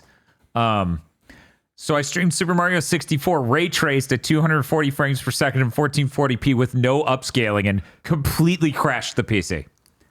Which now that I've updated the BIOS and the memory is more stable, maybe it wouldn't have crashed. Maybe it'd be fine. Oh, who knows? Yeah, maybe the game would just close or something. Anyway, so I doubt Anton Blast could do much Right. against this PC while running the stream, but who knows? Spiff is demanding that stream instead. Everyone seems way more excited. I'm mean, sorry, Anton Blast. I'm Yeah, sorry. Infinity Nikki's too fascinating, right? Oh my god. It is really fascinating. Like I am genuinely feel like I'm being ensorcelled by it just talking about it because it is so different.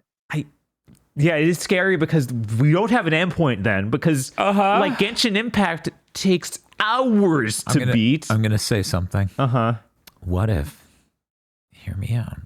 What if on a Friday we started a live stream, and then when we wanted to, we ended a live stream? Yeah, we can do that. We can do that. We can do that? We can even go back Well, and chat, are come we back to these allowed? games later if we really want to. Are we allowed? I think we're allowed. I think that's way too funny for the Infinity Nikki versus Indiana Jones stream. We like it's 5 a.m. We need to go. I'm sorry. I didn't realize until this Anton Blast came out. Spiff apparently did not like Pizza Tower at all. Huh. Like he's in chat being like, we already saw a Wario like with an off-putting art style. Who even knows what Infinity Nikki is? These art styles aren't even alike. I don't know why you're finding the cow and chicken plus Ed, Ed and Eddie art style of Anton Blast to be bad because I don't know, that's peak aughts cartoon media right there. I don't. Yeah, I'm sorry. I love Pizza Tower like a child. Yeah, I love them both. I don't know. Infinity Nikki's fascinating until it isn't, just like a Kimbot. Something tells me. But what if there's no moment like that? You're right. My console's so professional, it'll run great, right? It's not just frame capped at 30 on console for no reason, right? We booted it and it was. That was so sad. This game, why is it capped? The only reason Infinity Nikki might not take over the world is because they took the fucking Epic deal. Oh, is it not Oh. on Steam? Is it on Epic It is Store? not on Steam. It is only on Epic. They fucked up. They did. They fucked They up. did fuck up. They should not have done is that. Genshin the same way though? I think Genshin might be the same way. I think Genshin has its own launcher and isn't stuck on. Maybe Infinity Nikki has its own launcher as well. Okay, because that could save it. Urmesh in chat with Indiana Nikki. No, you were so close. Infinite Jones. But yeah, I'm genuinely fascinated by this game. I think how hard the story is fascinating. I think all these weird mechanics are fascinating. It's fascinating to play. This is this big open world game. Combat's an afterthought. It's barely there. Mm-hmm. That alone makes it so distinctly different from every other fucking game on the market right now. I really like the song I played when we booted it up. Like it's just this ridiculous big band, like my vocal song like Mario Jump Odyssey. Superstar. Yeah. Yeah, it has all kinds of cool shit. A lot of people in chat pointing out it has its own launcher on PC, the Hoyoverse stuff, and it's like, yeah, that's better than being on Epic. It That's is. literally, people are more interested in that. Yeah, than Epic just is a than black dealing with zone. Epic. Mm-hmm. Like to be perfectly honest, if fucking Tim Sweeney is still pushing ahead with the Epic Game Store in 2026, I'll be surprised. Then again, he's real stupid, so who knows? I wonder how. Did you know that Go ahead. fucking BattleNet is shilling Indiana Jones? You can't even can't buy even it. buy it. on there. BattleNet. Idiotic. Yeah. So about a We need monopoly. legislation. Yeah. We need legislation. I wonder what the collapse of the Western game industry is going to do to Epic's income. Very fascinating. Very interesting. Oh, and of course the decrease of Fortnite, because of course.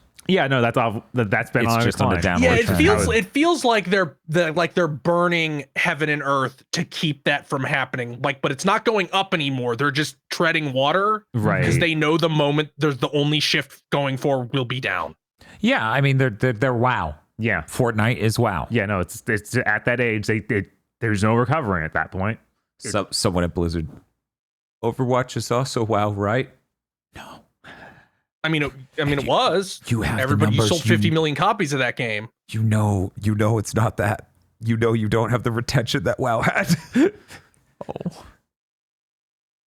Man, they sure could have just made expansions for Overwatch and They sold sure could've. another game. They sure could have done any number of different things and not fucked me, the Overwatch fan, over. Yeah. Yeah, imagine if Overwatch 2 had been what they originally wanted it to be. Mm-hmm. Yeah, God. Instead of, to be perfectly honest, if there's anything in the entire industry that I want to fucking know, I want to know what prompted that decision. I want to know, we will just turn Overwatch into Overwatch 2, make it 5v5, take away a bunch of skins, and that's it. Yeah. I also want to know if that prompted even a temporary influx of people, or if it just continued progressing exactly identically. Oh no, that definitely got a, and then. Yeah. I want to lock Jeff Kaplan in a cave, give him some truth serum, and have him in the Casino Royale chair, and I want some answers. I mean, Dan, yes, it went up, but would it have gone up exactly the same if they just made Overwatch 1 free to play? Probably.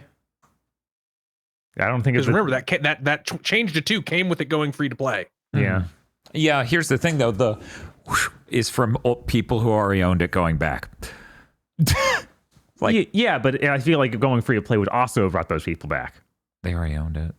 Yeah, but now there's a new influx. You think that? Yeah, That's predicated on the notion that a ton of new people who never bought Overwatch were very interested when it went free to play. A thing I'm not sure about, because every person I know who played it already owned it at the launch of 2. Mm-hmm. And then Because a lot of people owned Overwatch 1. yes, Did you know It that kinda I sold own really well. Overwatch 1 and kinda never sold booted really it? well. Never booted it. Wow. Apparently, I I owned bought it at Overwatch some 1 point. on multiple consoles even. You did. And then I found out, this feels like shit on console. Rather play it on a 970. Anyway, But yeah, that's my Infinity Nikki bit. I'll play it until I know what the fuck the energy system is for. Like, again, I haven't found a single thing that requires energy. It might be like where Genshin, where it's like, here's this one mode you'll never touch.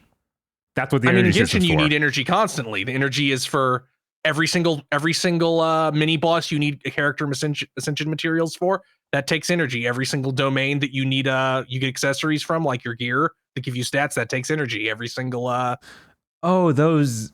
I forgot about those. yeah, like the 160 units you have every day. Mhm. That is what I mean by energy, where it's like, yeah, in Genshin, you fucking need that. I forgot that was a major thing. Because you didn't run up against that very often. Yeah, I didn't run up against it that often. Like, because it doesn't become a thing you need to think about until you are like that end game. Everyone's max level. Yeah, until sort you're of in stuff. game. Yeah. Like you kind of have to think about it a little, but not all that much. But yeah, I'm the guy who's like, okay, I need 45 of these. I saved my energy potions. Time to fight this one. Time to get this one mini boss down to being able to beat him in 45 seconds. So a lot of people are calling for a triple flop swap. Oh my God, why? Now, here's the thing. Do we really want to do that to Anton Blast? Have to fit in between Indiana Jones and Yeah, Infinity I Nikki? think maybe Anton Blast ought to maybe get its own look in a different context. Which means there's only one other way we can satisfy this need for a triple flop swap. Oh, no. We just discussed the lack of an end game for Infinity Nikki, a conclusion. Uh-huh. So we need to compensate by what the third game is. Indiana Jones has an ending. I hear it's 25 hours in. Infinity Nikki has no ending. You know it has a really, really attainable ending. Oh no. Mario 64. So we make the Oh, third God. one. We just change over, and I get to play Mario 64 until someone throws money at me and goes, no more fun game, Daniel. And I have to put See, it I away. thought you were going to say Way of the Samurai 4, and you immediately get yourself boiled. No, we do Way of the Samurai 1 and just walk out of town. Right, it's like, I can get there pretty fast, chat. You better be quick. You better be quick, Chad. We just got to walk across town once. It's Yes. over. Yes, of course, ray traced. Why would I not play Mario 64 ray traced? The PC can do both now. And what I'm doing Saturday, Yick IV, Yick 4. I'm sorry. I do not, like I keep saying, I don't promise to beat that game. Good. But they seemingly redid the entire combat system again. So hopefully we won't be stuck in the fucking purgatory of endless RPG battles that just never end. Although I do not have the strength of will of day in video games, so if we're 2 hours in, it's like these battles are taking too long. Easy.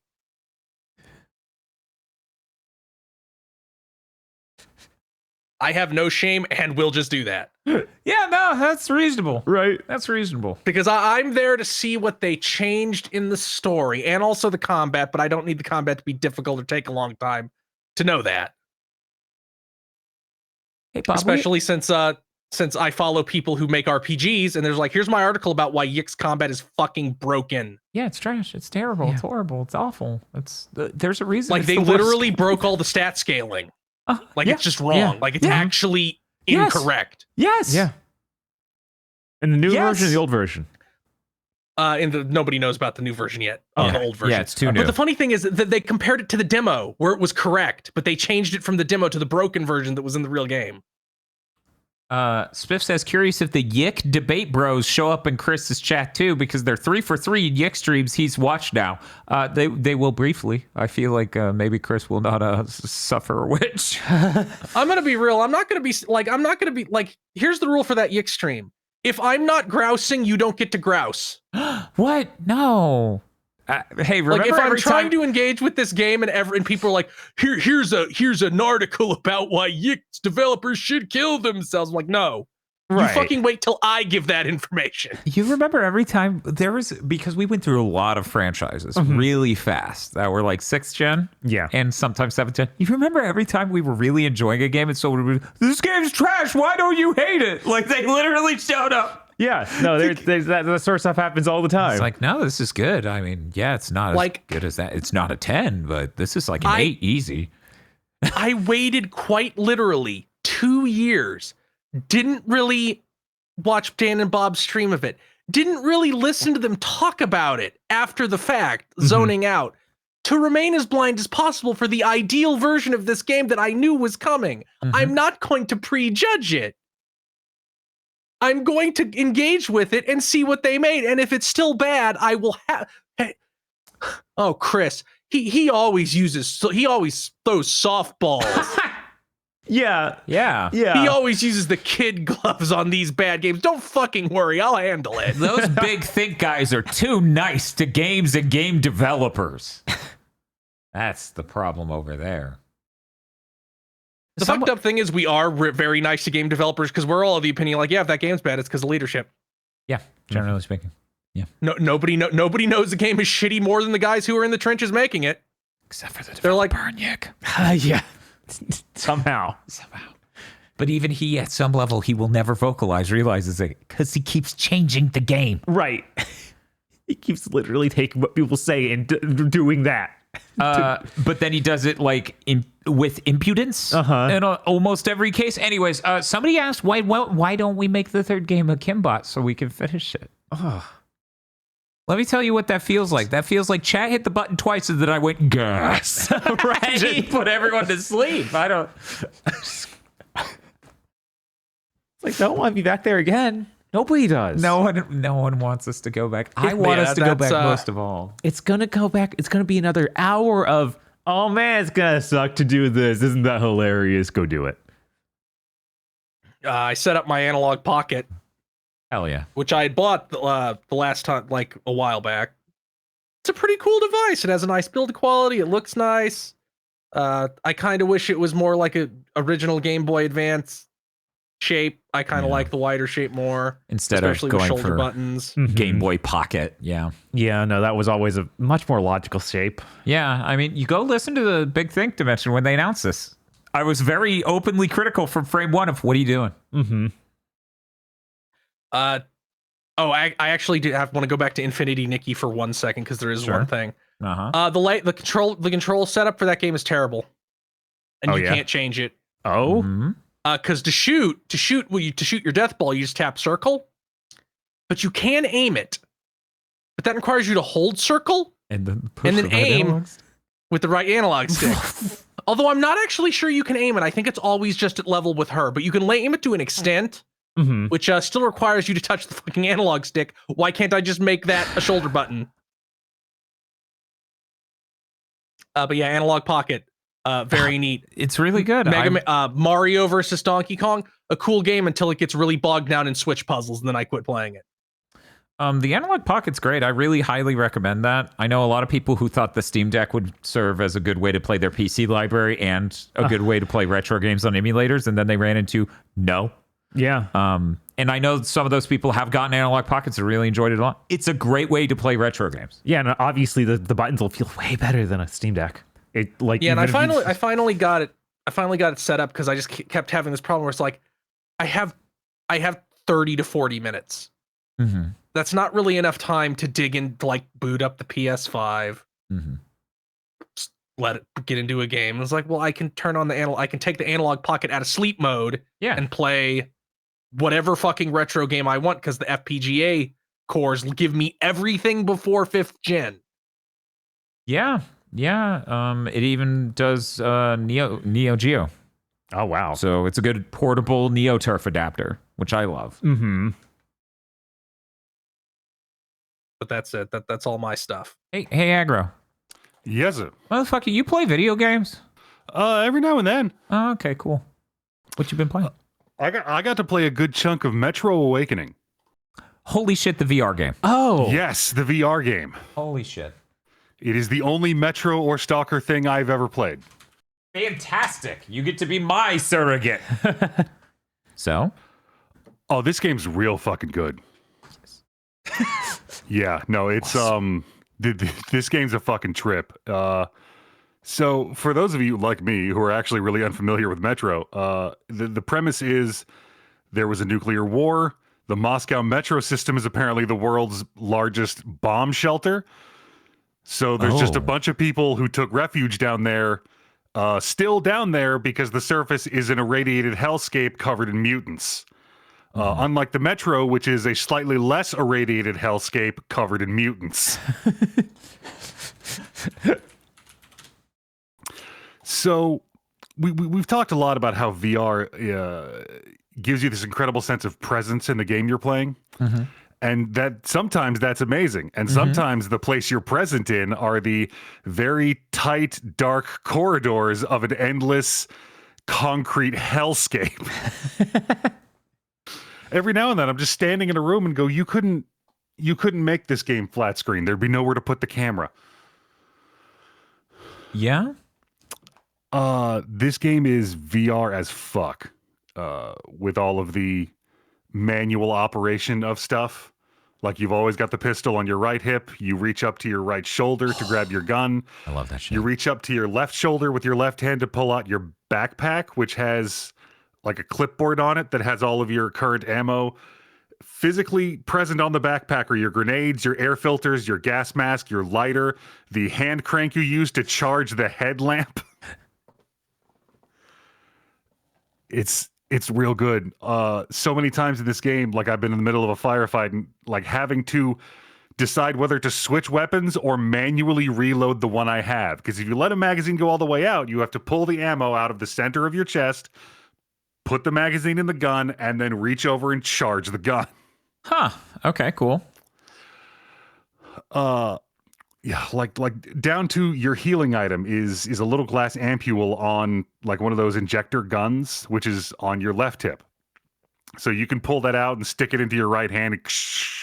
But when that's done, you have to use your right hand to pull the ampule off, pull a new ampule out, and put it back into the gun.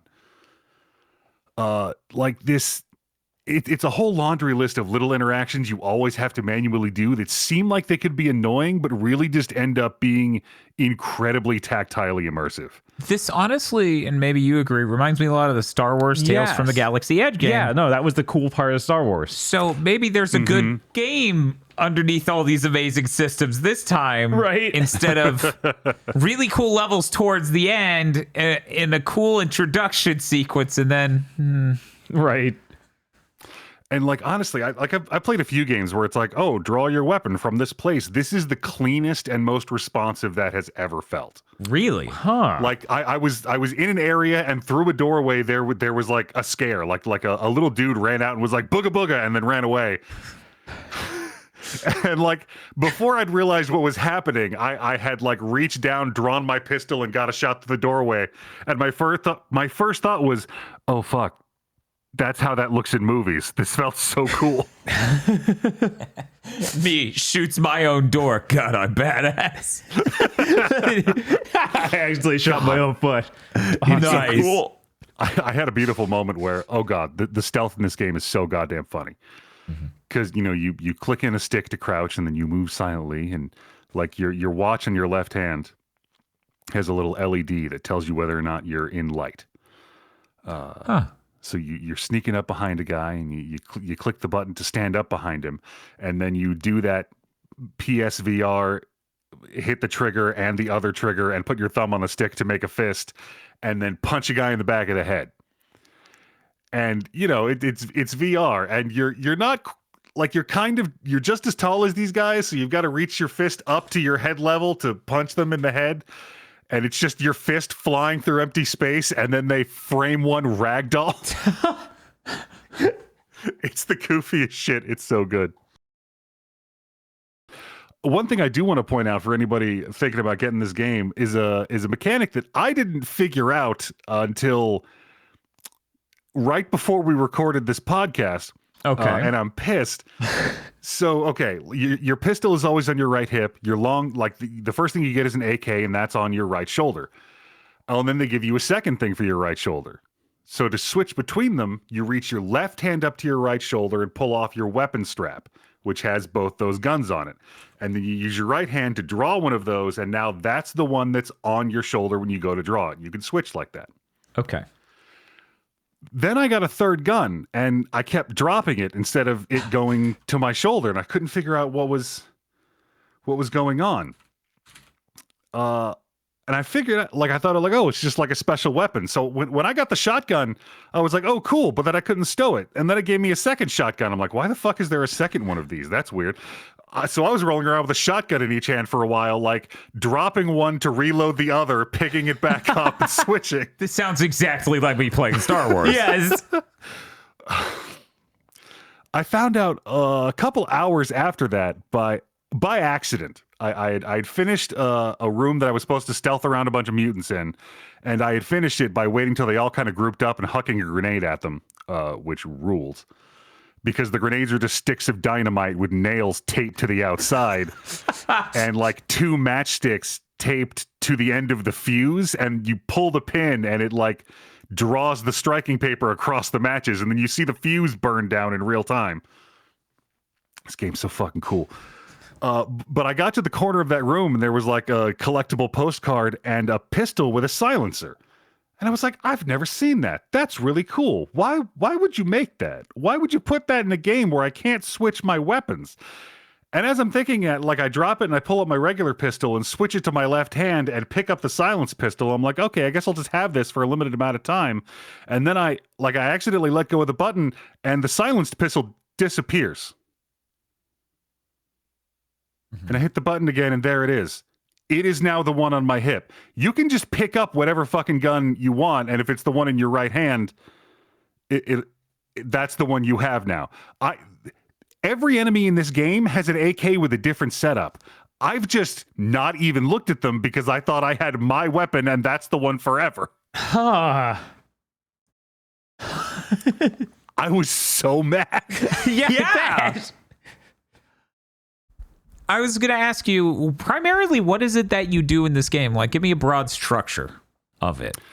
So it keeps, like, you'll go back and forth between walking through an area and seeing all this cool shit, and then there will be some combat or a little stealth. They keep giving you sections where you can stealth, or you can go up these stairs to the catwalk and just rain down death. You always get the choice. I think there's a trophy for going through all the stealth segments without killing anyone. But yeah, like you go through a section, you maybe fight some guys, or you fight some mutants, or you get to go on a moving tram car that has a mounted gun on it while you fire an anti-aircraft gun at shit that's chasing you. Sometimes that happens, and in the middle of the ride, you have to pull your backpack off to get your gas mask on while the mutants are jumping onto the car. So they run past the anti-air gun, so you have to lean back and draw one of your guns and shoot them while they're on the side of the car and manage that, reloading and healing all at the same time. This is the most a VR game has ever demanded of me. This game was 40 or 50. Do you remember? Oh, I do not remember off the top of my head, no. I need to look this up. This is very seriously might be the most important VR game for me to play, which is, you know, everyone wants to know what's up with that Batman game. I was like, what about Batman? I wish that was just on everything. That would be nice. Yeah, I would like for me and Aggro to do some of Batcast. Right. You know, it's 40. It's 40. Okay. Yeah, no, like this, if you own a PSVR 2, this game is stellar. And you can just turn the spiders off if you want to. Don't do it, Bob. That's giving into the spiders. No, Bob, turn the spiders off. Bob, don't listen to him. That's the I spiders don't have talking. a problem with spiders. I have a problem with these spiders. So did you turn the spiders off? Okay. Eventually I did, and I'm going to tell you why. Okay. Because like they are super creepy. Like it'll be on the ceiling and it'll run at you and jump on your face, and then it'll just be hanging on your face and crawl around to the side, and you just see its legs and feel the haptics from the headset. Oh my God. And I think there's supposed to be like a mechanic where you grab the spider off your head and throw it. But it's like it keeps damaging you while it's on your head, and I couldn't get that throw to work, and the pistol does shit damage, and you could shoot it while it's on your head. Like you won't shoot yourself. You can just keep firing. It's great. They take so many bullets to kill, and they're just not worth it. After the first couple of them, I just turned them the fuck off. Do you think? Oh, there's not like a replacement. They're just gone. Oh yeah, no, it just turns off spider encounters. You'll still see all the webs and eggs and shit, but the spiders are gone. Do you think I will have a worse reaction to the spiders in this than I did the golem under floorboards cockroach stuff? I don't think so, because that was pretty rough, and that's very targeted at roaches. Right, which is my thing. Right. Ooh. They make my skin crawl. How'd you do with the roaches in Seventh Guest? That was fine, relatively, Ooh, compared to the that. golem thing. Yeah, it wasn't great, but the golem thing was real. Yeah, the golem thing is absurd. I don't really stop playing games because they make me uncomfortable. In fact, that The Last of Us Part 2 actually causing my fear of heights to trigger thing was like fascinating to me. I've never had that happen. But no, Golem, fuck that game. I never did Resident Evil 7 in VR, really, so I wouldn't know if the stuff in 7 would have triggered me. Because it had PSVR 1. Yeah, it did have PSVR 1, which is a lot less immersive. Yeah, it is. But I guess Golem was also that. Yeah, but that was enough to just make me incensed. Mm-hmm. Anyway. So yeah, Metro is the first big like regular video game shaped VR game I've played so far. It's amazing. There's something very special in that VR experience of clicking a stick to duck behind cover, but then just reaching your Kalashnikov up over the crate and blind firing. Yeah, that's one of my favorite fucking things to do. Sidling up to a corner and just reaching your arm around to shoot a guy in the chest. You're like, he's close enough. We got this. Now, this seems relevant to that. I already told you the story. Mythbusters putting a lot of their episodes on YouTube, okay? They put up whole seasons, and then they unput up all of that season but one episode, and the playlist is like, there are 29 hidden videos in this playlist. And I'm like, Jesus. There was an episode where a brave U.S. soldier writes and asks, hey, does it actually make sense to hit the deck when a grenade's about to go off? And they did the test, Sagro. Would you believe it? They said it's busted. It doesn't actually make sense to lie down prone when a grenade goes off because they put boards all a set distance of like 6 feet away from it. And the shrapnel hit the low part as well as the high part. So they said busted. They ignored the part where if you're standing, you're getting all of that. Instead of where you're prone, you're getting... Anyways, could you tell us the Mythbusters B team? Yeah, see, I have a really big problem with that. Like, they tested, can you grab an arrow out of the air? Jamie and Adam couldn't, so... Yeah, that's what it was. I'm like, oh, and first of all, and they seem to be testing, can you do it on reaction, like instantaneously, like you're 20 feet away? It's like, obviously not. But if a guy's 100 feet away and he shoots an arrow, yeah, it should be plausible. I also call into question their weird automated catcher that they made, which was like 2 rubber gloves filled with the ballistic gel on like a clapping mechanism. I'm like, that doesn't seem like it's going to stop anything. Yeah, Right. No. Hand is complicated. that shrapnel Same thing about when they tested. This is getting really fucking pedantic. I don't even know what fucking episode this is. They tested, can you knock somebody out of your socks? Yes, they Like, do you that. knock their sock off. And I'm like, I get that you guys are engineers and not historians, but when that statement came into vogue, socks, we didn't have elastic yet. You held up your socks with fucking garters? So I feel like that's a pretty important component in whether or not you can knock somebody's socks off. Is whether or not they are elastic or not. And they didn't even, they're like, busted. I'm like, fuck you. Yeah. The one that always upset me was, can you make a grappling hook like Batman? It's like, no, Jamie couldn't. Yeah, I know I've seen too much Mythbusters at this point because I know every single one you guys talked about. Like, yeah, that thing that shoots a single nail out, that's not going to do anything. Of course it's not. Oh man. I guess they're impossible. It's impossible. We should just do our version of that. It's like those video game challenges. Can you beat this game without doing blank? And I'm like, I couldn't, so you can't either. Busted. Well, fuck. That'd be a really great bit. Somebody would get so fucking infuriated, like seethingly white hot mad at you. Yes. Oh, yeah. And it would just no matter the whole series. No matter how obviously facetious it was, you could be unbelievably obvious. You could be like more facetious than Mega 64, and they'd be like, "These guys say this is impossible." You'd get slurs in your inbox instantly. I'm wearing the 8-bit tie, and I have a Nintendo NES controller shirt. I couldn't do it, so that's busted. So that myth's deleted. Anyways. Aggro, did you have anything else you wanted to say about that video game? That sounds fucking swell. It is swell. Like I knew going in that, you know, like it's dark and you're in the metro tunnels and it's gritty sci-fi. This game is also a horror game. Yeah. And that starts several hours in. Huh. Yeah, like, man, this is horrible. This is a terrible place to be. What? Oh, now we're just doing a rapid shift into, this got much worse real fast. Oh man, this is such an oppressive and gross feeling. Oh, you think now it is? I also got to play a good chunk of Kunitsugami, Path of the Goddess. Oh, hell yeah. Cool. And I now understand professionally or no, I am an amateur gamer. Listening to Bob attempt to describe that game, I was like, okay, I get everything he's saying, but I still don't really get it.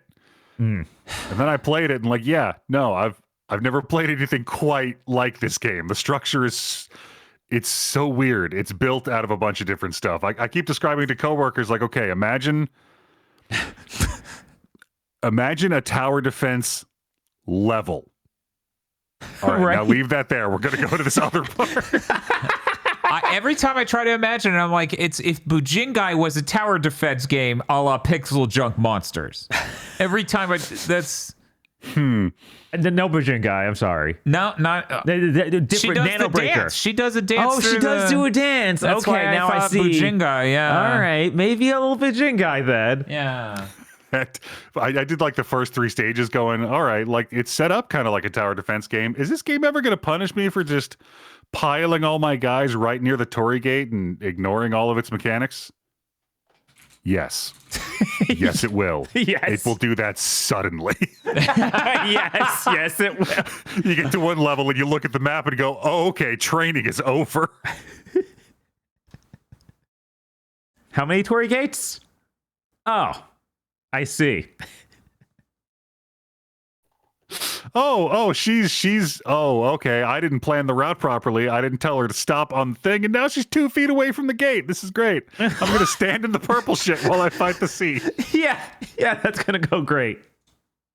Yeah, no, this is a wonderful game with a bunch of like interesting layered mechanics, really nice environments. This is a real nice video game. Not like, yes, this... I'm going to sound real old and crotchety when I say this. But like, this is how it used to feel to play a video game, where you're not really sure what you're in for, and you learn all these cool things about it and get used to the systems, and it becomes this great experience, instead of a new coat of paint on the same Sony third-person action shooter gathering game. Yeah. Like that's like I was there with you, Aggro, where like this is a boomer curmudgeonly thing. Mm-hmm. But then within the same 18 months, a new mainline Final Fantasy and a new Dragon Age came out, and they had become basically the same game. Mm-hmm. Which the carcinogens, they become crabs but game. Right? Yeah. Uh-huh. Like It's that's dire. real. It is. Yeah. Mhm. No. And that's part of why I'm like, oh yeah, all this shit is gone in 2 years. We're fucking, the crash is fucking real. A lot of this is being taught now too. Right. So we are institutionally teaching up and coming game devs that they need to make the gray box. Yeah, that's why I was also like, makes me feel like a PS2 game again. Like, Yeah. It really... so one thing that weird. reinforces that old feel is... It took me a while to figure out I can swing the camera around in this game. Because you often don't need to until the later stages. yeah. Like, They're they're kind of set designed up like those old, more fixed camera games. Isn't there even like a mode where it doesn't? I'm sure. Maybe not. Maybe it is just you don't need to worry about it a lot of the time. So I didn't think about it. Like the first time I did it into town, it was accidental. It was great. Oh my god, this game has the sauce visually. Mm-hmm. I mean, like, I'll be the first to admit that I'm a huge slut for decorative wooden masks. I love them. I always love them in everything they're in. Wow. Yeah, that's the game. That's the game's art style. Uh-huh. Like, I saw the woodcutter. That thing is going on the game of the year, like, character design list as soon as this podcast is over. Oh, it's so good. Yeah, they're just new masks all throughout the game too, obviously, because you keep getting new classes. So there you go.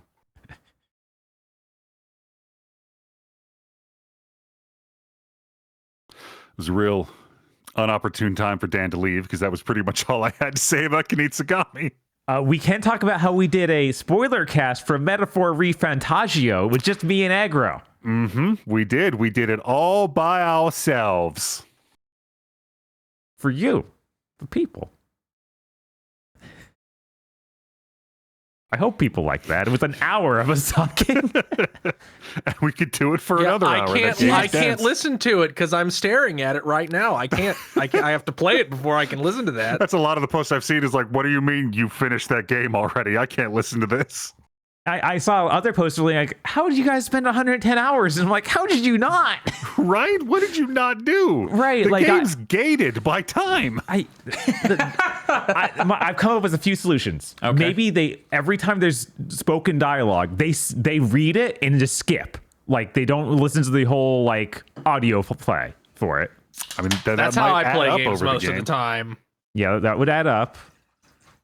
In fact, I'm of the opinion that you don't even need voice acting because you can read faster.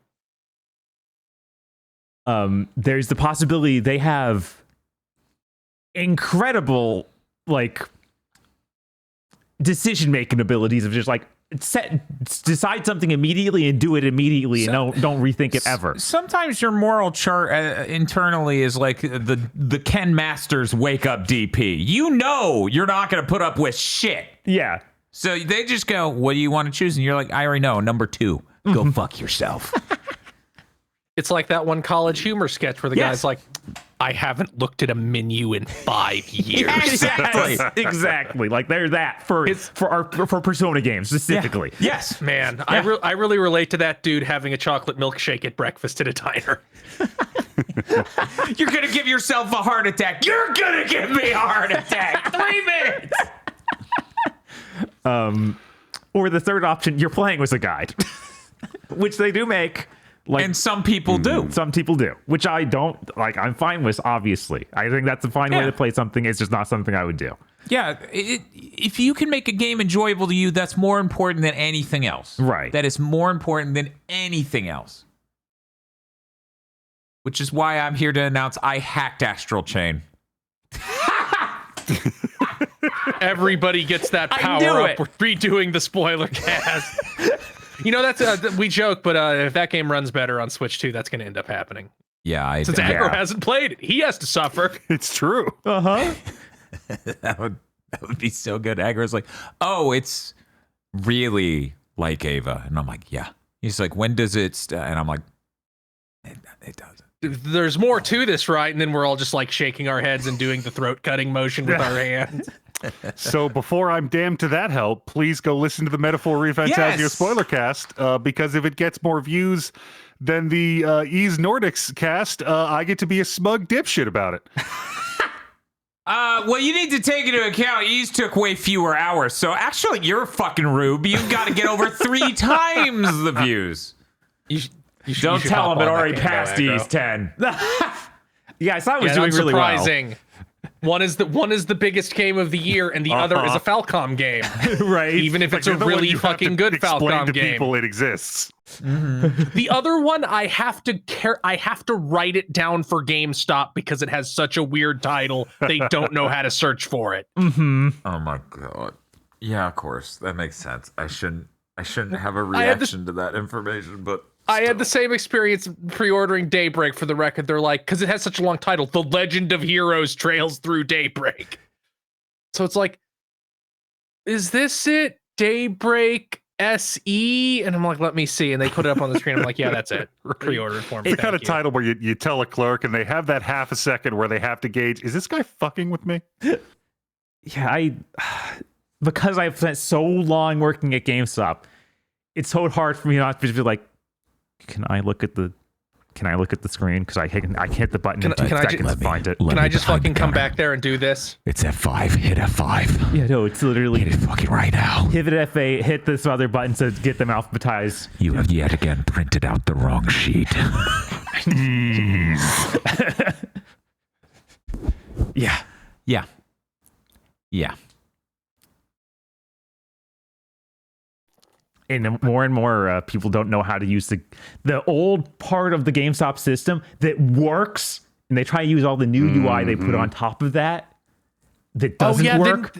I've seen It's that in so many frustrating. places, like because I go to Home Depot all the time, and I used to work at Home Depot, so it's like, oh, now this is this weird browser-based register that's on top of Windows instead of being like its own bespoke register system that Home Depot ran. This must work so much more poorly. And yes, it does. Yeah. What was the deal with Whataburger again? Do you remember? I just looked in Whataburger's drive-through window, and like one of the machines that's supposed to read out something relevant to the orders said it couldn't because it was doing a cloud update at that moment. Yeah. An internal tracking system to this individual fast food joint is updating because of the cloud. You disgust me, America. Relevant and a good transition. That happened too at the Crystal. Yeah, that's true. We couldn't go to that Crystal because of that. Yeah, that happened. Wow. But also relevant. You know what was a real pain in the ass to get this week? Mm. Oh my God. The pod works. Because Patreon broke its spreadsheet export. Ugh. It just shoved fuck. every type of data into every cell. God. It was saying names, email addresses, random amounts of money, and then no. I had to hand type the boggles. Oh. Yes, that's right. The Podlords. Podlords such as no.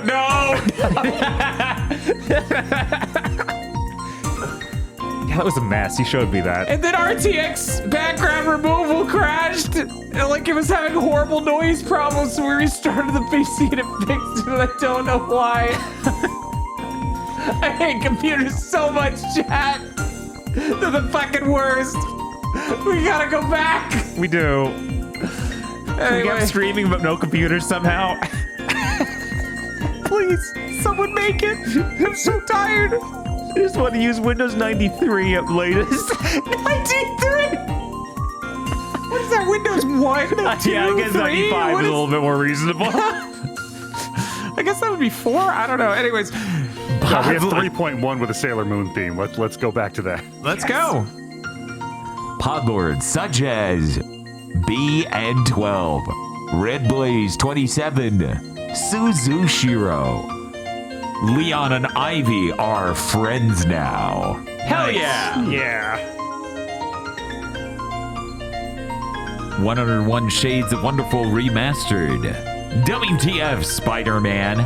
Mr. I Like Spam. DFW3K. Muckbun. Can you believe I fucking forgot about this shit? Bountiful blessings to you all! There he is. Return. There he is. Chris C. Special Edition Winter Event 5-star Juicer Frost. $848 Cooper Tank. Hash C. Ray Sorio. Oh no. Jesus, dude. This is strained. Just fucking hit us with the Padoru. What are you doing? Ashire Sorio. Padoru. Indigo Sykes. Foul Growlith. He's just split down the middle. Yeah, he's starting to become Dobo. I've seen PS2 characters like that. That's true. You see the seam down their face. Sorry, I don't have any more PP for that move, and it wouldn't be that effective anyway. I don't really know why you're making me use it. I'm so going much. to thrash now. Did you poo today? What is this fucking Podlord name? Yeah, like fucking 5 times. Thank you for sharing. A raccoon that just wants to calmly talk to AAA game studio executives. Yeah, it seems pretty calm. Yeah, 'tis the season. A raccoon reminding you that Sly 2 and Sly 3 come out on the PS4 and 5 this week. I'm fucking excited. The more shit that Sony puts on that, the more excited I get. Hell yeah. Evil Not like their Lucario. fucking main games are getting excited. So, Freerin is the founder of Costco? That makes sense. Huh.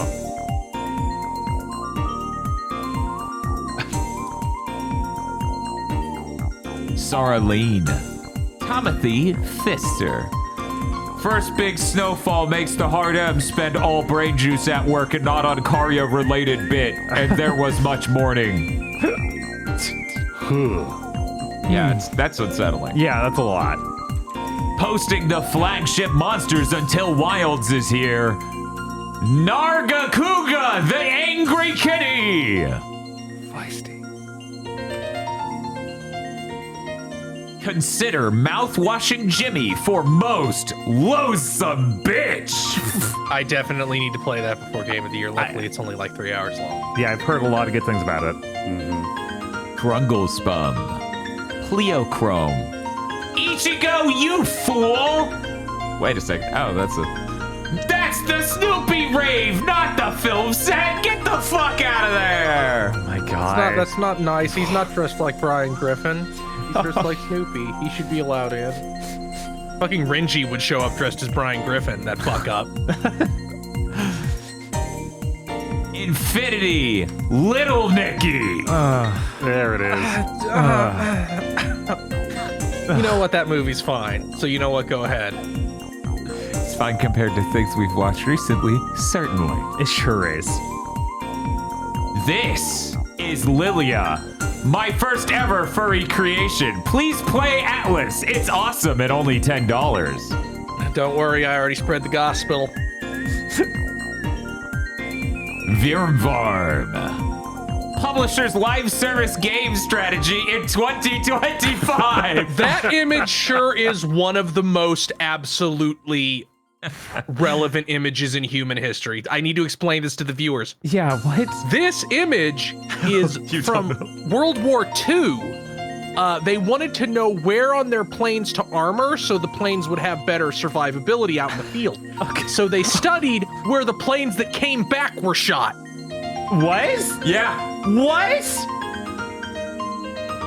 Just think about that for fucking 10 seconds. Yeah.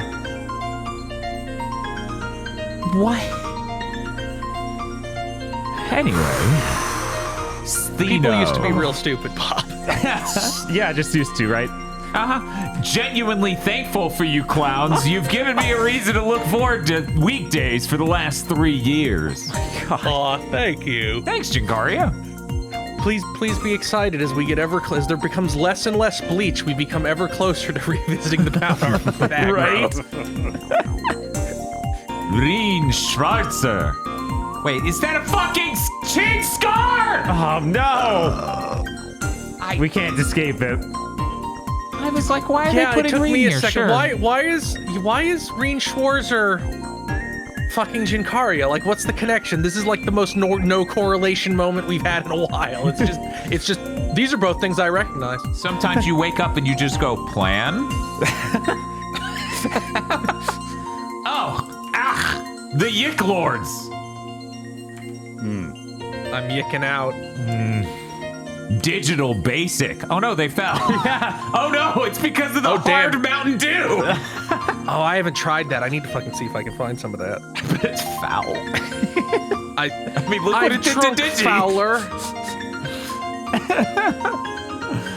And Raycom. Thank you very much to our hand-typed Podlord. He looked like a Zatch Bell character. Yeah, this is the Podlord that's giving us the Mamudo, the demons from Zatch Bell. I thought that we were still on the earlier thing of them being like Yu-Gi-Oh characters. No, this is a new, I think we got through that. person. This is a new person. Okay. I think that other person became Monster Hunter. I'm not positive.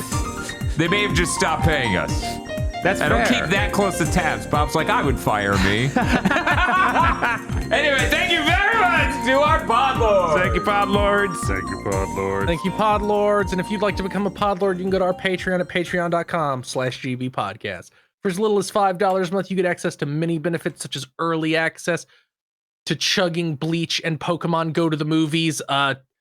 Woo, that Pokemon one. You got like a month to get early access on Pokemon.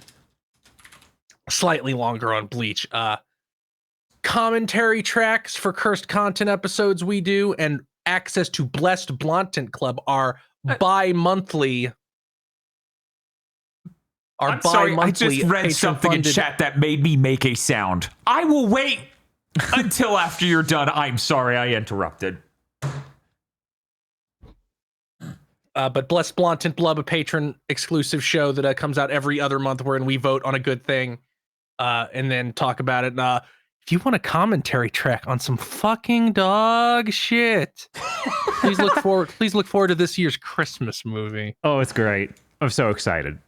You also get extended content for other shows we do, such as Gamer Premonitions and Armchair Devs, both of which will be making a big comeback in 2025, in addition to the smaller comeback they've made this year. That's patreon.com/GB podcast. If you don't have any money, it always helps immensely to tell your friends, spread the word, rate us on Thursdays, rate us with a T on your podcasting app of choice, post about us on Blue Sky, where that actually does something. Right? And leave a comment and subscribe on YouTube right now. Patreon.com/GB podcasts. That is fucking insane what Dan is talking about. That's unhinged. Let's get into fucking news. Hey, Bob! What's up, Dan? You know we paid extra so we could play the game early. Yes, and they say specifically on the page that will work. Bob? Yeah. It doesn't even have ray tracing. It won't have ray tracing until the normal release date next week. What the You're gonna clip into a wall in soft block. I thought that this game was built from the ground up with ray tracing and nothing else. Yeah. It has ray tracing So built how's in. it working can't take it without the out. ray tracing, guys? Yeah, what are you talking about? You sound crazy. You released a spec sheet last week saying ray tracing was in every mode on PC. What do you fucking mean? What's happening? What am I gonna turn it? The game's not gonna have any light? Yeah, I'm just gonna boot the game and not see? Is that what I'm getting tomorrow? Alex Matoli was so excited. Now he's probably in shambles. No, he's probably like, but it's fine actually that this game's gonna run. I wish you sounded like this, Alex. Anyways, he's like, It's fine that it's gonna run bad and it's not gonna be there and it's gonna be noisy. It's fine. what do you fucking mean? who else is noisy? Who else is noisy? I can't actually yell with that voice. It's too much. I'm so furious. Yeah, that's hilarious. You charged $100 Yeah. for that version. You're gonna clip into a wall in soft lock. Like We aren't. that. Yeah. Wait. And then chat will let So, us stare hey. at it motionless for 15 minutes before switching to Infinity Neki. As we keep saying, why should you buy a game at launch? You shouldn't. You should never buy a game at launch. I'm buying a game You're at its paying most the most- launchiest launch, and I'm losing harder than I've ever lost. And that happens You're every time paying- with these. You're paying the most money for the worst experience. I wonder why this industry is having problems. And you paid we had this with Star Wars Outlaw earlier this year of like that version was basically unplayable, and then they patched it and their save didn't work anymore. Yep. You lost everything. That version you get 3 days early is trash. It's and they less just than don't- trash. It's harmful. Yeah, they don't care. They just hurt you anyway. You give them $150 or whatever they want for these versions. And now And they they don't can't even care. remotely complete them. Yeah. This Disgusting. is insane. This is insane. This practice needs to be stopped completely. It seems like that everybody seemed to have learned except Microsoft, who is perpetually a year behind the rest of the industry So- in every regard. Ubisoft's still doing it. Silent Hill 2 Remake did it. And now this is doing it. My fear is now Sony's going to do it. I don't Because that was a think- Konami game with the Sony marketing deal. It was. So it's unclear which end had the pressure. Do we know if they're doing it for the next Assassin's Creed game or if on doing Star Wars scared them from They ever said doing they're it not again? doing it anymore. They said we are never doing it again because Star Wars Outlaws went so badly. That was part of Good. their big we're pivoting shit. And hopefully seeing that go so badly is causing anybody else who has an idea to do it. But Microsoft is impenetrable from the outside. Uh-huh. Like common sense cannot get through their fucking leaden skulls. Holy shit. Okay. I want to do that should have kickstart. Let's do it. Oh God, just doing it. We're just. That's right. The industry's burning down.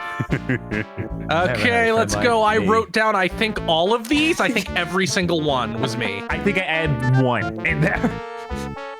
Oh, I think you added the 10-cent one probably, because I don't Probably. remember writing that. Let's do it. Let's go. Somehow, let me get this right. Somehow, Ben Judd has returned. Is there a Fortnite event? Ben Judd, being the dickhead who was in charge of Dangan Entertainment, involved in the Mighty Number 9 Kickstarter, involved in localization at Capcom back in the aughts with Ace Attorney. I don't know his other rap sheet. Dan, you know a lot more about Ben Judd than me. Shit talk Ben Judd right now. Ben Judd is the person who oversaw both Mighty Number 9 and Bloodstain getting their Kickstarters done, and both campaigns seemed completely unaware that Kickstarter would take a cut. Also, they both had insane amounts of feature bloat. Yes. That ruined their All those development. stretch goals nobody wanted that took years to put in. The thing that delayed Mighty Number 9 for over a year itself, the online battle race mode that doesn't exist anymore and was never a good idea.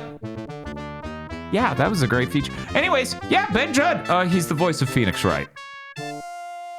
In the original. Yeah, the originals, not even When he in yells Marvel vs. Capcom 3. objection.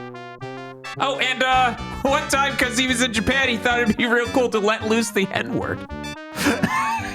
Yeah, that was the thing that seemed to actually get him pushed out of the industry. The other shit people didn't seem to care about too much. Yeah. It's like, this guy's okay with me saying it, I'm sure. Because he's underneath me, I think was the deal.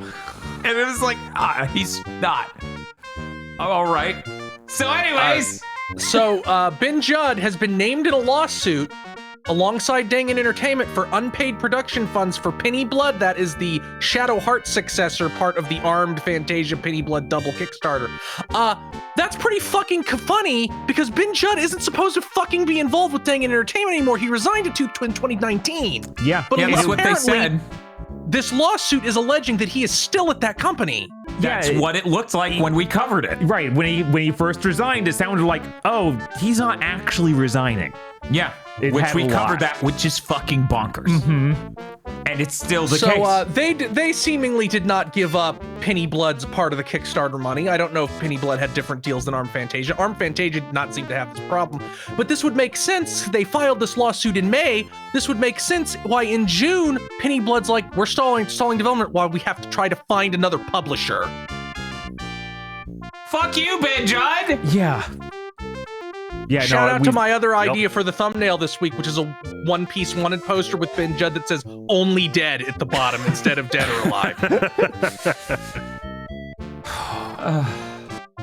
We got a lot to go. We do. I'm gonna read both of these in one thing. Yep. Humanoid Origin, the AAA studio founded by an industry vet from BioWare that was making a Mass Effect knockoff, has shut down. Founded by Casey Hudson, opened in 2022, produced nothing, didn't officially announce a game. Worlds Untold, the AAA studio founded by an industry vet from BioWare that was making a Mass Effect knockoff, has paused operation due to lack from funding, which means shut down. Founded by Mac Walters, opened in 2023, produced nothing, didn't officially produce a game. Hey, did you know that with all of the firings that happened in the Thanksgiving week, we are almost at double the amount of industry firings of 2023? We're almost there. So I feel like we're gonna so I hit it. want- It's the shoe-in. So I want you guys to go find every single one of these. We're a new AAA studio, founded by industry vets, making a AAA game with some sort of mysterious outside funding. Guess what's going to happen the nanosecond they try to leave pre-production and be like, let us hire 300 people for full production? Guess what's going to happen to every single one of those? This exact shit, because these investors are like, oh, it's a little bit of money, you know, and then they'd be like, okay, we got our design document, we need to staff up to actually make the game. And they're like, what? How much? No, shut down. Yeah. Yep.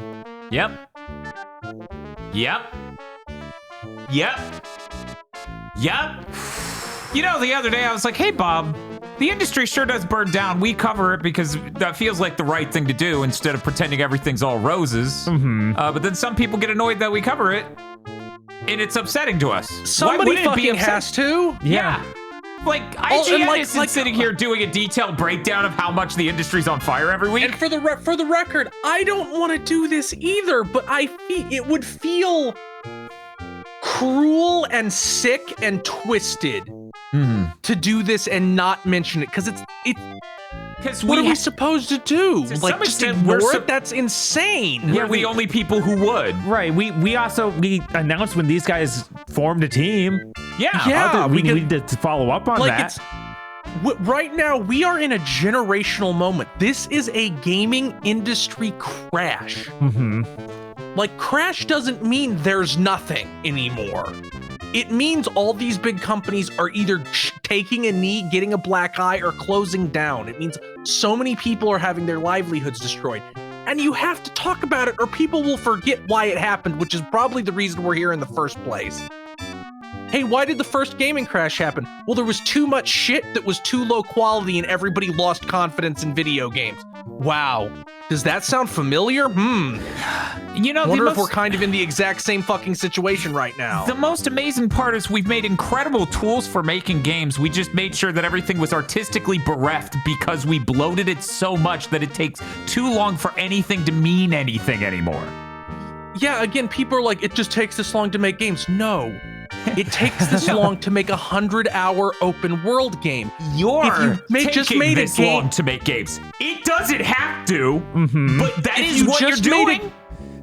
If you made a sanely scoped game from a game that was a moderate scope a decade ago, the tools are so much better now. It would be easier. But you're not. You're making a bigger game that's an open world that has all this world sim shit. And honestly, I think a lot of these systems and these fucking modern engines probably complicate it way more than it needs to because they're trying to be dynamic, you know? Right. Like there's a YouTuber out there, again, I forgot his name, but he complains about how like pre-baking all the lighting and all these other things. It took time to bake the lighting, Right. but designing an entire engine from the ground up to be dynamic when 90% of objects in a video game aren't dynamic. You're not all making Red Faction Gorilla. I wish you were. To be clear, I wish you were. I wish God of War Ragnarok had a quirky system where I could dig into the earth. It's just a waste of horsepower. It bloats production pipeline. Everything's so fucking off the rails now, and it doesn't need to be. No. When you think about the art generation angle of this, it feels like we've never been more capable. Anyways, we gotta keep trucking. Yeah, there's a lot more industry burning. Mortal Kombat 1 has allegedly had all its year 3 content canceled, so there is no more after. It's no more. It's over. Anything that isn't announced already is gone.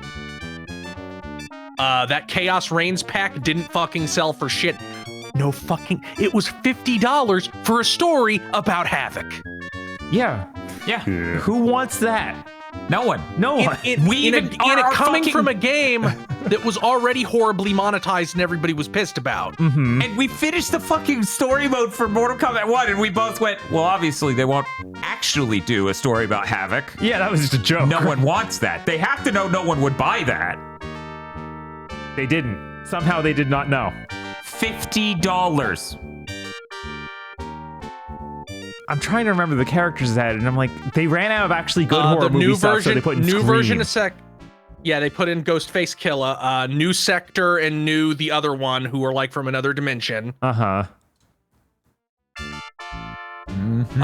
God, who the else? Conan.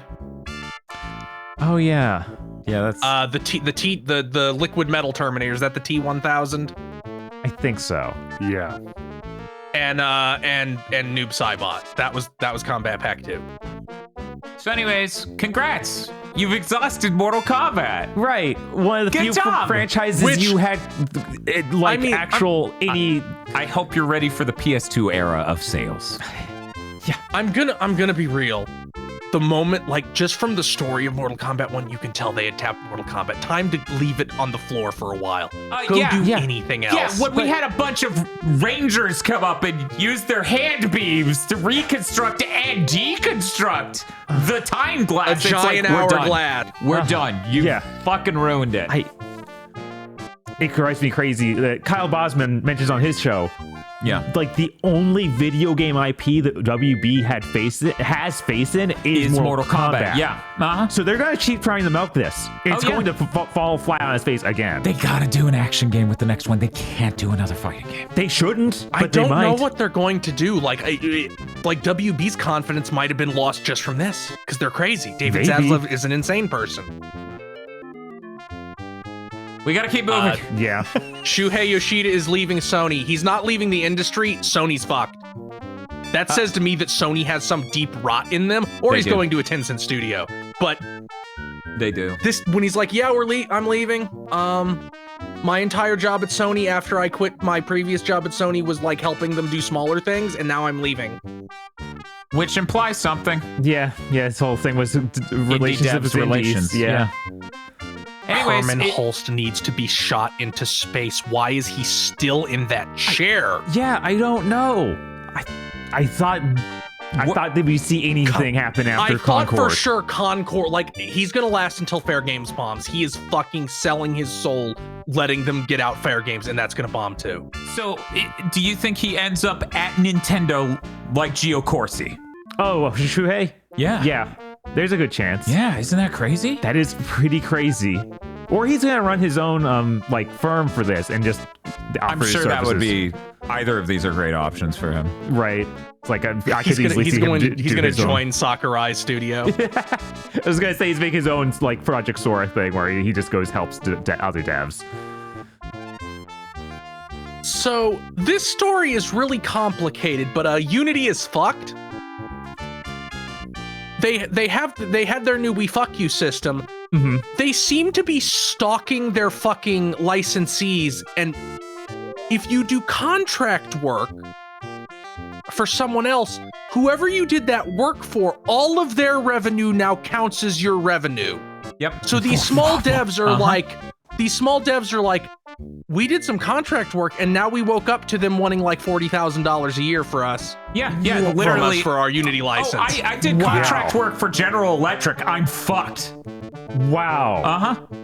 That's insane. Yes. Like, And- I know I'm an here's- American citizen when I say this, but that can't be legal. So here's the amazing part. It's not even they want the additional money per head. They literally go, you need to spend in our market space this much money. That's how much you owe us.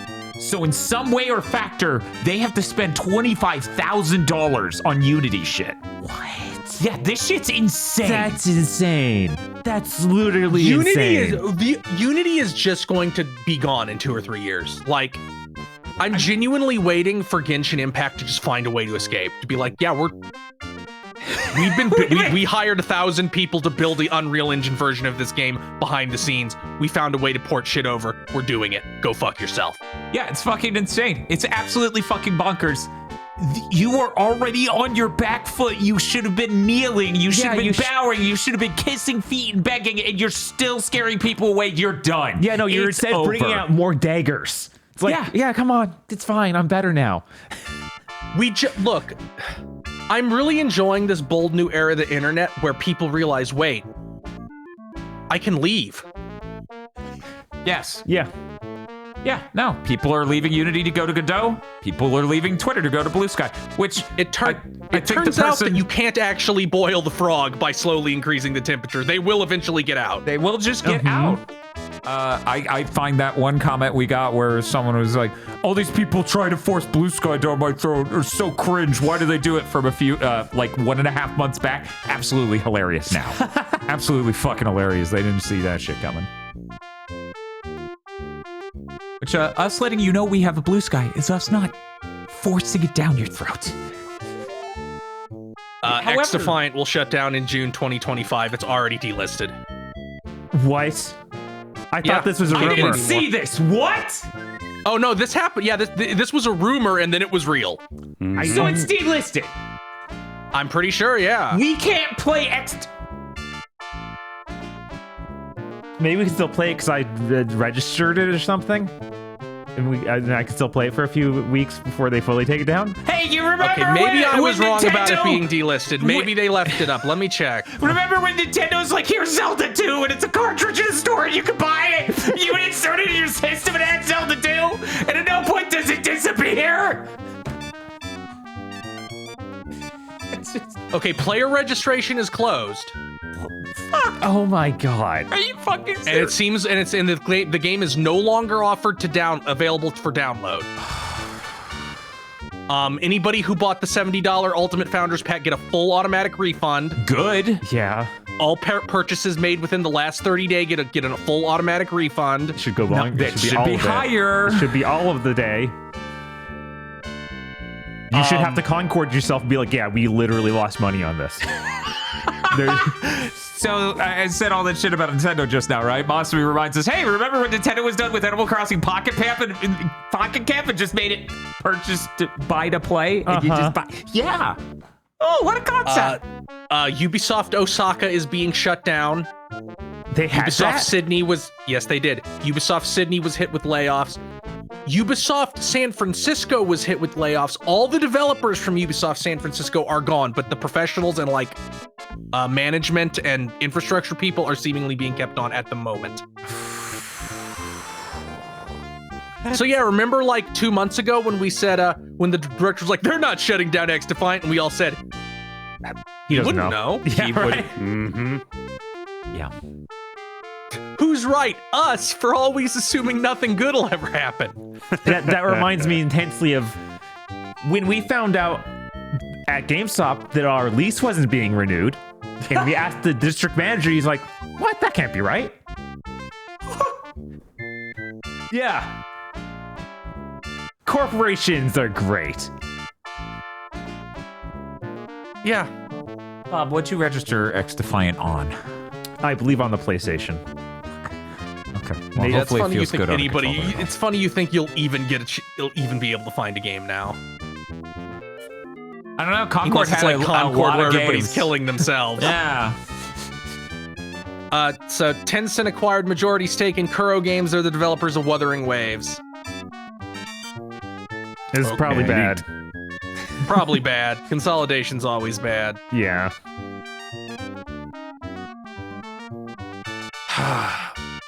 This is not directly news. Actually, it is, because if any company falls for this, we're gonna see horrors that you can't even imagine. So this unbelievably fucking stupid study from Media Research, a terrible dog shit research firm that produces nothing of value to anyone and should be shut down with all of its staff deplatformed forever, basically released the stupidest statement I've ever heard in recent memory, which is, gamers spend more time watching videos about gaming than playing games. Almost like watching something is a fucking passive activity instead of an active one. Weird. So, publishers are leaving money on the table by not integrating video delivery systems into the games to deliver these videos people are watching to gamers. I will read this direct quote. I will not read the part that I said, don't say this part. Next to. Bringing video content inside game ecosystems could also allow publishers to compete in another lane of the intention economy, the report states, unlocking new revenue streams in the process. It's time for game publishers to think about in-game video as something beyond marketing alone, says Rhys Elliott, stupid fucking asshole games analyst for Media Research. By reclaiming video engagement, publishers have the potential to unlock new revenue streams like advertising and drive growth. Hey, you stupid motherfucker. You didn't say anything. You did not say a word. You said no sounds. Hey. What the fuck are you talking about? Do you think that they should introduce... Do you think that Capcom should start its own streaming platform so Maximilian Dude can stream Street Fighter into Street Fighter 6 so bro. you can make 0.07 cents a year? I'm not sure if you're picking up on this. Assassin's Creed isn't Netflix. Dragon's Dogma 2 isn't YouTube. I just need What to... are you saying? Chat, have any of you ever played a video game while you watch the stream? Have you? Yeah. No, you haven't. I definitely No, I don't don't do think that so. every No, Friday. they don't. Nobody Okay, does that. okay, That's yeah. impossible. But they would. They would if. it was in the game. I This is the definitely perfect- wasn't quote unquote watching a video while I was painting a house this morning. This is the perfect crystallization of I looked at a spreadsheet and have no idea what the fuck any of these things actually reference. Now, my past work in the porn industry helped me bring to light that people spend far less time coming than watching porn. So I injected them with a serum that made them come porn. For context of how stupid this is, Related to this Bruce would Wayne be or like not? Very related to Wayne Industries. Thank you. people spend more time watching football than playing football, so they should include the giant video boards on the field that play football while you're trying to watch a football game. And Then porn. football would be more like Balls 3D. Hang on, I think we're onto something here. God! Am I not safe? Will I never be safe from Balls 3D? No. As long as you know aggro. God damn it! Footballs 3D. That's it. Get out of here. God. Yeah, that was. I'll just read my last two bullets because. Yeah, whatever. FromSoft is working on multiple games in different genres. Good. Cool. Good. Yeah, great. Please create a new genre to replace the other one you made. We're fucking full. Right. Foam Stars is done. The last thing is near Automata Costumes. The game will remain up, and all battle passes and season passes are now available. That's the way to do So that. this means by any metric, literally any metric, Oh no. Foam Stars was more successful than Concord. Yes. GigaBoots is more successful every fucking week of the last several years because we managed to, check this out, not lose $400 million. How do we do it? How do we fucking do it? Every week when you tune into GigaBoots, a new lore video will drop. No. Does it have ray tracing? That should be our redeem. It's like an insanely high channel point. Every week it's a unique one, and it's just the worst vignettes you've ever fucking seen. Me and Bob just make fucking shitty jokes about a sandwich with mold on it. It's like D-grade fucking Seinfeld, and it's just like, that's it. Jesus. That's it. Every week, and I'm just like, we lost $800 million. Why did we rent a 14K camera? So every time I see these near Automata crossovers happen, I always see people post a character. Yeah. Like no matter what it is, no matter how small it is, I see it. I haven't seen this. Did they not post I a don't think character? it's out yet. Okay. Okay, it came out today. Oh no, it doesn't come out till the 13th. So if we don't see it on the 13th, we'll know that they have well and truly flopped. Right. I expect to see it just to see the models in pornography, but that's about it. I would like to talk about my news. Sure, man. Now, technically, this last thing isn't really the game industry burning down, so we're going to not worry about it. It's a different but completely connected industry. That it may or may not be burning down. Hey, remember when Intel wouldn't offer Sony a good enough deal to make the PS6, and that's why discussions fell out? Yeah. Anyways, so Intel forced the CEO to leave. The CEO, Pat Gelsinger, I believe is pronounced. He was an engineering backing. He had been with the company for 40 years. He worked on the 486 as an engineer. Wow. He's worked at every different end of the company for the longest time. He's been forced to retire because he could not fix the problems caused by the two prior direct CEOs who were just money people fucking the company up because they got lazy. For anyone who doesn't have a broad view of this, there was an era, Core 2 Duo era, all the way to Nehalem, and a little bit after that, where Intel was what you got. Everyone understood that. That's what they did. And then they stopped innovating at all because AMD couldn't catch up. They were too busy shitting their pants with Bulldozer and other architectures that were bad. Bobcat. These are real names. I swear I'm not just saying random words to test you, Tag. Nehalem, Bobcat, Bulldozer.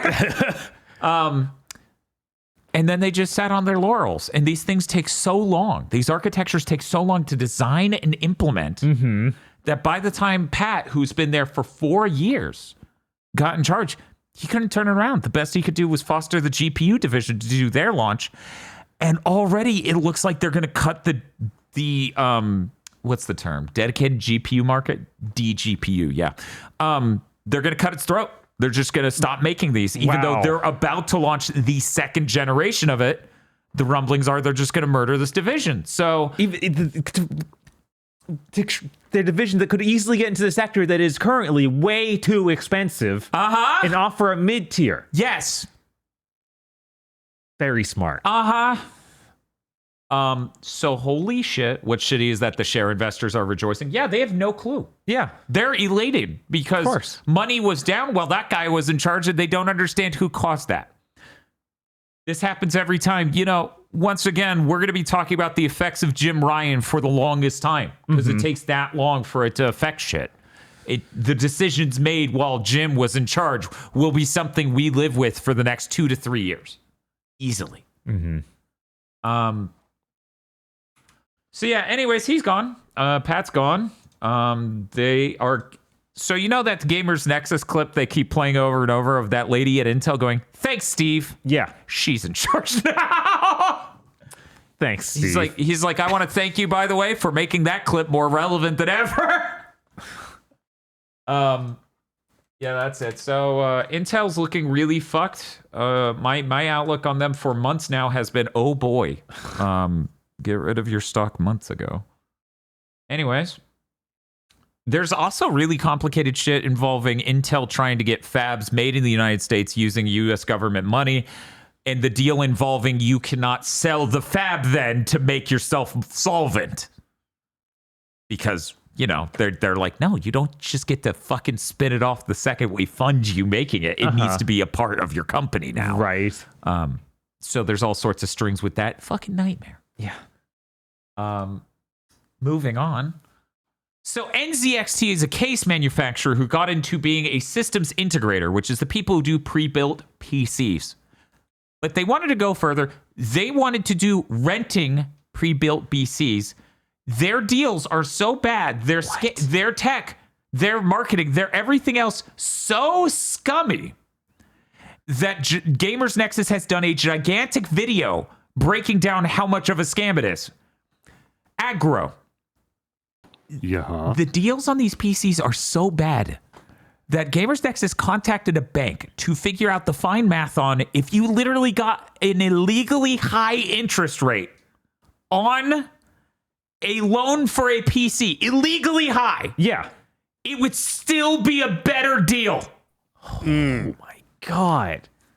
Like, how high is illegally high? Because it was an insanely high percentage. Yeah, it was like, it seems like we have insanely high interest rates already. We do. Like 33%, I think, is pretty illegal for some reason. It was way higher than that. It was like 103%. It is fucking outrageous, these prices are.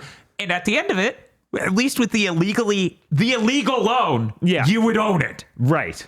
You don't own it from them. It's not rent to own. It is rent. So here's an example.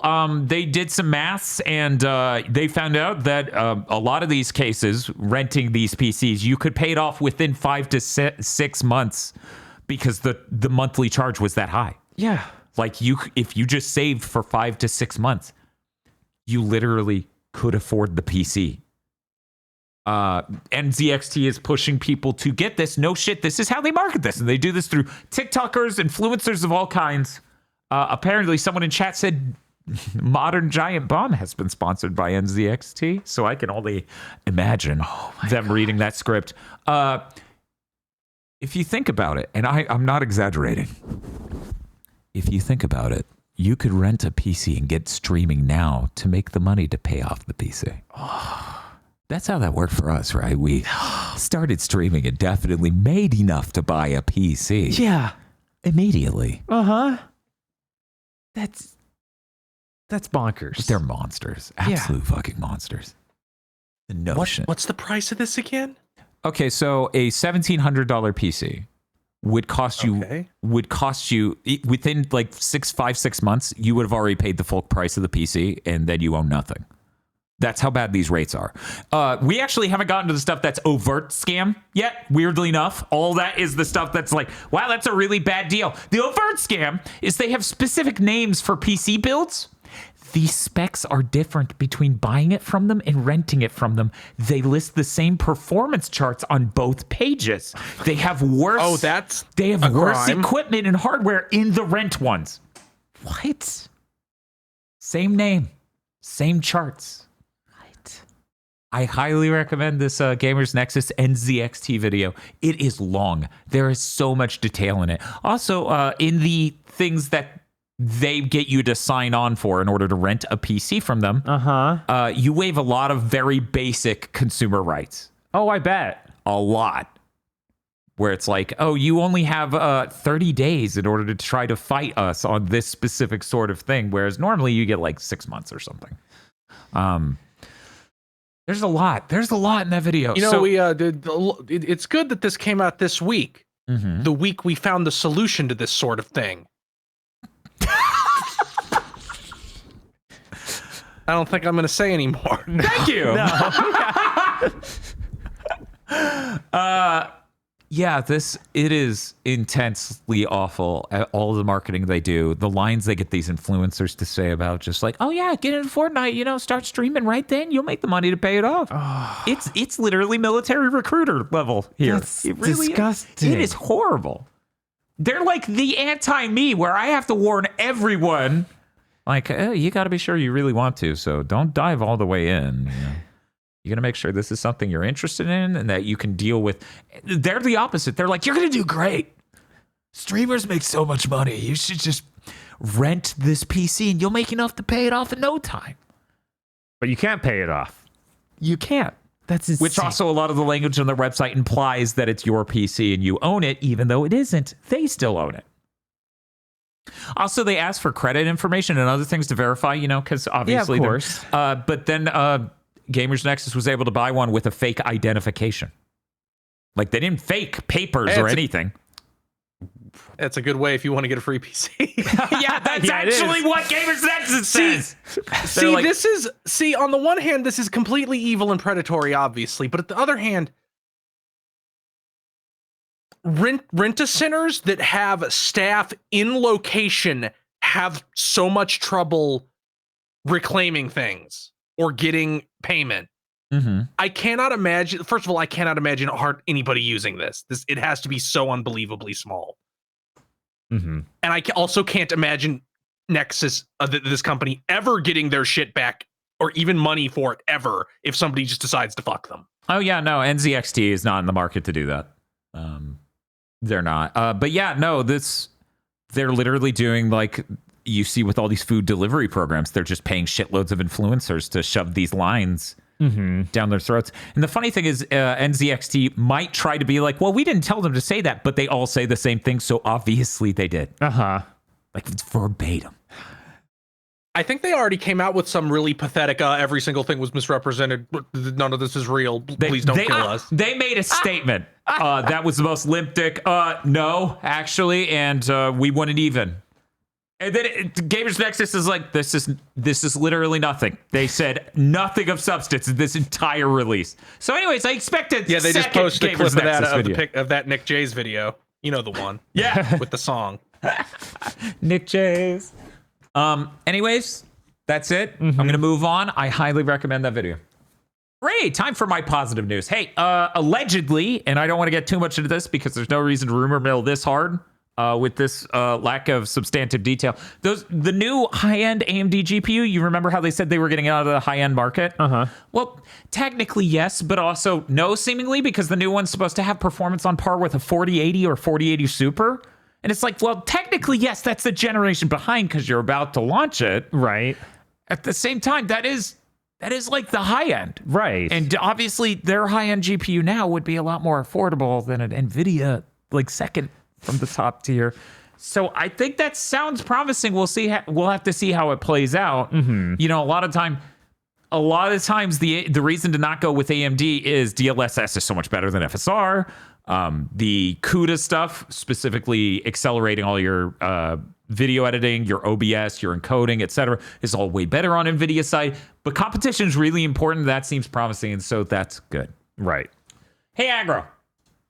Yes, sir. Motherfucker, did you see they're adding hand tracking to PSVR 2?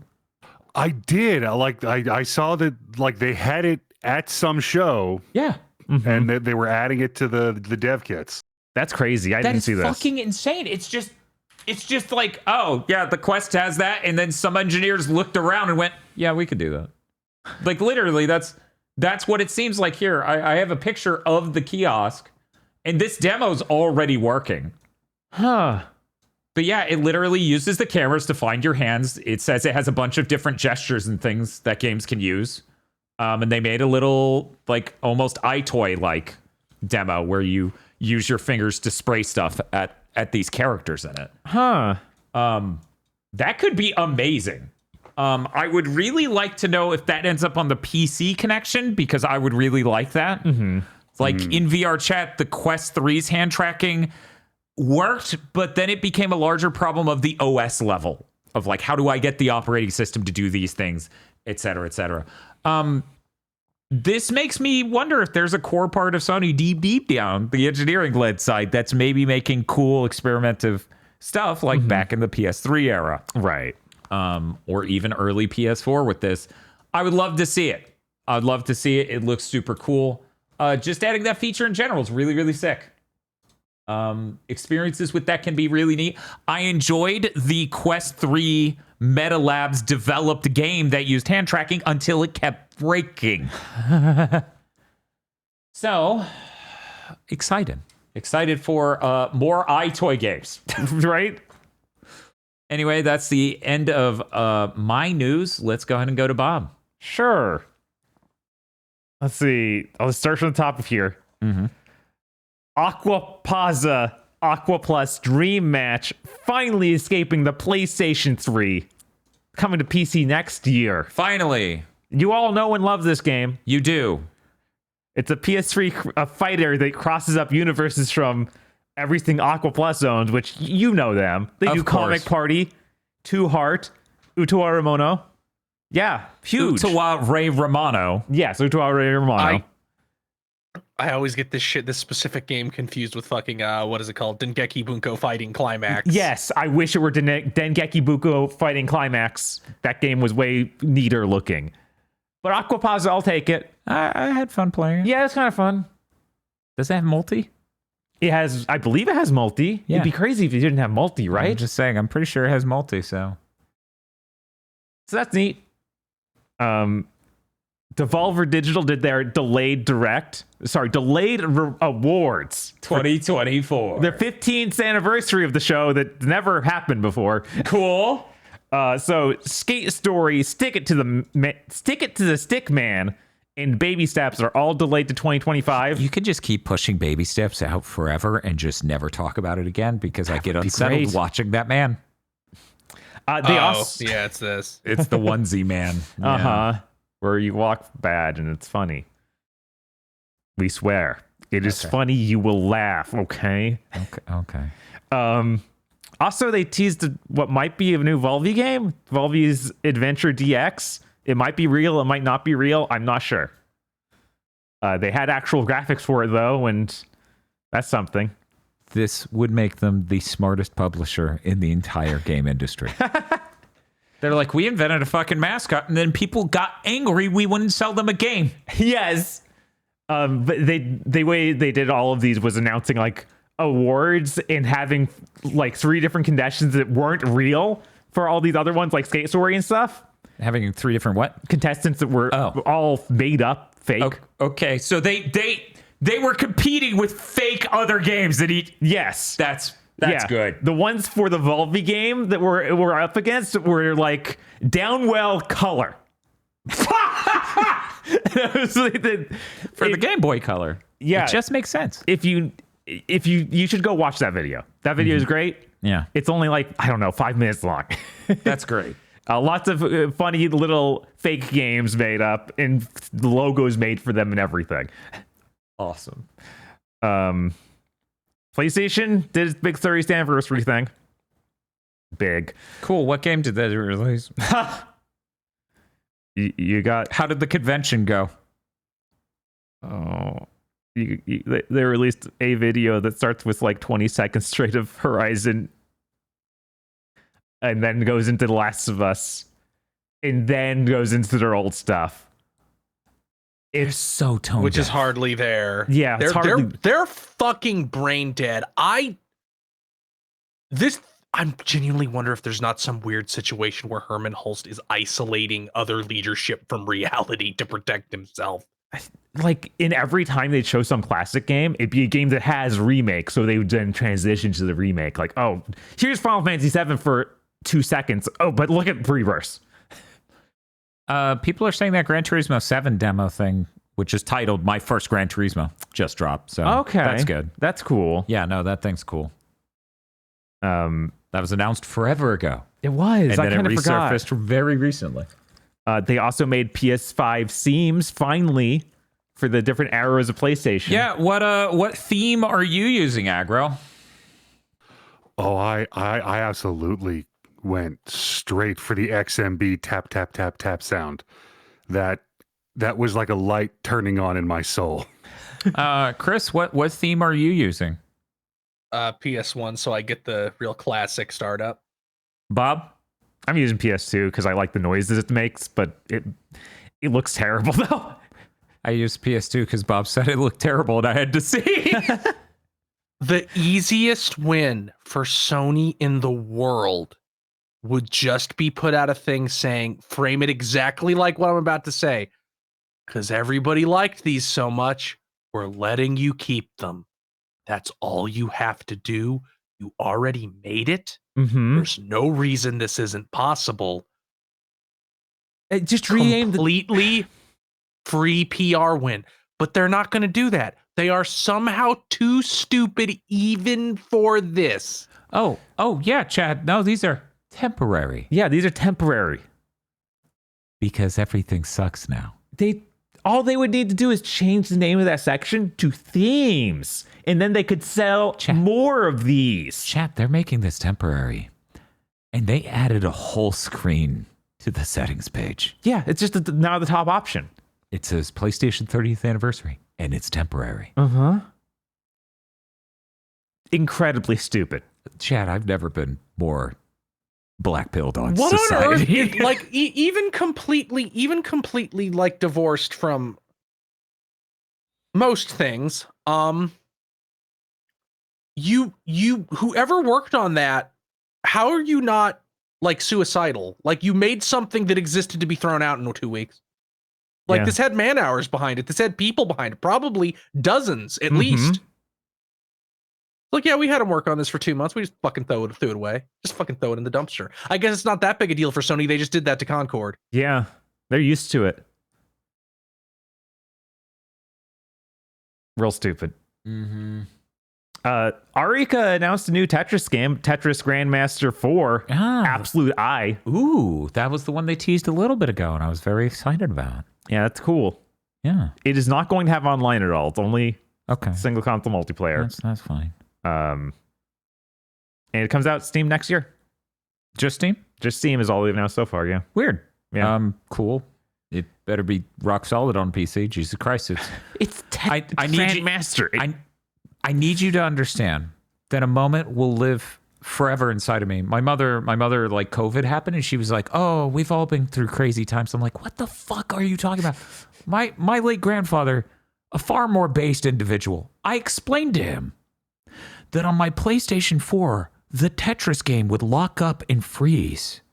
And he would not stop laughing at how bad gaming had gotten. He would not stop laughing that they found a way after that many years to fuck up Tetris. Yeah. By the way, my grandfather's the one who constantly played through Dragon Quest 1 through 4 over and over again. That man was a hell of a gamer. So I live knowing that at any moment someone could go, here's Tetris, oops, I shouldn't. Like, it could happen. It could. You know that Tetris collection game came out. Yes, it did. I meant to play it, but I have not had a chance yet. It snuck up on me. Yeah. I wish I'd gotten more time on the Thanksgiving break to just be done with Romancing Saga 2. Because, man, the PC shit was just so much. I I just want to get done with Romancing Saga 2. Then I can play this Tetris game. Fair. I'm getting that Tetris game, but Jesus Christ. So anyways, March for Tetris Grandmaster 4. Absolute I. That's such a good name. It is. We got Bleach of Rebirth of Souls news. Yeah? It comes out March 21st. We got some competition for Tetris Grandmaster 4. Absolute I. Oh my God, we're living it up. Hey, wait a second. Wait a moment. I have a brilliant idea. You know, like, us doing Game of the Year in January is still pretty rough. You know? We're chasing down games that are coming out at the end of December. We're dealing with the holidays. We're doing all this. What if we did Game of the Fiscal Year? And we just GOTFY? That would be pretty sick. We do it at the end of March every year. We become the most base. We're like, whatever. They're not. The games from last year aren't even done by the end of last year. We gotta push it back. Hope you all enjoy Jackie January being stronger than ever. Right? Yeah, I do think of quite often the best friends bit that they did exactly one time and then lost interest, I fucking guess. Yeah. Where we're like, here's our Game of the Year thing, and it was for the previous year. So I think it was in 2013 they put out their top games of 2012. Okay. Yeah. Yeah. It's fair. Kind of what we do, but we do it in January. And with the increasing spin of like, yeah, this game's not in like a ready state for a year. After it came out, it's like, what motivation are you giving me to not want to do that, game industry? Yeah. Yeah. I mean, it saves us money because we're not forced to buy at launch every game that comes out in October, right, and November and December, and then we get to play the games in a better state. Yeah, industry's so stupid. So I budgeted because I finished buying games for this year. I will probably not buy any additional games this year in 2024. Mm-hmm. Just putting things off a couple months. I bought basically the same amount of games as last year, but just putting most things off even a month, I saved $300. Yeah, it adds up. Next year, I'm just going to start skipping AAA games because they're not going to be done in that year. I expect next year to save about probably $1,000. Yeah, over the entire course of the year. Hey, gaming industry, if there's 2,000 people like me, you're only 2,000. That's a lot of fucking money. Yeah. If there's 10,000 people like me, you have a real fucking problem. If there's 100,000, you're fucked.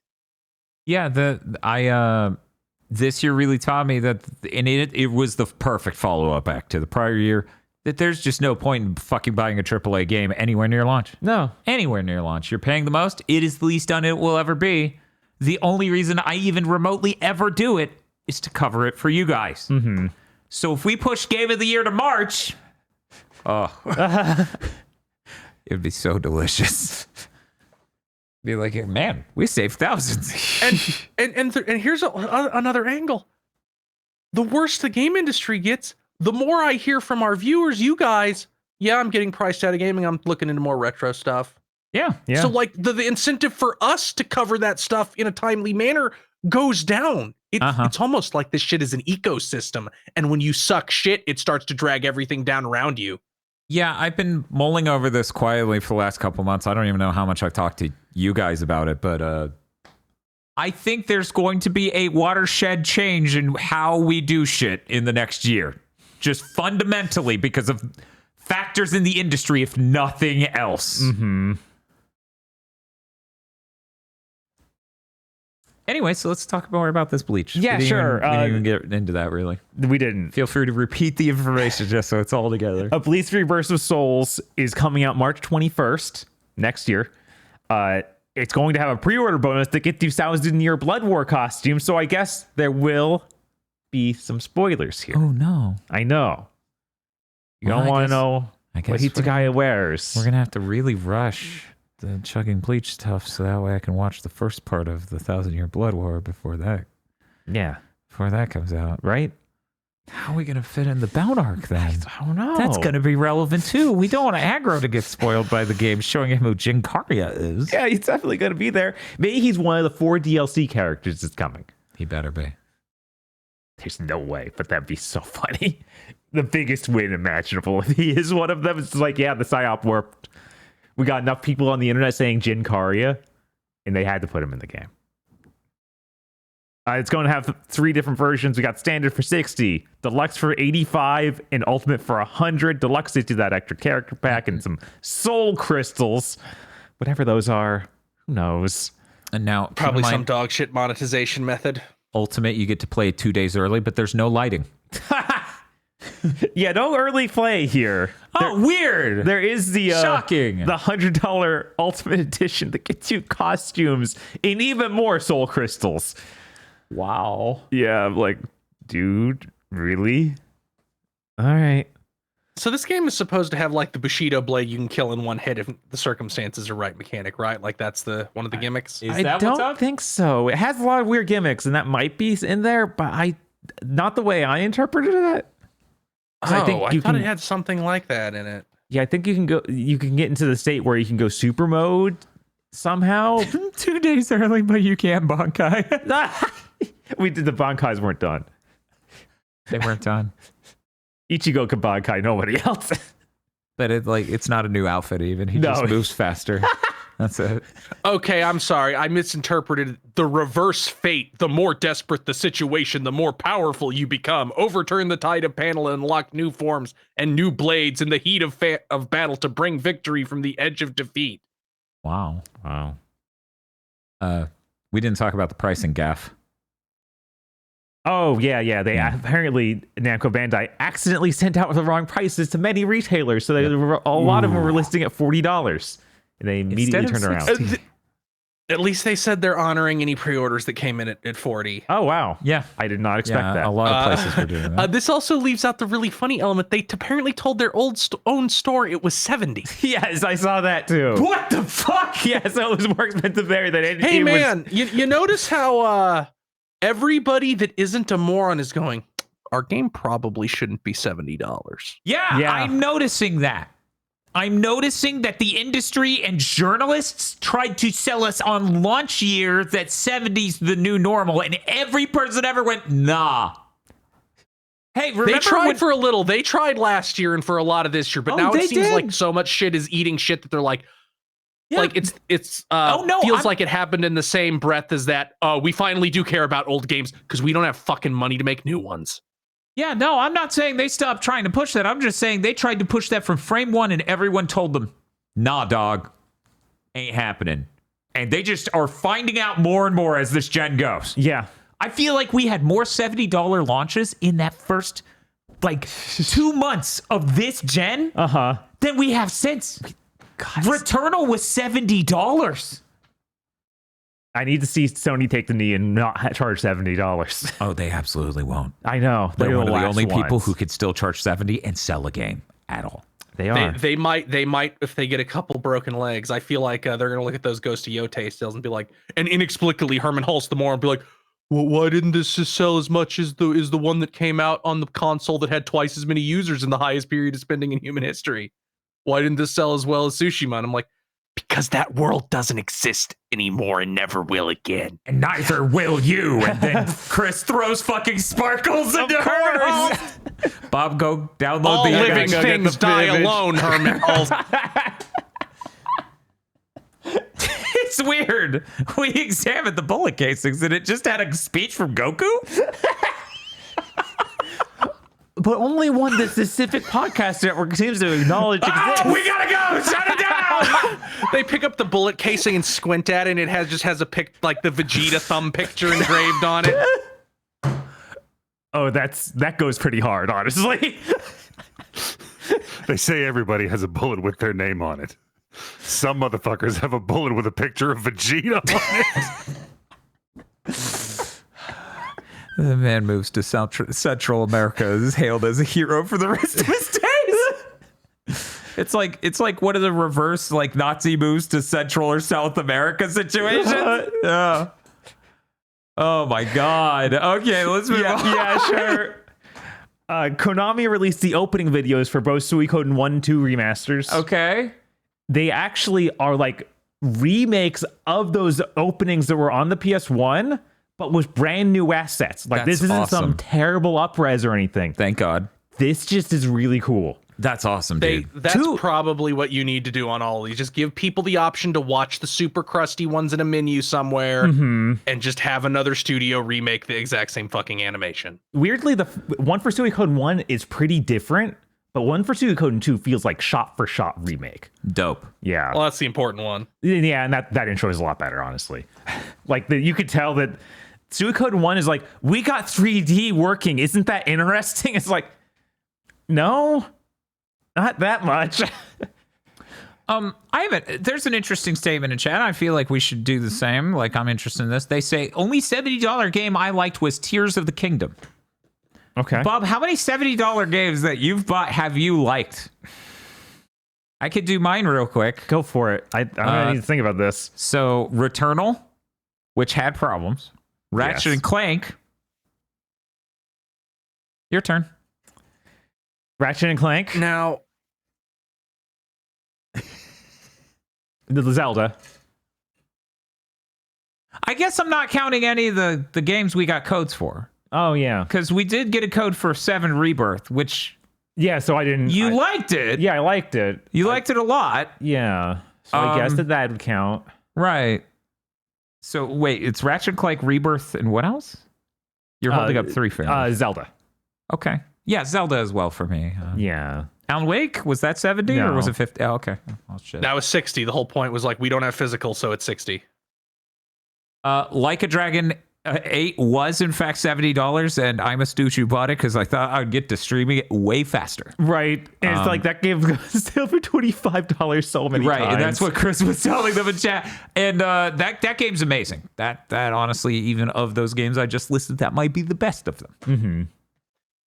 Now, do you just mean a $70 game I liked, or a $70 game I was in any way impressed by in a manner where I think it might have been worth $70? I think the core question here is, by the end of spending $70, did you still like the game, or did that fucking ruin the mood? Oh, yeah. Metaphor was also 70. It shouldn't have been 70. As I said multiple times, like, yeah, this is the same scope, like a little bit enhanced for Persona, but it's not a $70 game. Are you crazy? Bob, they spent a lot of money fucking up the optimization, so the whole thing ran like shit at times. And some guy who does PC breakdowns of GPU pipelines just goes, I don't know how. Right? I can't even list Zelda because I didn't pay $70 for Zelda. I bought a fucking voucher and paid, so I paid $50 Same. for Zelda. Same. So Yes. technically none of us. Yeah, technically none of us paid full price for Maybe Zelda. Aggro? If you want to No, I vouchered that game. Ragnarok, that is it. That is the only game I have paid $70 where I put it down at the end and was like, that was a great fucking experience. I'm happy with it. I definitely don't rue every second I think of the price tag. Okay, so I'm off the 5 then with that. Fuck Spider-Man 2. Fuck Spider-Man 2. Like a Dragon 8. I was hearing from someone, this was like real rumor shit, right? So don't put any credit. No one be like, let's make a news cycle out of this. I was hearing from somebody who works near Insomniac that the employees go there on lunch or whatever, and they were not happy with Spider-Man 2. Anyway, Like a Dragon 8, Ratchet and Clank, Returnal. I mean, man, are you saying the game that had like so much unbelievably huge amount of cut shit, the developers weren't happy with it? Yeah. Weird. Shocking, I know.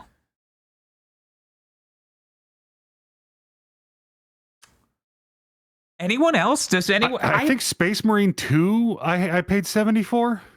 Okay, Yeah, that yeah. game is And I really 70. like that. 70, yeah. Okay. Anything else? Like, Because I have 3, Bob has 5. Yeah.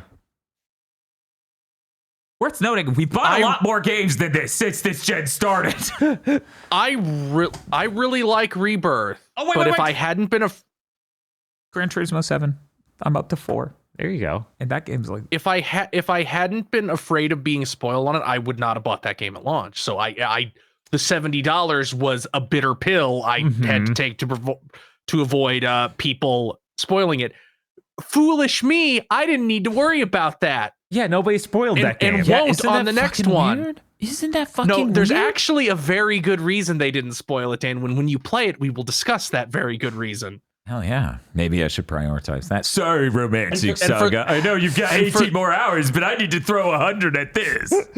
And for the record, that reason is not it's impossible to spoil, it's too complicated. Okay. That is Yeah, not no. that is Cool. bizarrely not the reason. Nice. No one in chat say shit.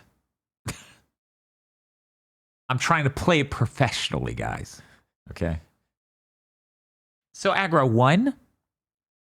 I mean, in addition to some of the others listed, yeah. Okay. Okay. I just Cloud becomes pregnant. Yes. Well, I went over that. That wouldn't be spoilers for me. Right, I yeah, called that you called that. You already knew. he gets the live stream. Do you think that these giant publishers are so fucking stupid? They didn't make the connection. First of all, yes, obviously. Yeah. But didn't realize that, like everybody under 30 is getting these huge cash influxes from the government through stimulus and the really good unemployment we had during COVID. So that's going to stop eventually, and then people aren't going to buy our $70 games.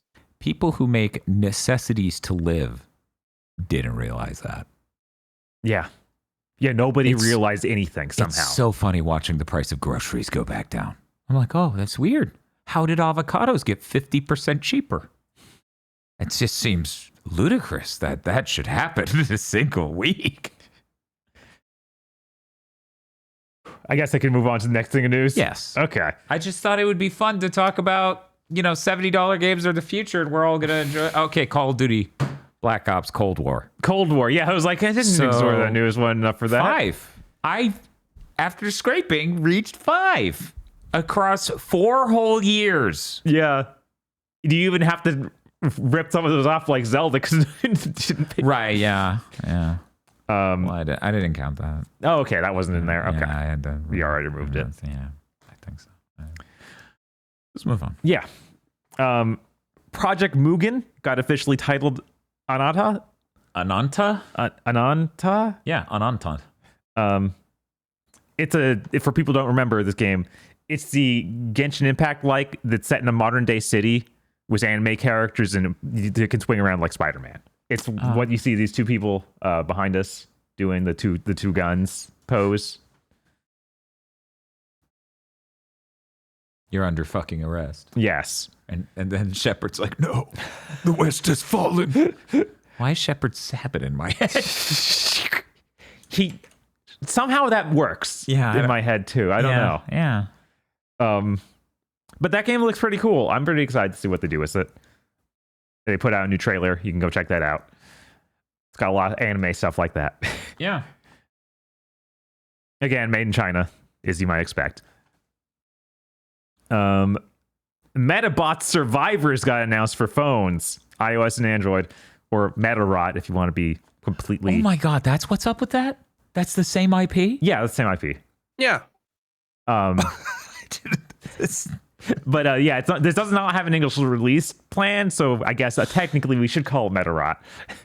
I think there's some kind of weird fucking fucky wucky license problem with the Western release. So like they can't get shit out for it. Huh. How did it take me till now? But this is literally Metabots Vampire Survivors. Yeah. Just straight up. It comes out in February when in this Japan. when this was first announced, a lot of people got the story wrong because it's like because they were saying Metabot survival game, and like no, they're saying Survivor because it is literally just Vampire Survivors. So congratulations, Vampire Survivors. You made a new genre. I hope you got all the money you needed. Yeah, Because I expect Nintendo to shadow drop a free one of these for Pokemon in about 6 months. Oh no. Oh hey, Rig finally beat his first Pokemon game. Oh yeah? Yeah, it just took him 28 years Wow. or something like that. He beat Pokemon Fire Red. I was like, it's going to be Fire Red. Yeah. It's got to be. We're trying to talk him into playing Rig, by the way, is Retro Island Gaming on Twitch. We're trying to talk him into playing a Black and White next because it's the best Pokemon game. I mean, it is. It is. No doubt. And Black and White 2 even gives you the nostalgia Pokemon. So there you go. Okay, yeah. Yeah. He's got to do it. And my last thing here. Mature and Vice are being added to King of Fighters 15. They come out like next week on the 12th. They're going to be $10 for both of them. That was quick. Yeah. Holy shit. Dope. And then they're also repricing the entire game when they release them. Okay. So you can buy the whole game, all the DLC for $60. Okay.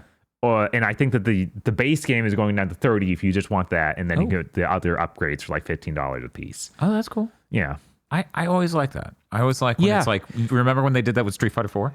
Yeah, and it's like digital storefronts never do this. And they should, because that encourages people to go buy the game. Yo, motherfucker, you know what was successful? The orange box. It's where you take a bunch of shit and you put it all in one package and you go, it's cheap now. Yeah. It otherwise it just sits there and it's like, yeah, I'm not going to spend $60 for this game that came out 6 years ago. That doesn't make sense. Yeah, I'm not going to sit here and spend even $40 on this game. I'm going to have to buy several season passes for. Yeah. You need to bundle this shit and charge me less than you would normally. Mm-hmm. So that's cool. I'm someone in chat trying to add to this saying, please buy Smash Ultimate and then 20 individual character DLCs. That's different. That was 3 season passes, and Smash has thousands of hours for me in it, so that's different. Yes, Tekken 8 should do the same. That one is still pretty new, though. But yes, eventually. Eventually. Should. I do think and they should get a pro update. What the fuck are you... I don't know. Whatever, they would just fuck it up. They would. I honestly think that fighting games shouldn't go down in price, but whenever you finish a season pass, it's in there now. Like, it's like, okay, the last character came out, like, give people like 2 weeks or whatever if they were a Rube and bought the season pass. It's like, now the version of the game just includes it. Then no one will buy the season pass ever. It's true if they know. Well, they will if they want to play those characters within the next year, because season passes take a year to get out now for 4 characters. Mm-hmm. I think this is a bad business plan, because then that last character in the season pass will always just have 2 weeks exclusivity. Meanwhile, fucking my Shiranui or whatever. By the way, trailer dropped in the middle of this podcast. Oh yeah. Yes. But I mean, at the same time, it's like I'm just not gonna buy most fighting games now, because it's like, okay, buy it. Okay, I bought it. Well, now give us $40 more. Look, all you have to do is buy Strive, and then buy Elfelt, and you're done. I already bought Strive. Can we go back to the $70? I absolutely regret that. Fuck that game. You could do that, but now Elfelt's there, so it's a good game. I don't need to play that game to see Elfelt. You can look at Elfelt elsewhere. Shocking. Weird. I didn't know. I the person who a viewer made specifically for me the weekly Elfelt art feed on Blue Sky did not know this. My God. For the record, I don't have any opinions on how Strive plays. I don't think it plays as good as the previous ones. But my big problem is just I hate the fucking UI and all the menus and the way their lobbies work. I hate Arxis' modern fucking infrastructure. I hate it so bad I will skip their next game because of their bad infrastructure. Mm-hmm. Like, sorry guys, you listen to those game journalists who like fishing in fucking Exard too much, and now you ruined all your games forever.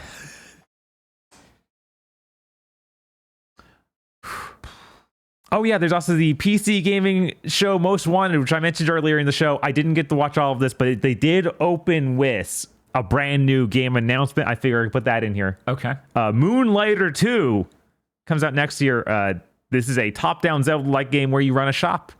The art style is pretty neat. Plays like this dude with white hair and blue sword. He's got white hair and a chin scar. Oh, you're all gonna love him. Yes. We should be shoving Jinkaria, legally distinct Jinkaria, into thousands of Kickstarter games. We should spread it like it's a disease. Yes. And the other one that caught my eye in the first few minutes was Gold God Adventure Gold. Are you okay? Yes. Is everything all right? Everything is fine. Bust a wolf. It's a city builder god game. So there's like a big god monster moves around and you build a city that has a 3D world and 2D characters in it. Okay. And there's like adventurers and stuff that try and come in and do things. And it looks neat. I believe it comes out next year or so. Cool. That's dope. Yeah. That name.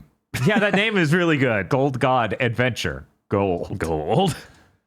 Yeah, people are talking about the Baz. That would be, or the Baz. Yeah, we would just call him Eugene.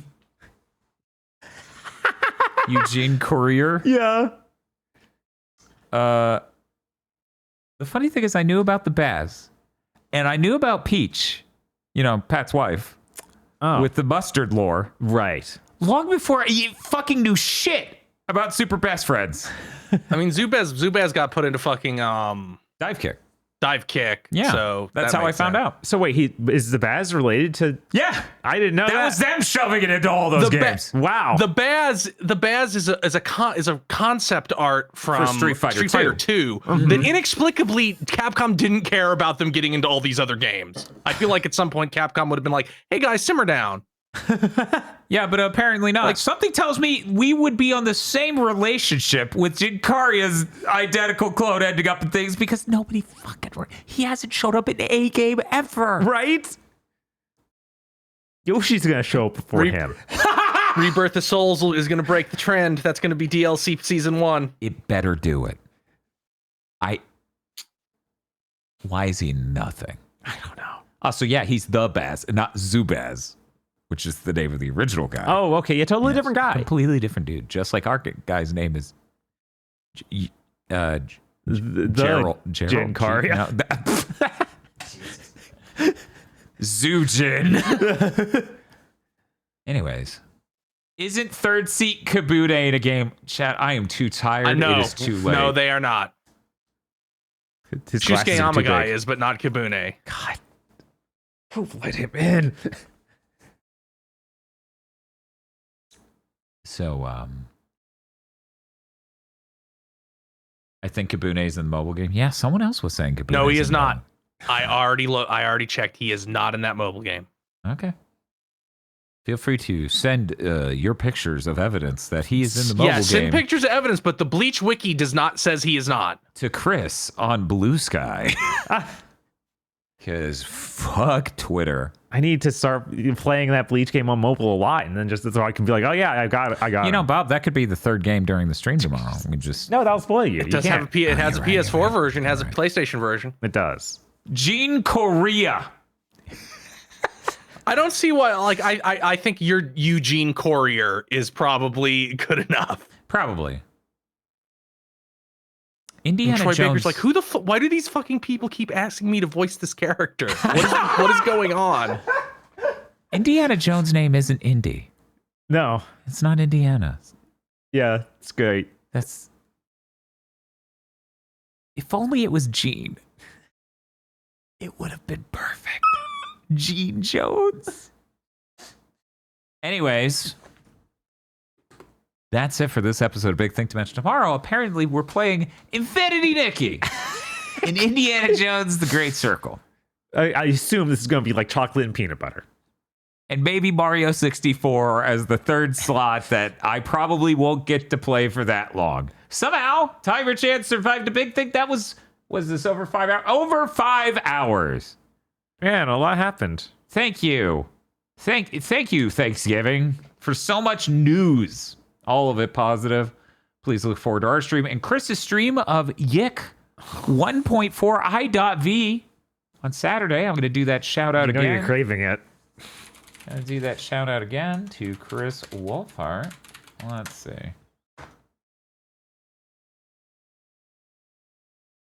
Oh my God. Thank you, Vox, for the lore. Apparently, all the new story stuff in the Yick update, they didn't get the voice actor for Alex back, so he just doesn't talk. Well, yeah, because he got canceled. Oh, is it Oh yeah, It's Kerbofer. Yeah, Chris Kerbofer. Niosi. He got canceled.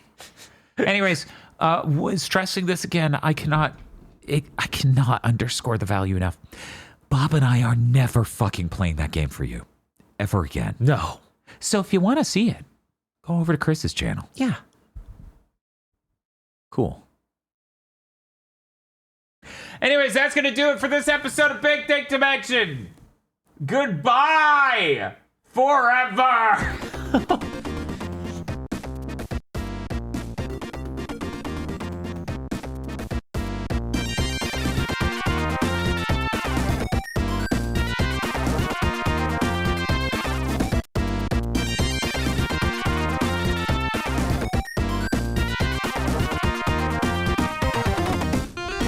very much for listening to this episode of Big Think Dimension. Big Think Dimension is only possible because of you and your support over at patreon.com/gbpodcast, where you can get access to extra gamer premonitions, armchair devs, extras, early access to Chuggy Bleach and Pokemon Go to the movies. And you can also watch the movie Isolation 119, a real movie made completely outside of our control that we now have distribution rights over. That's patreon.com/gbpodcast. Go and watch Isolation 119 now.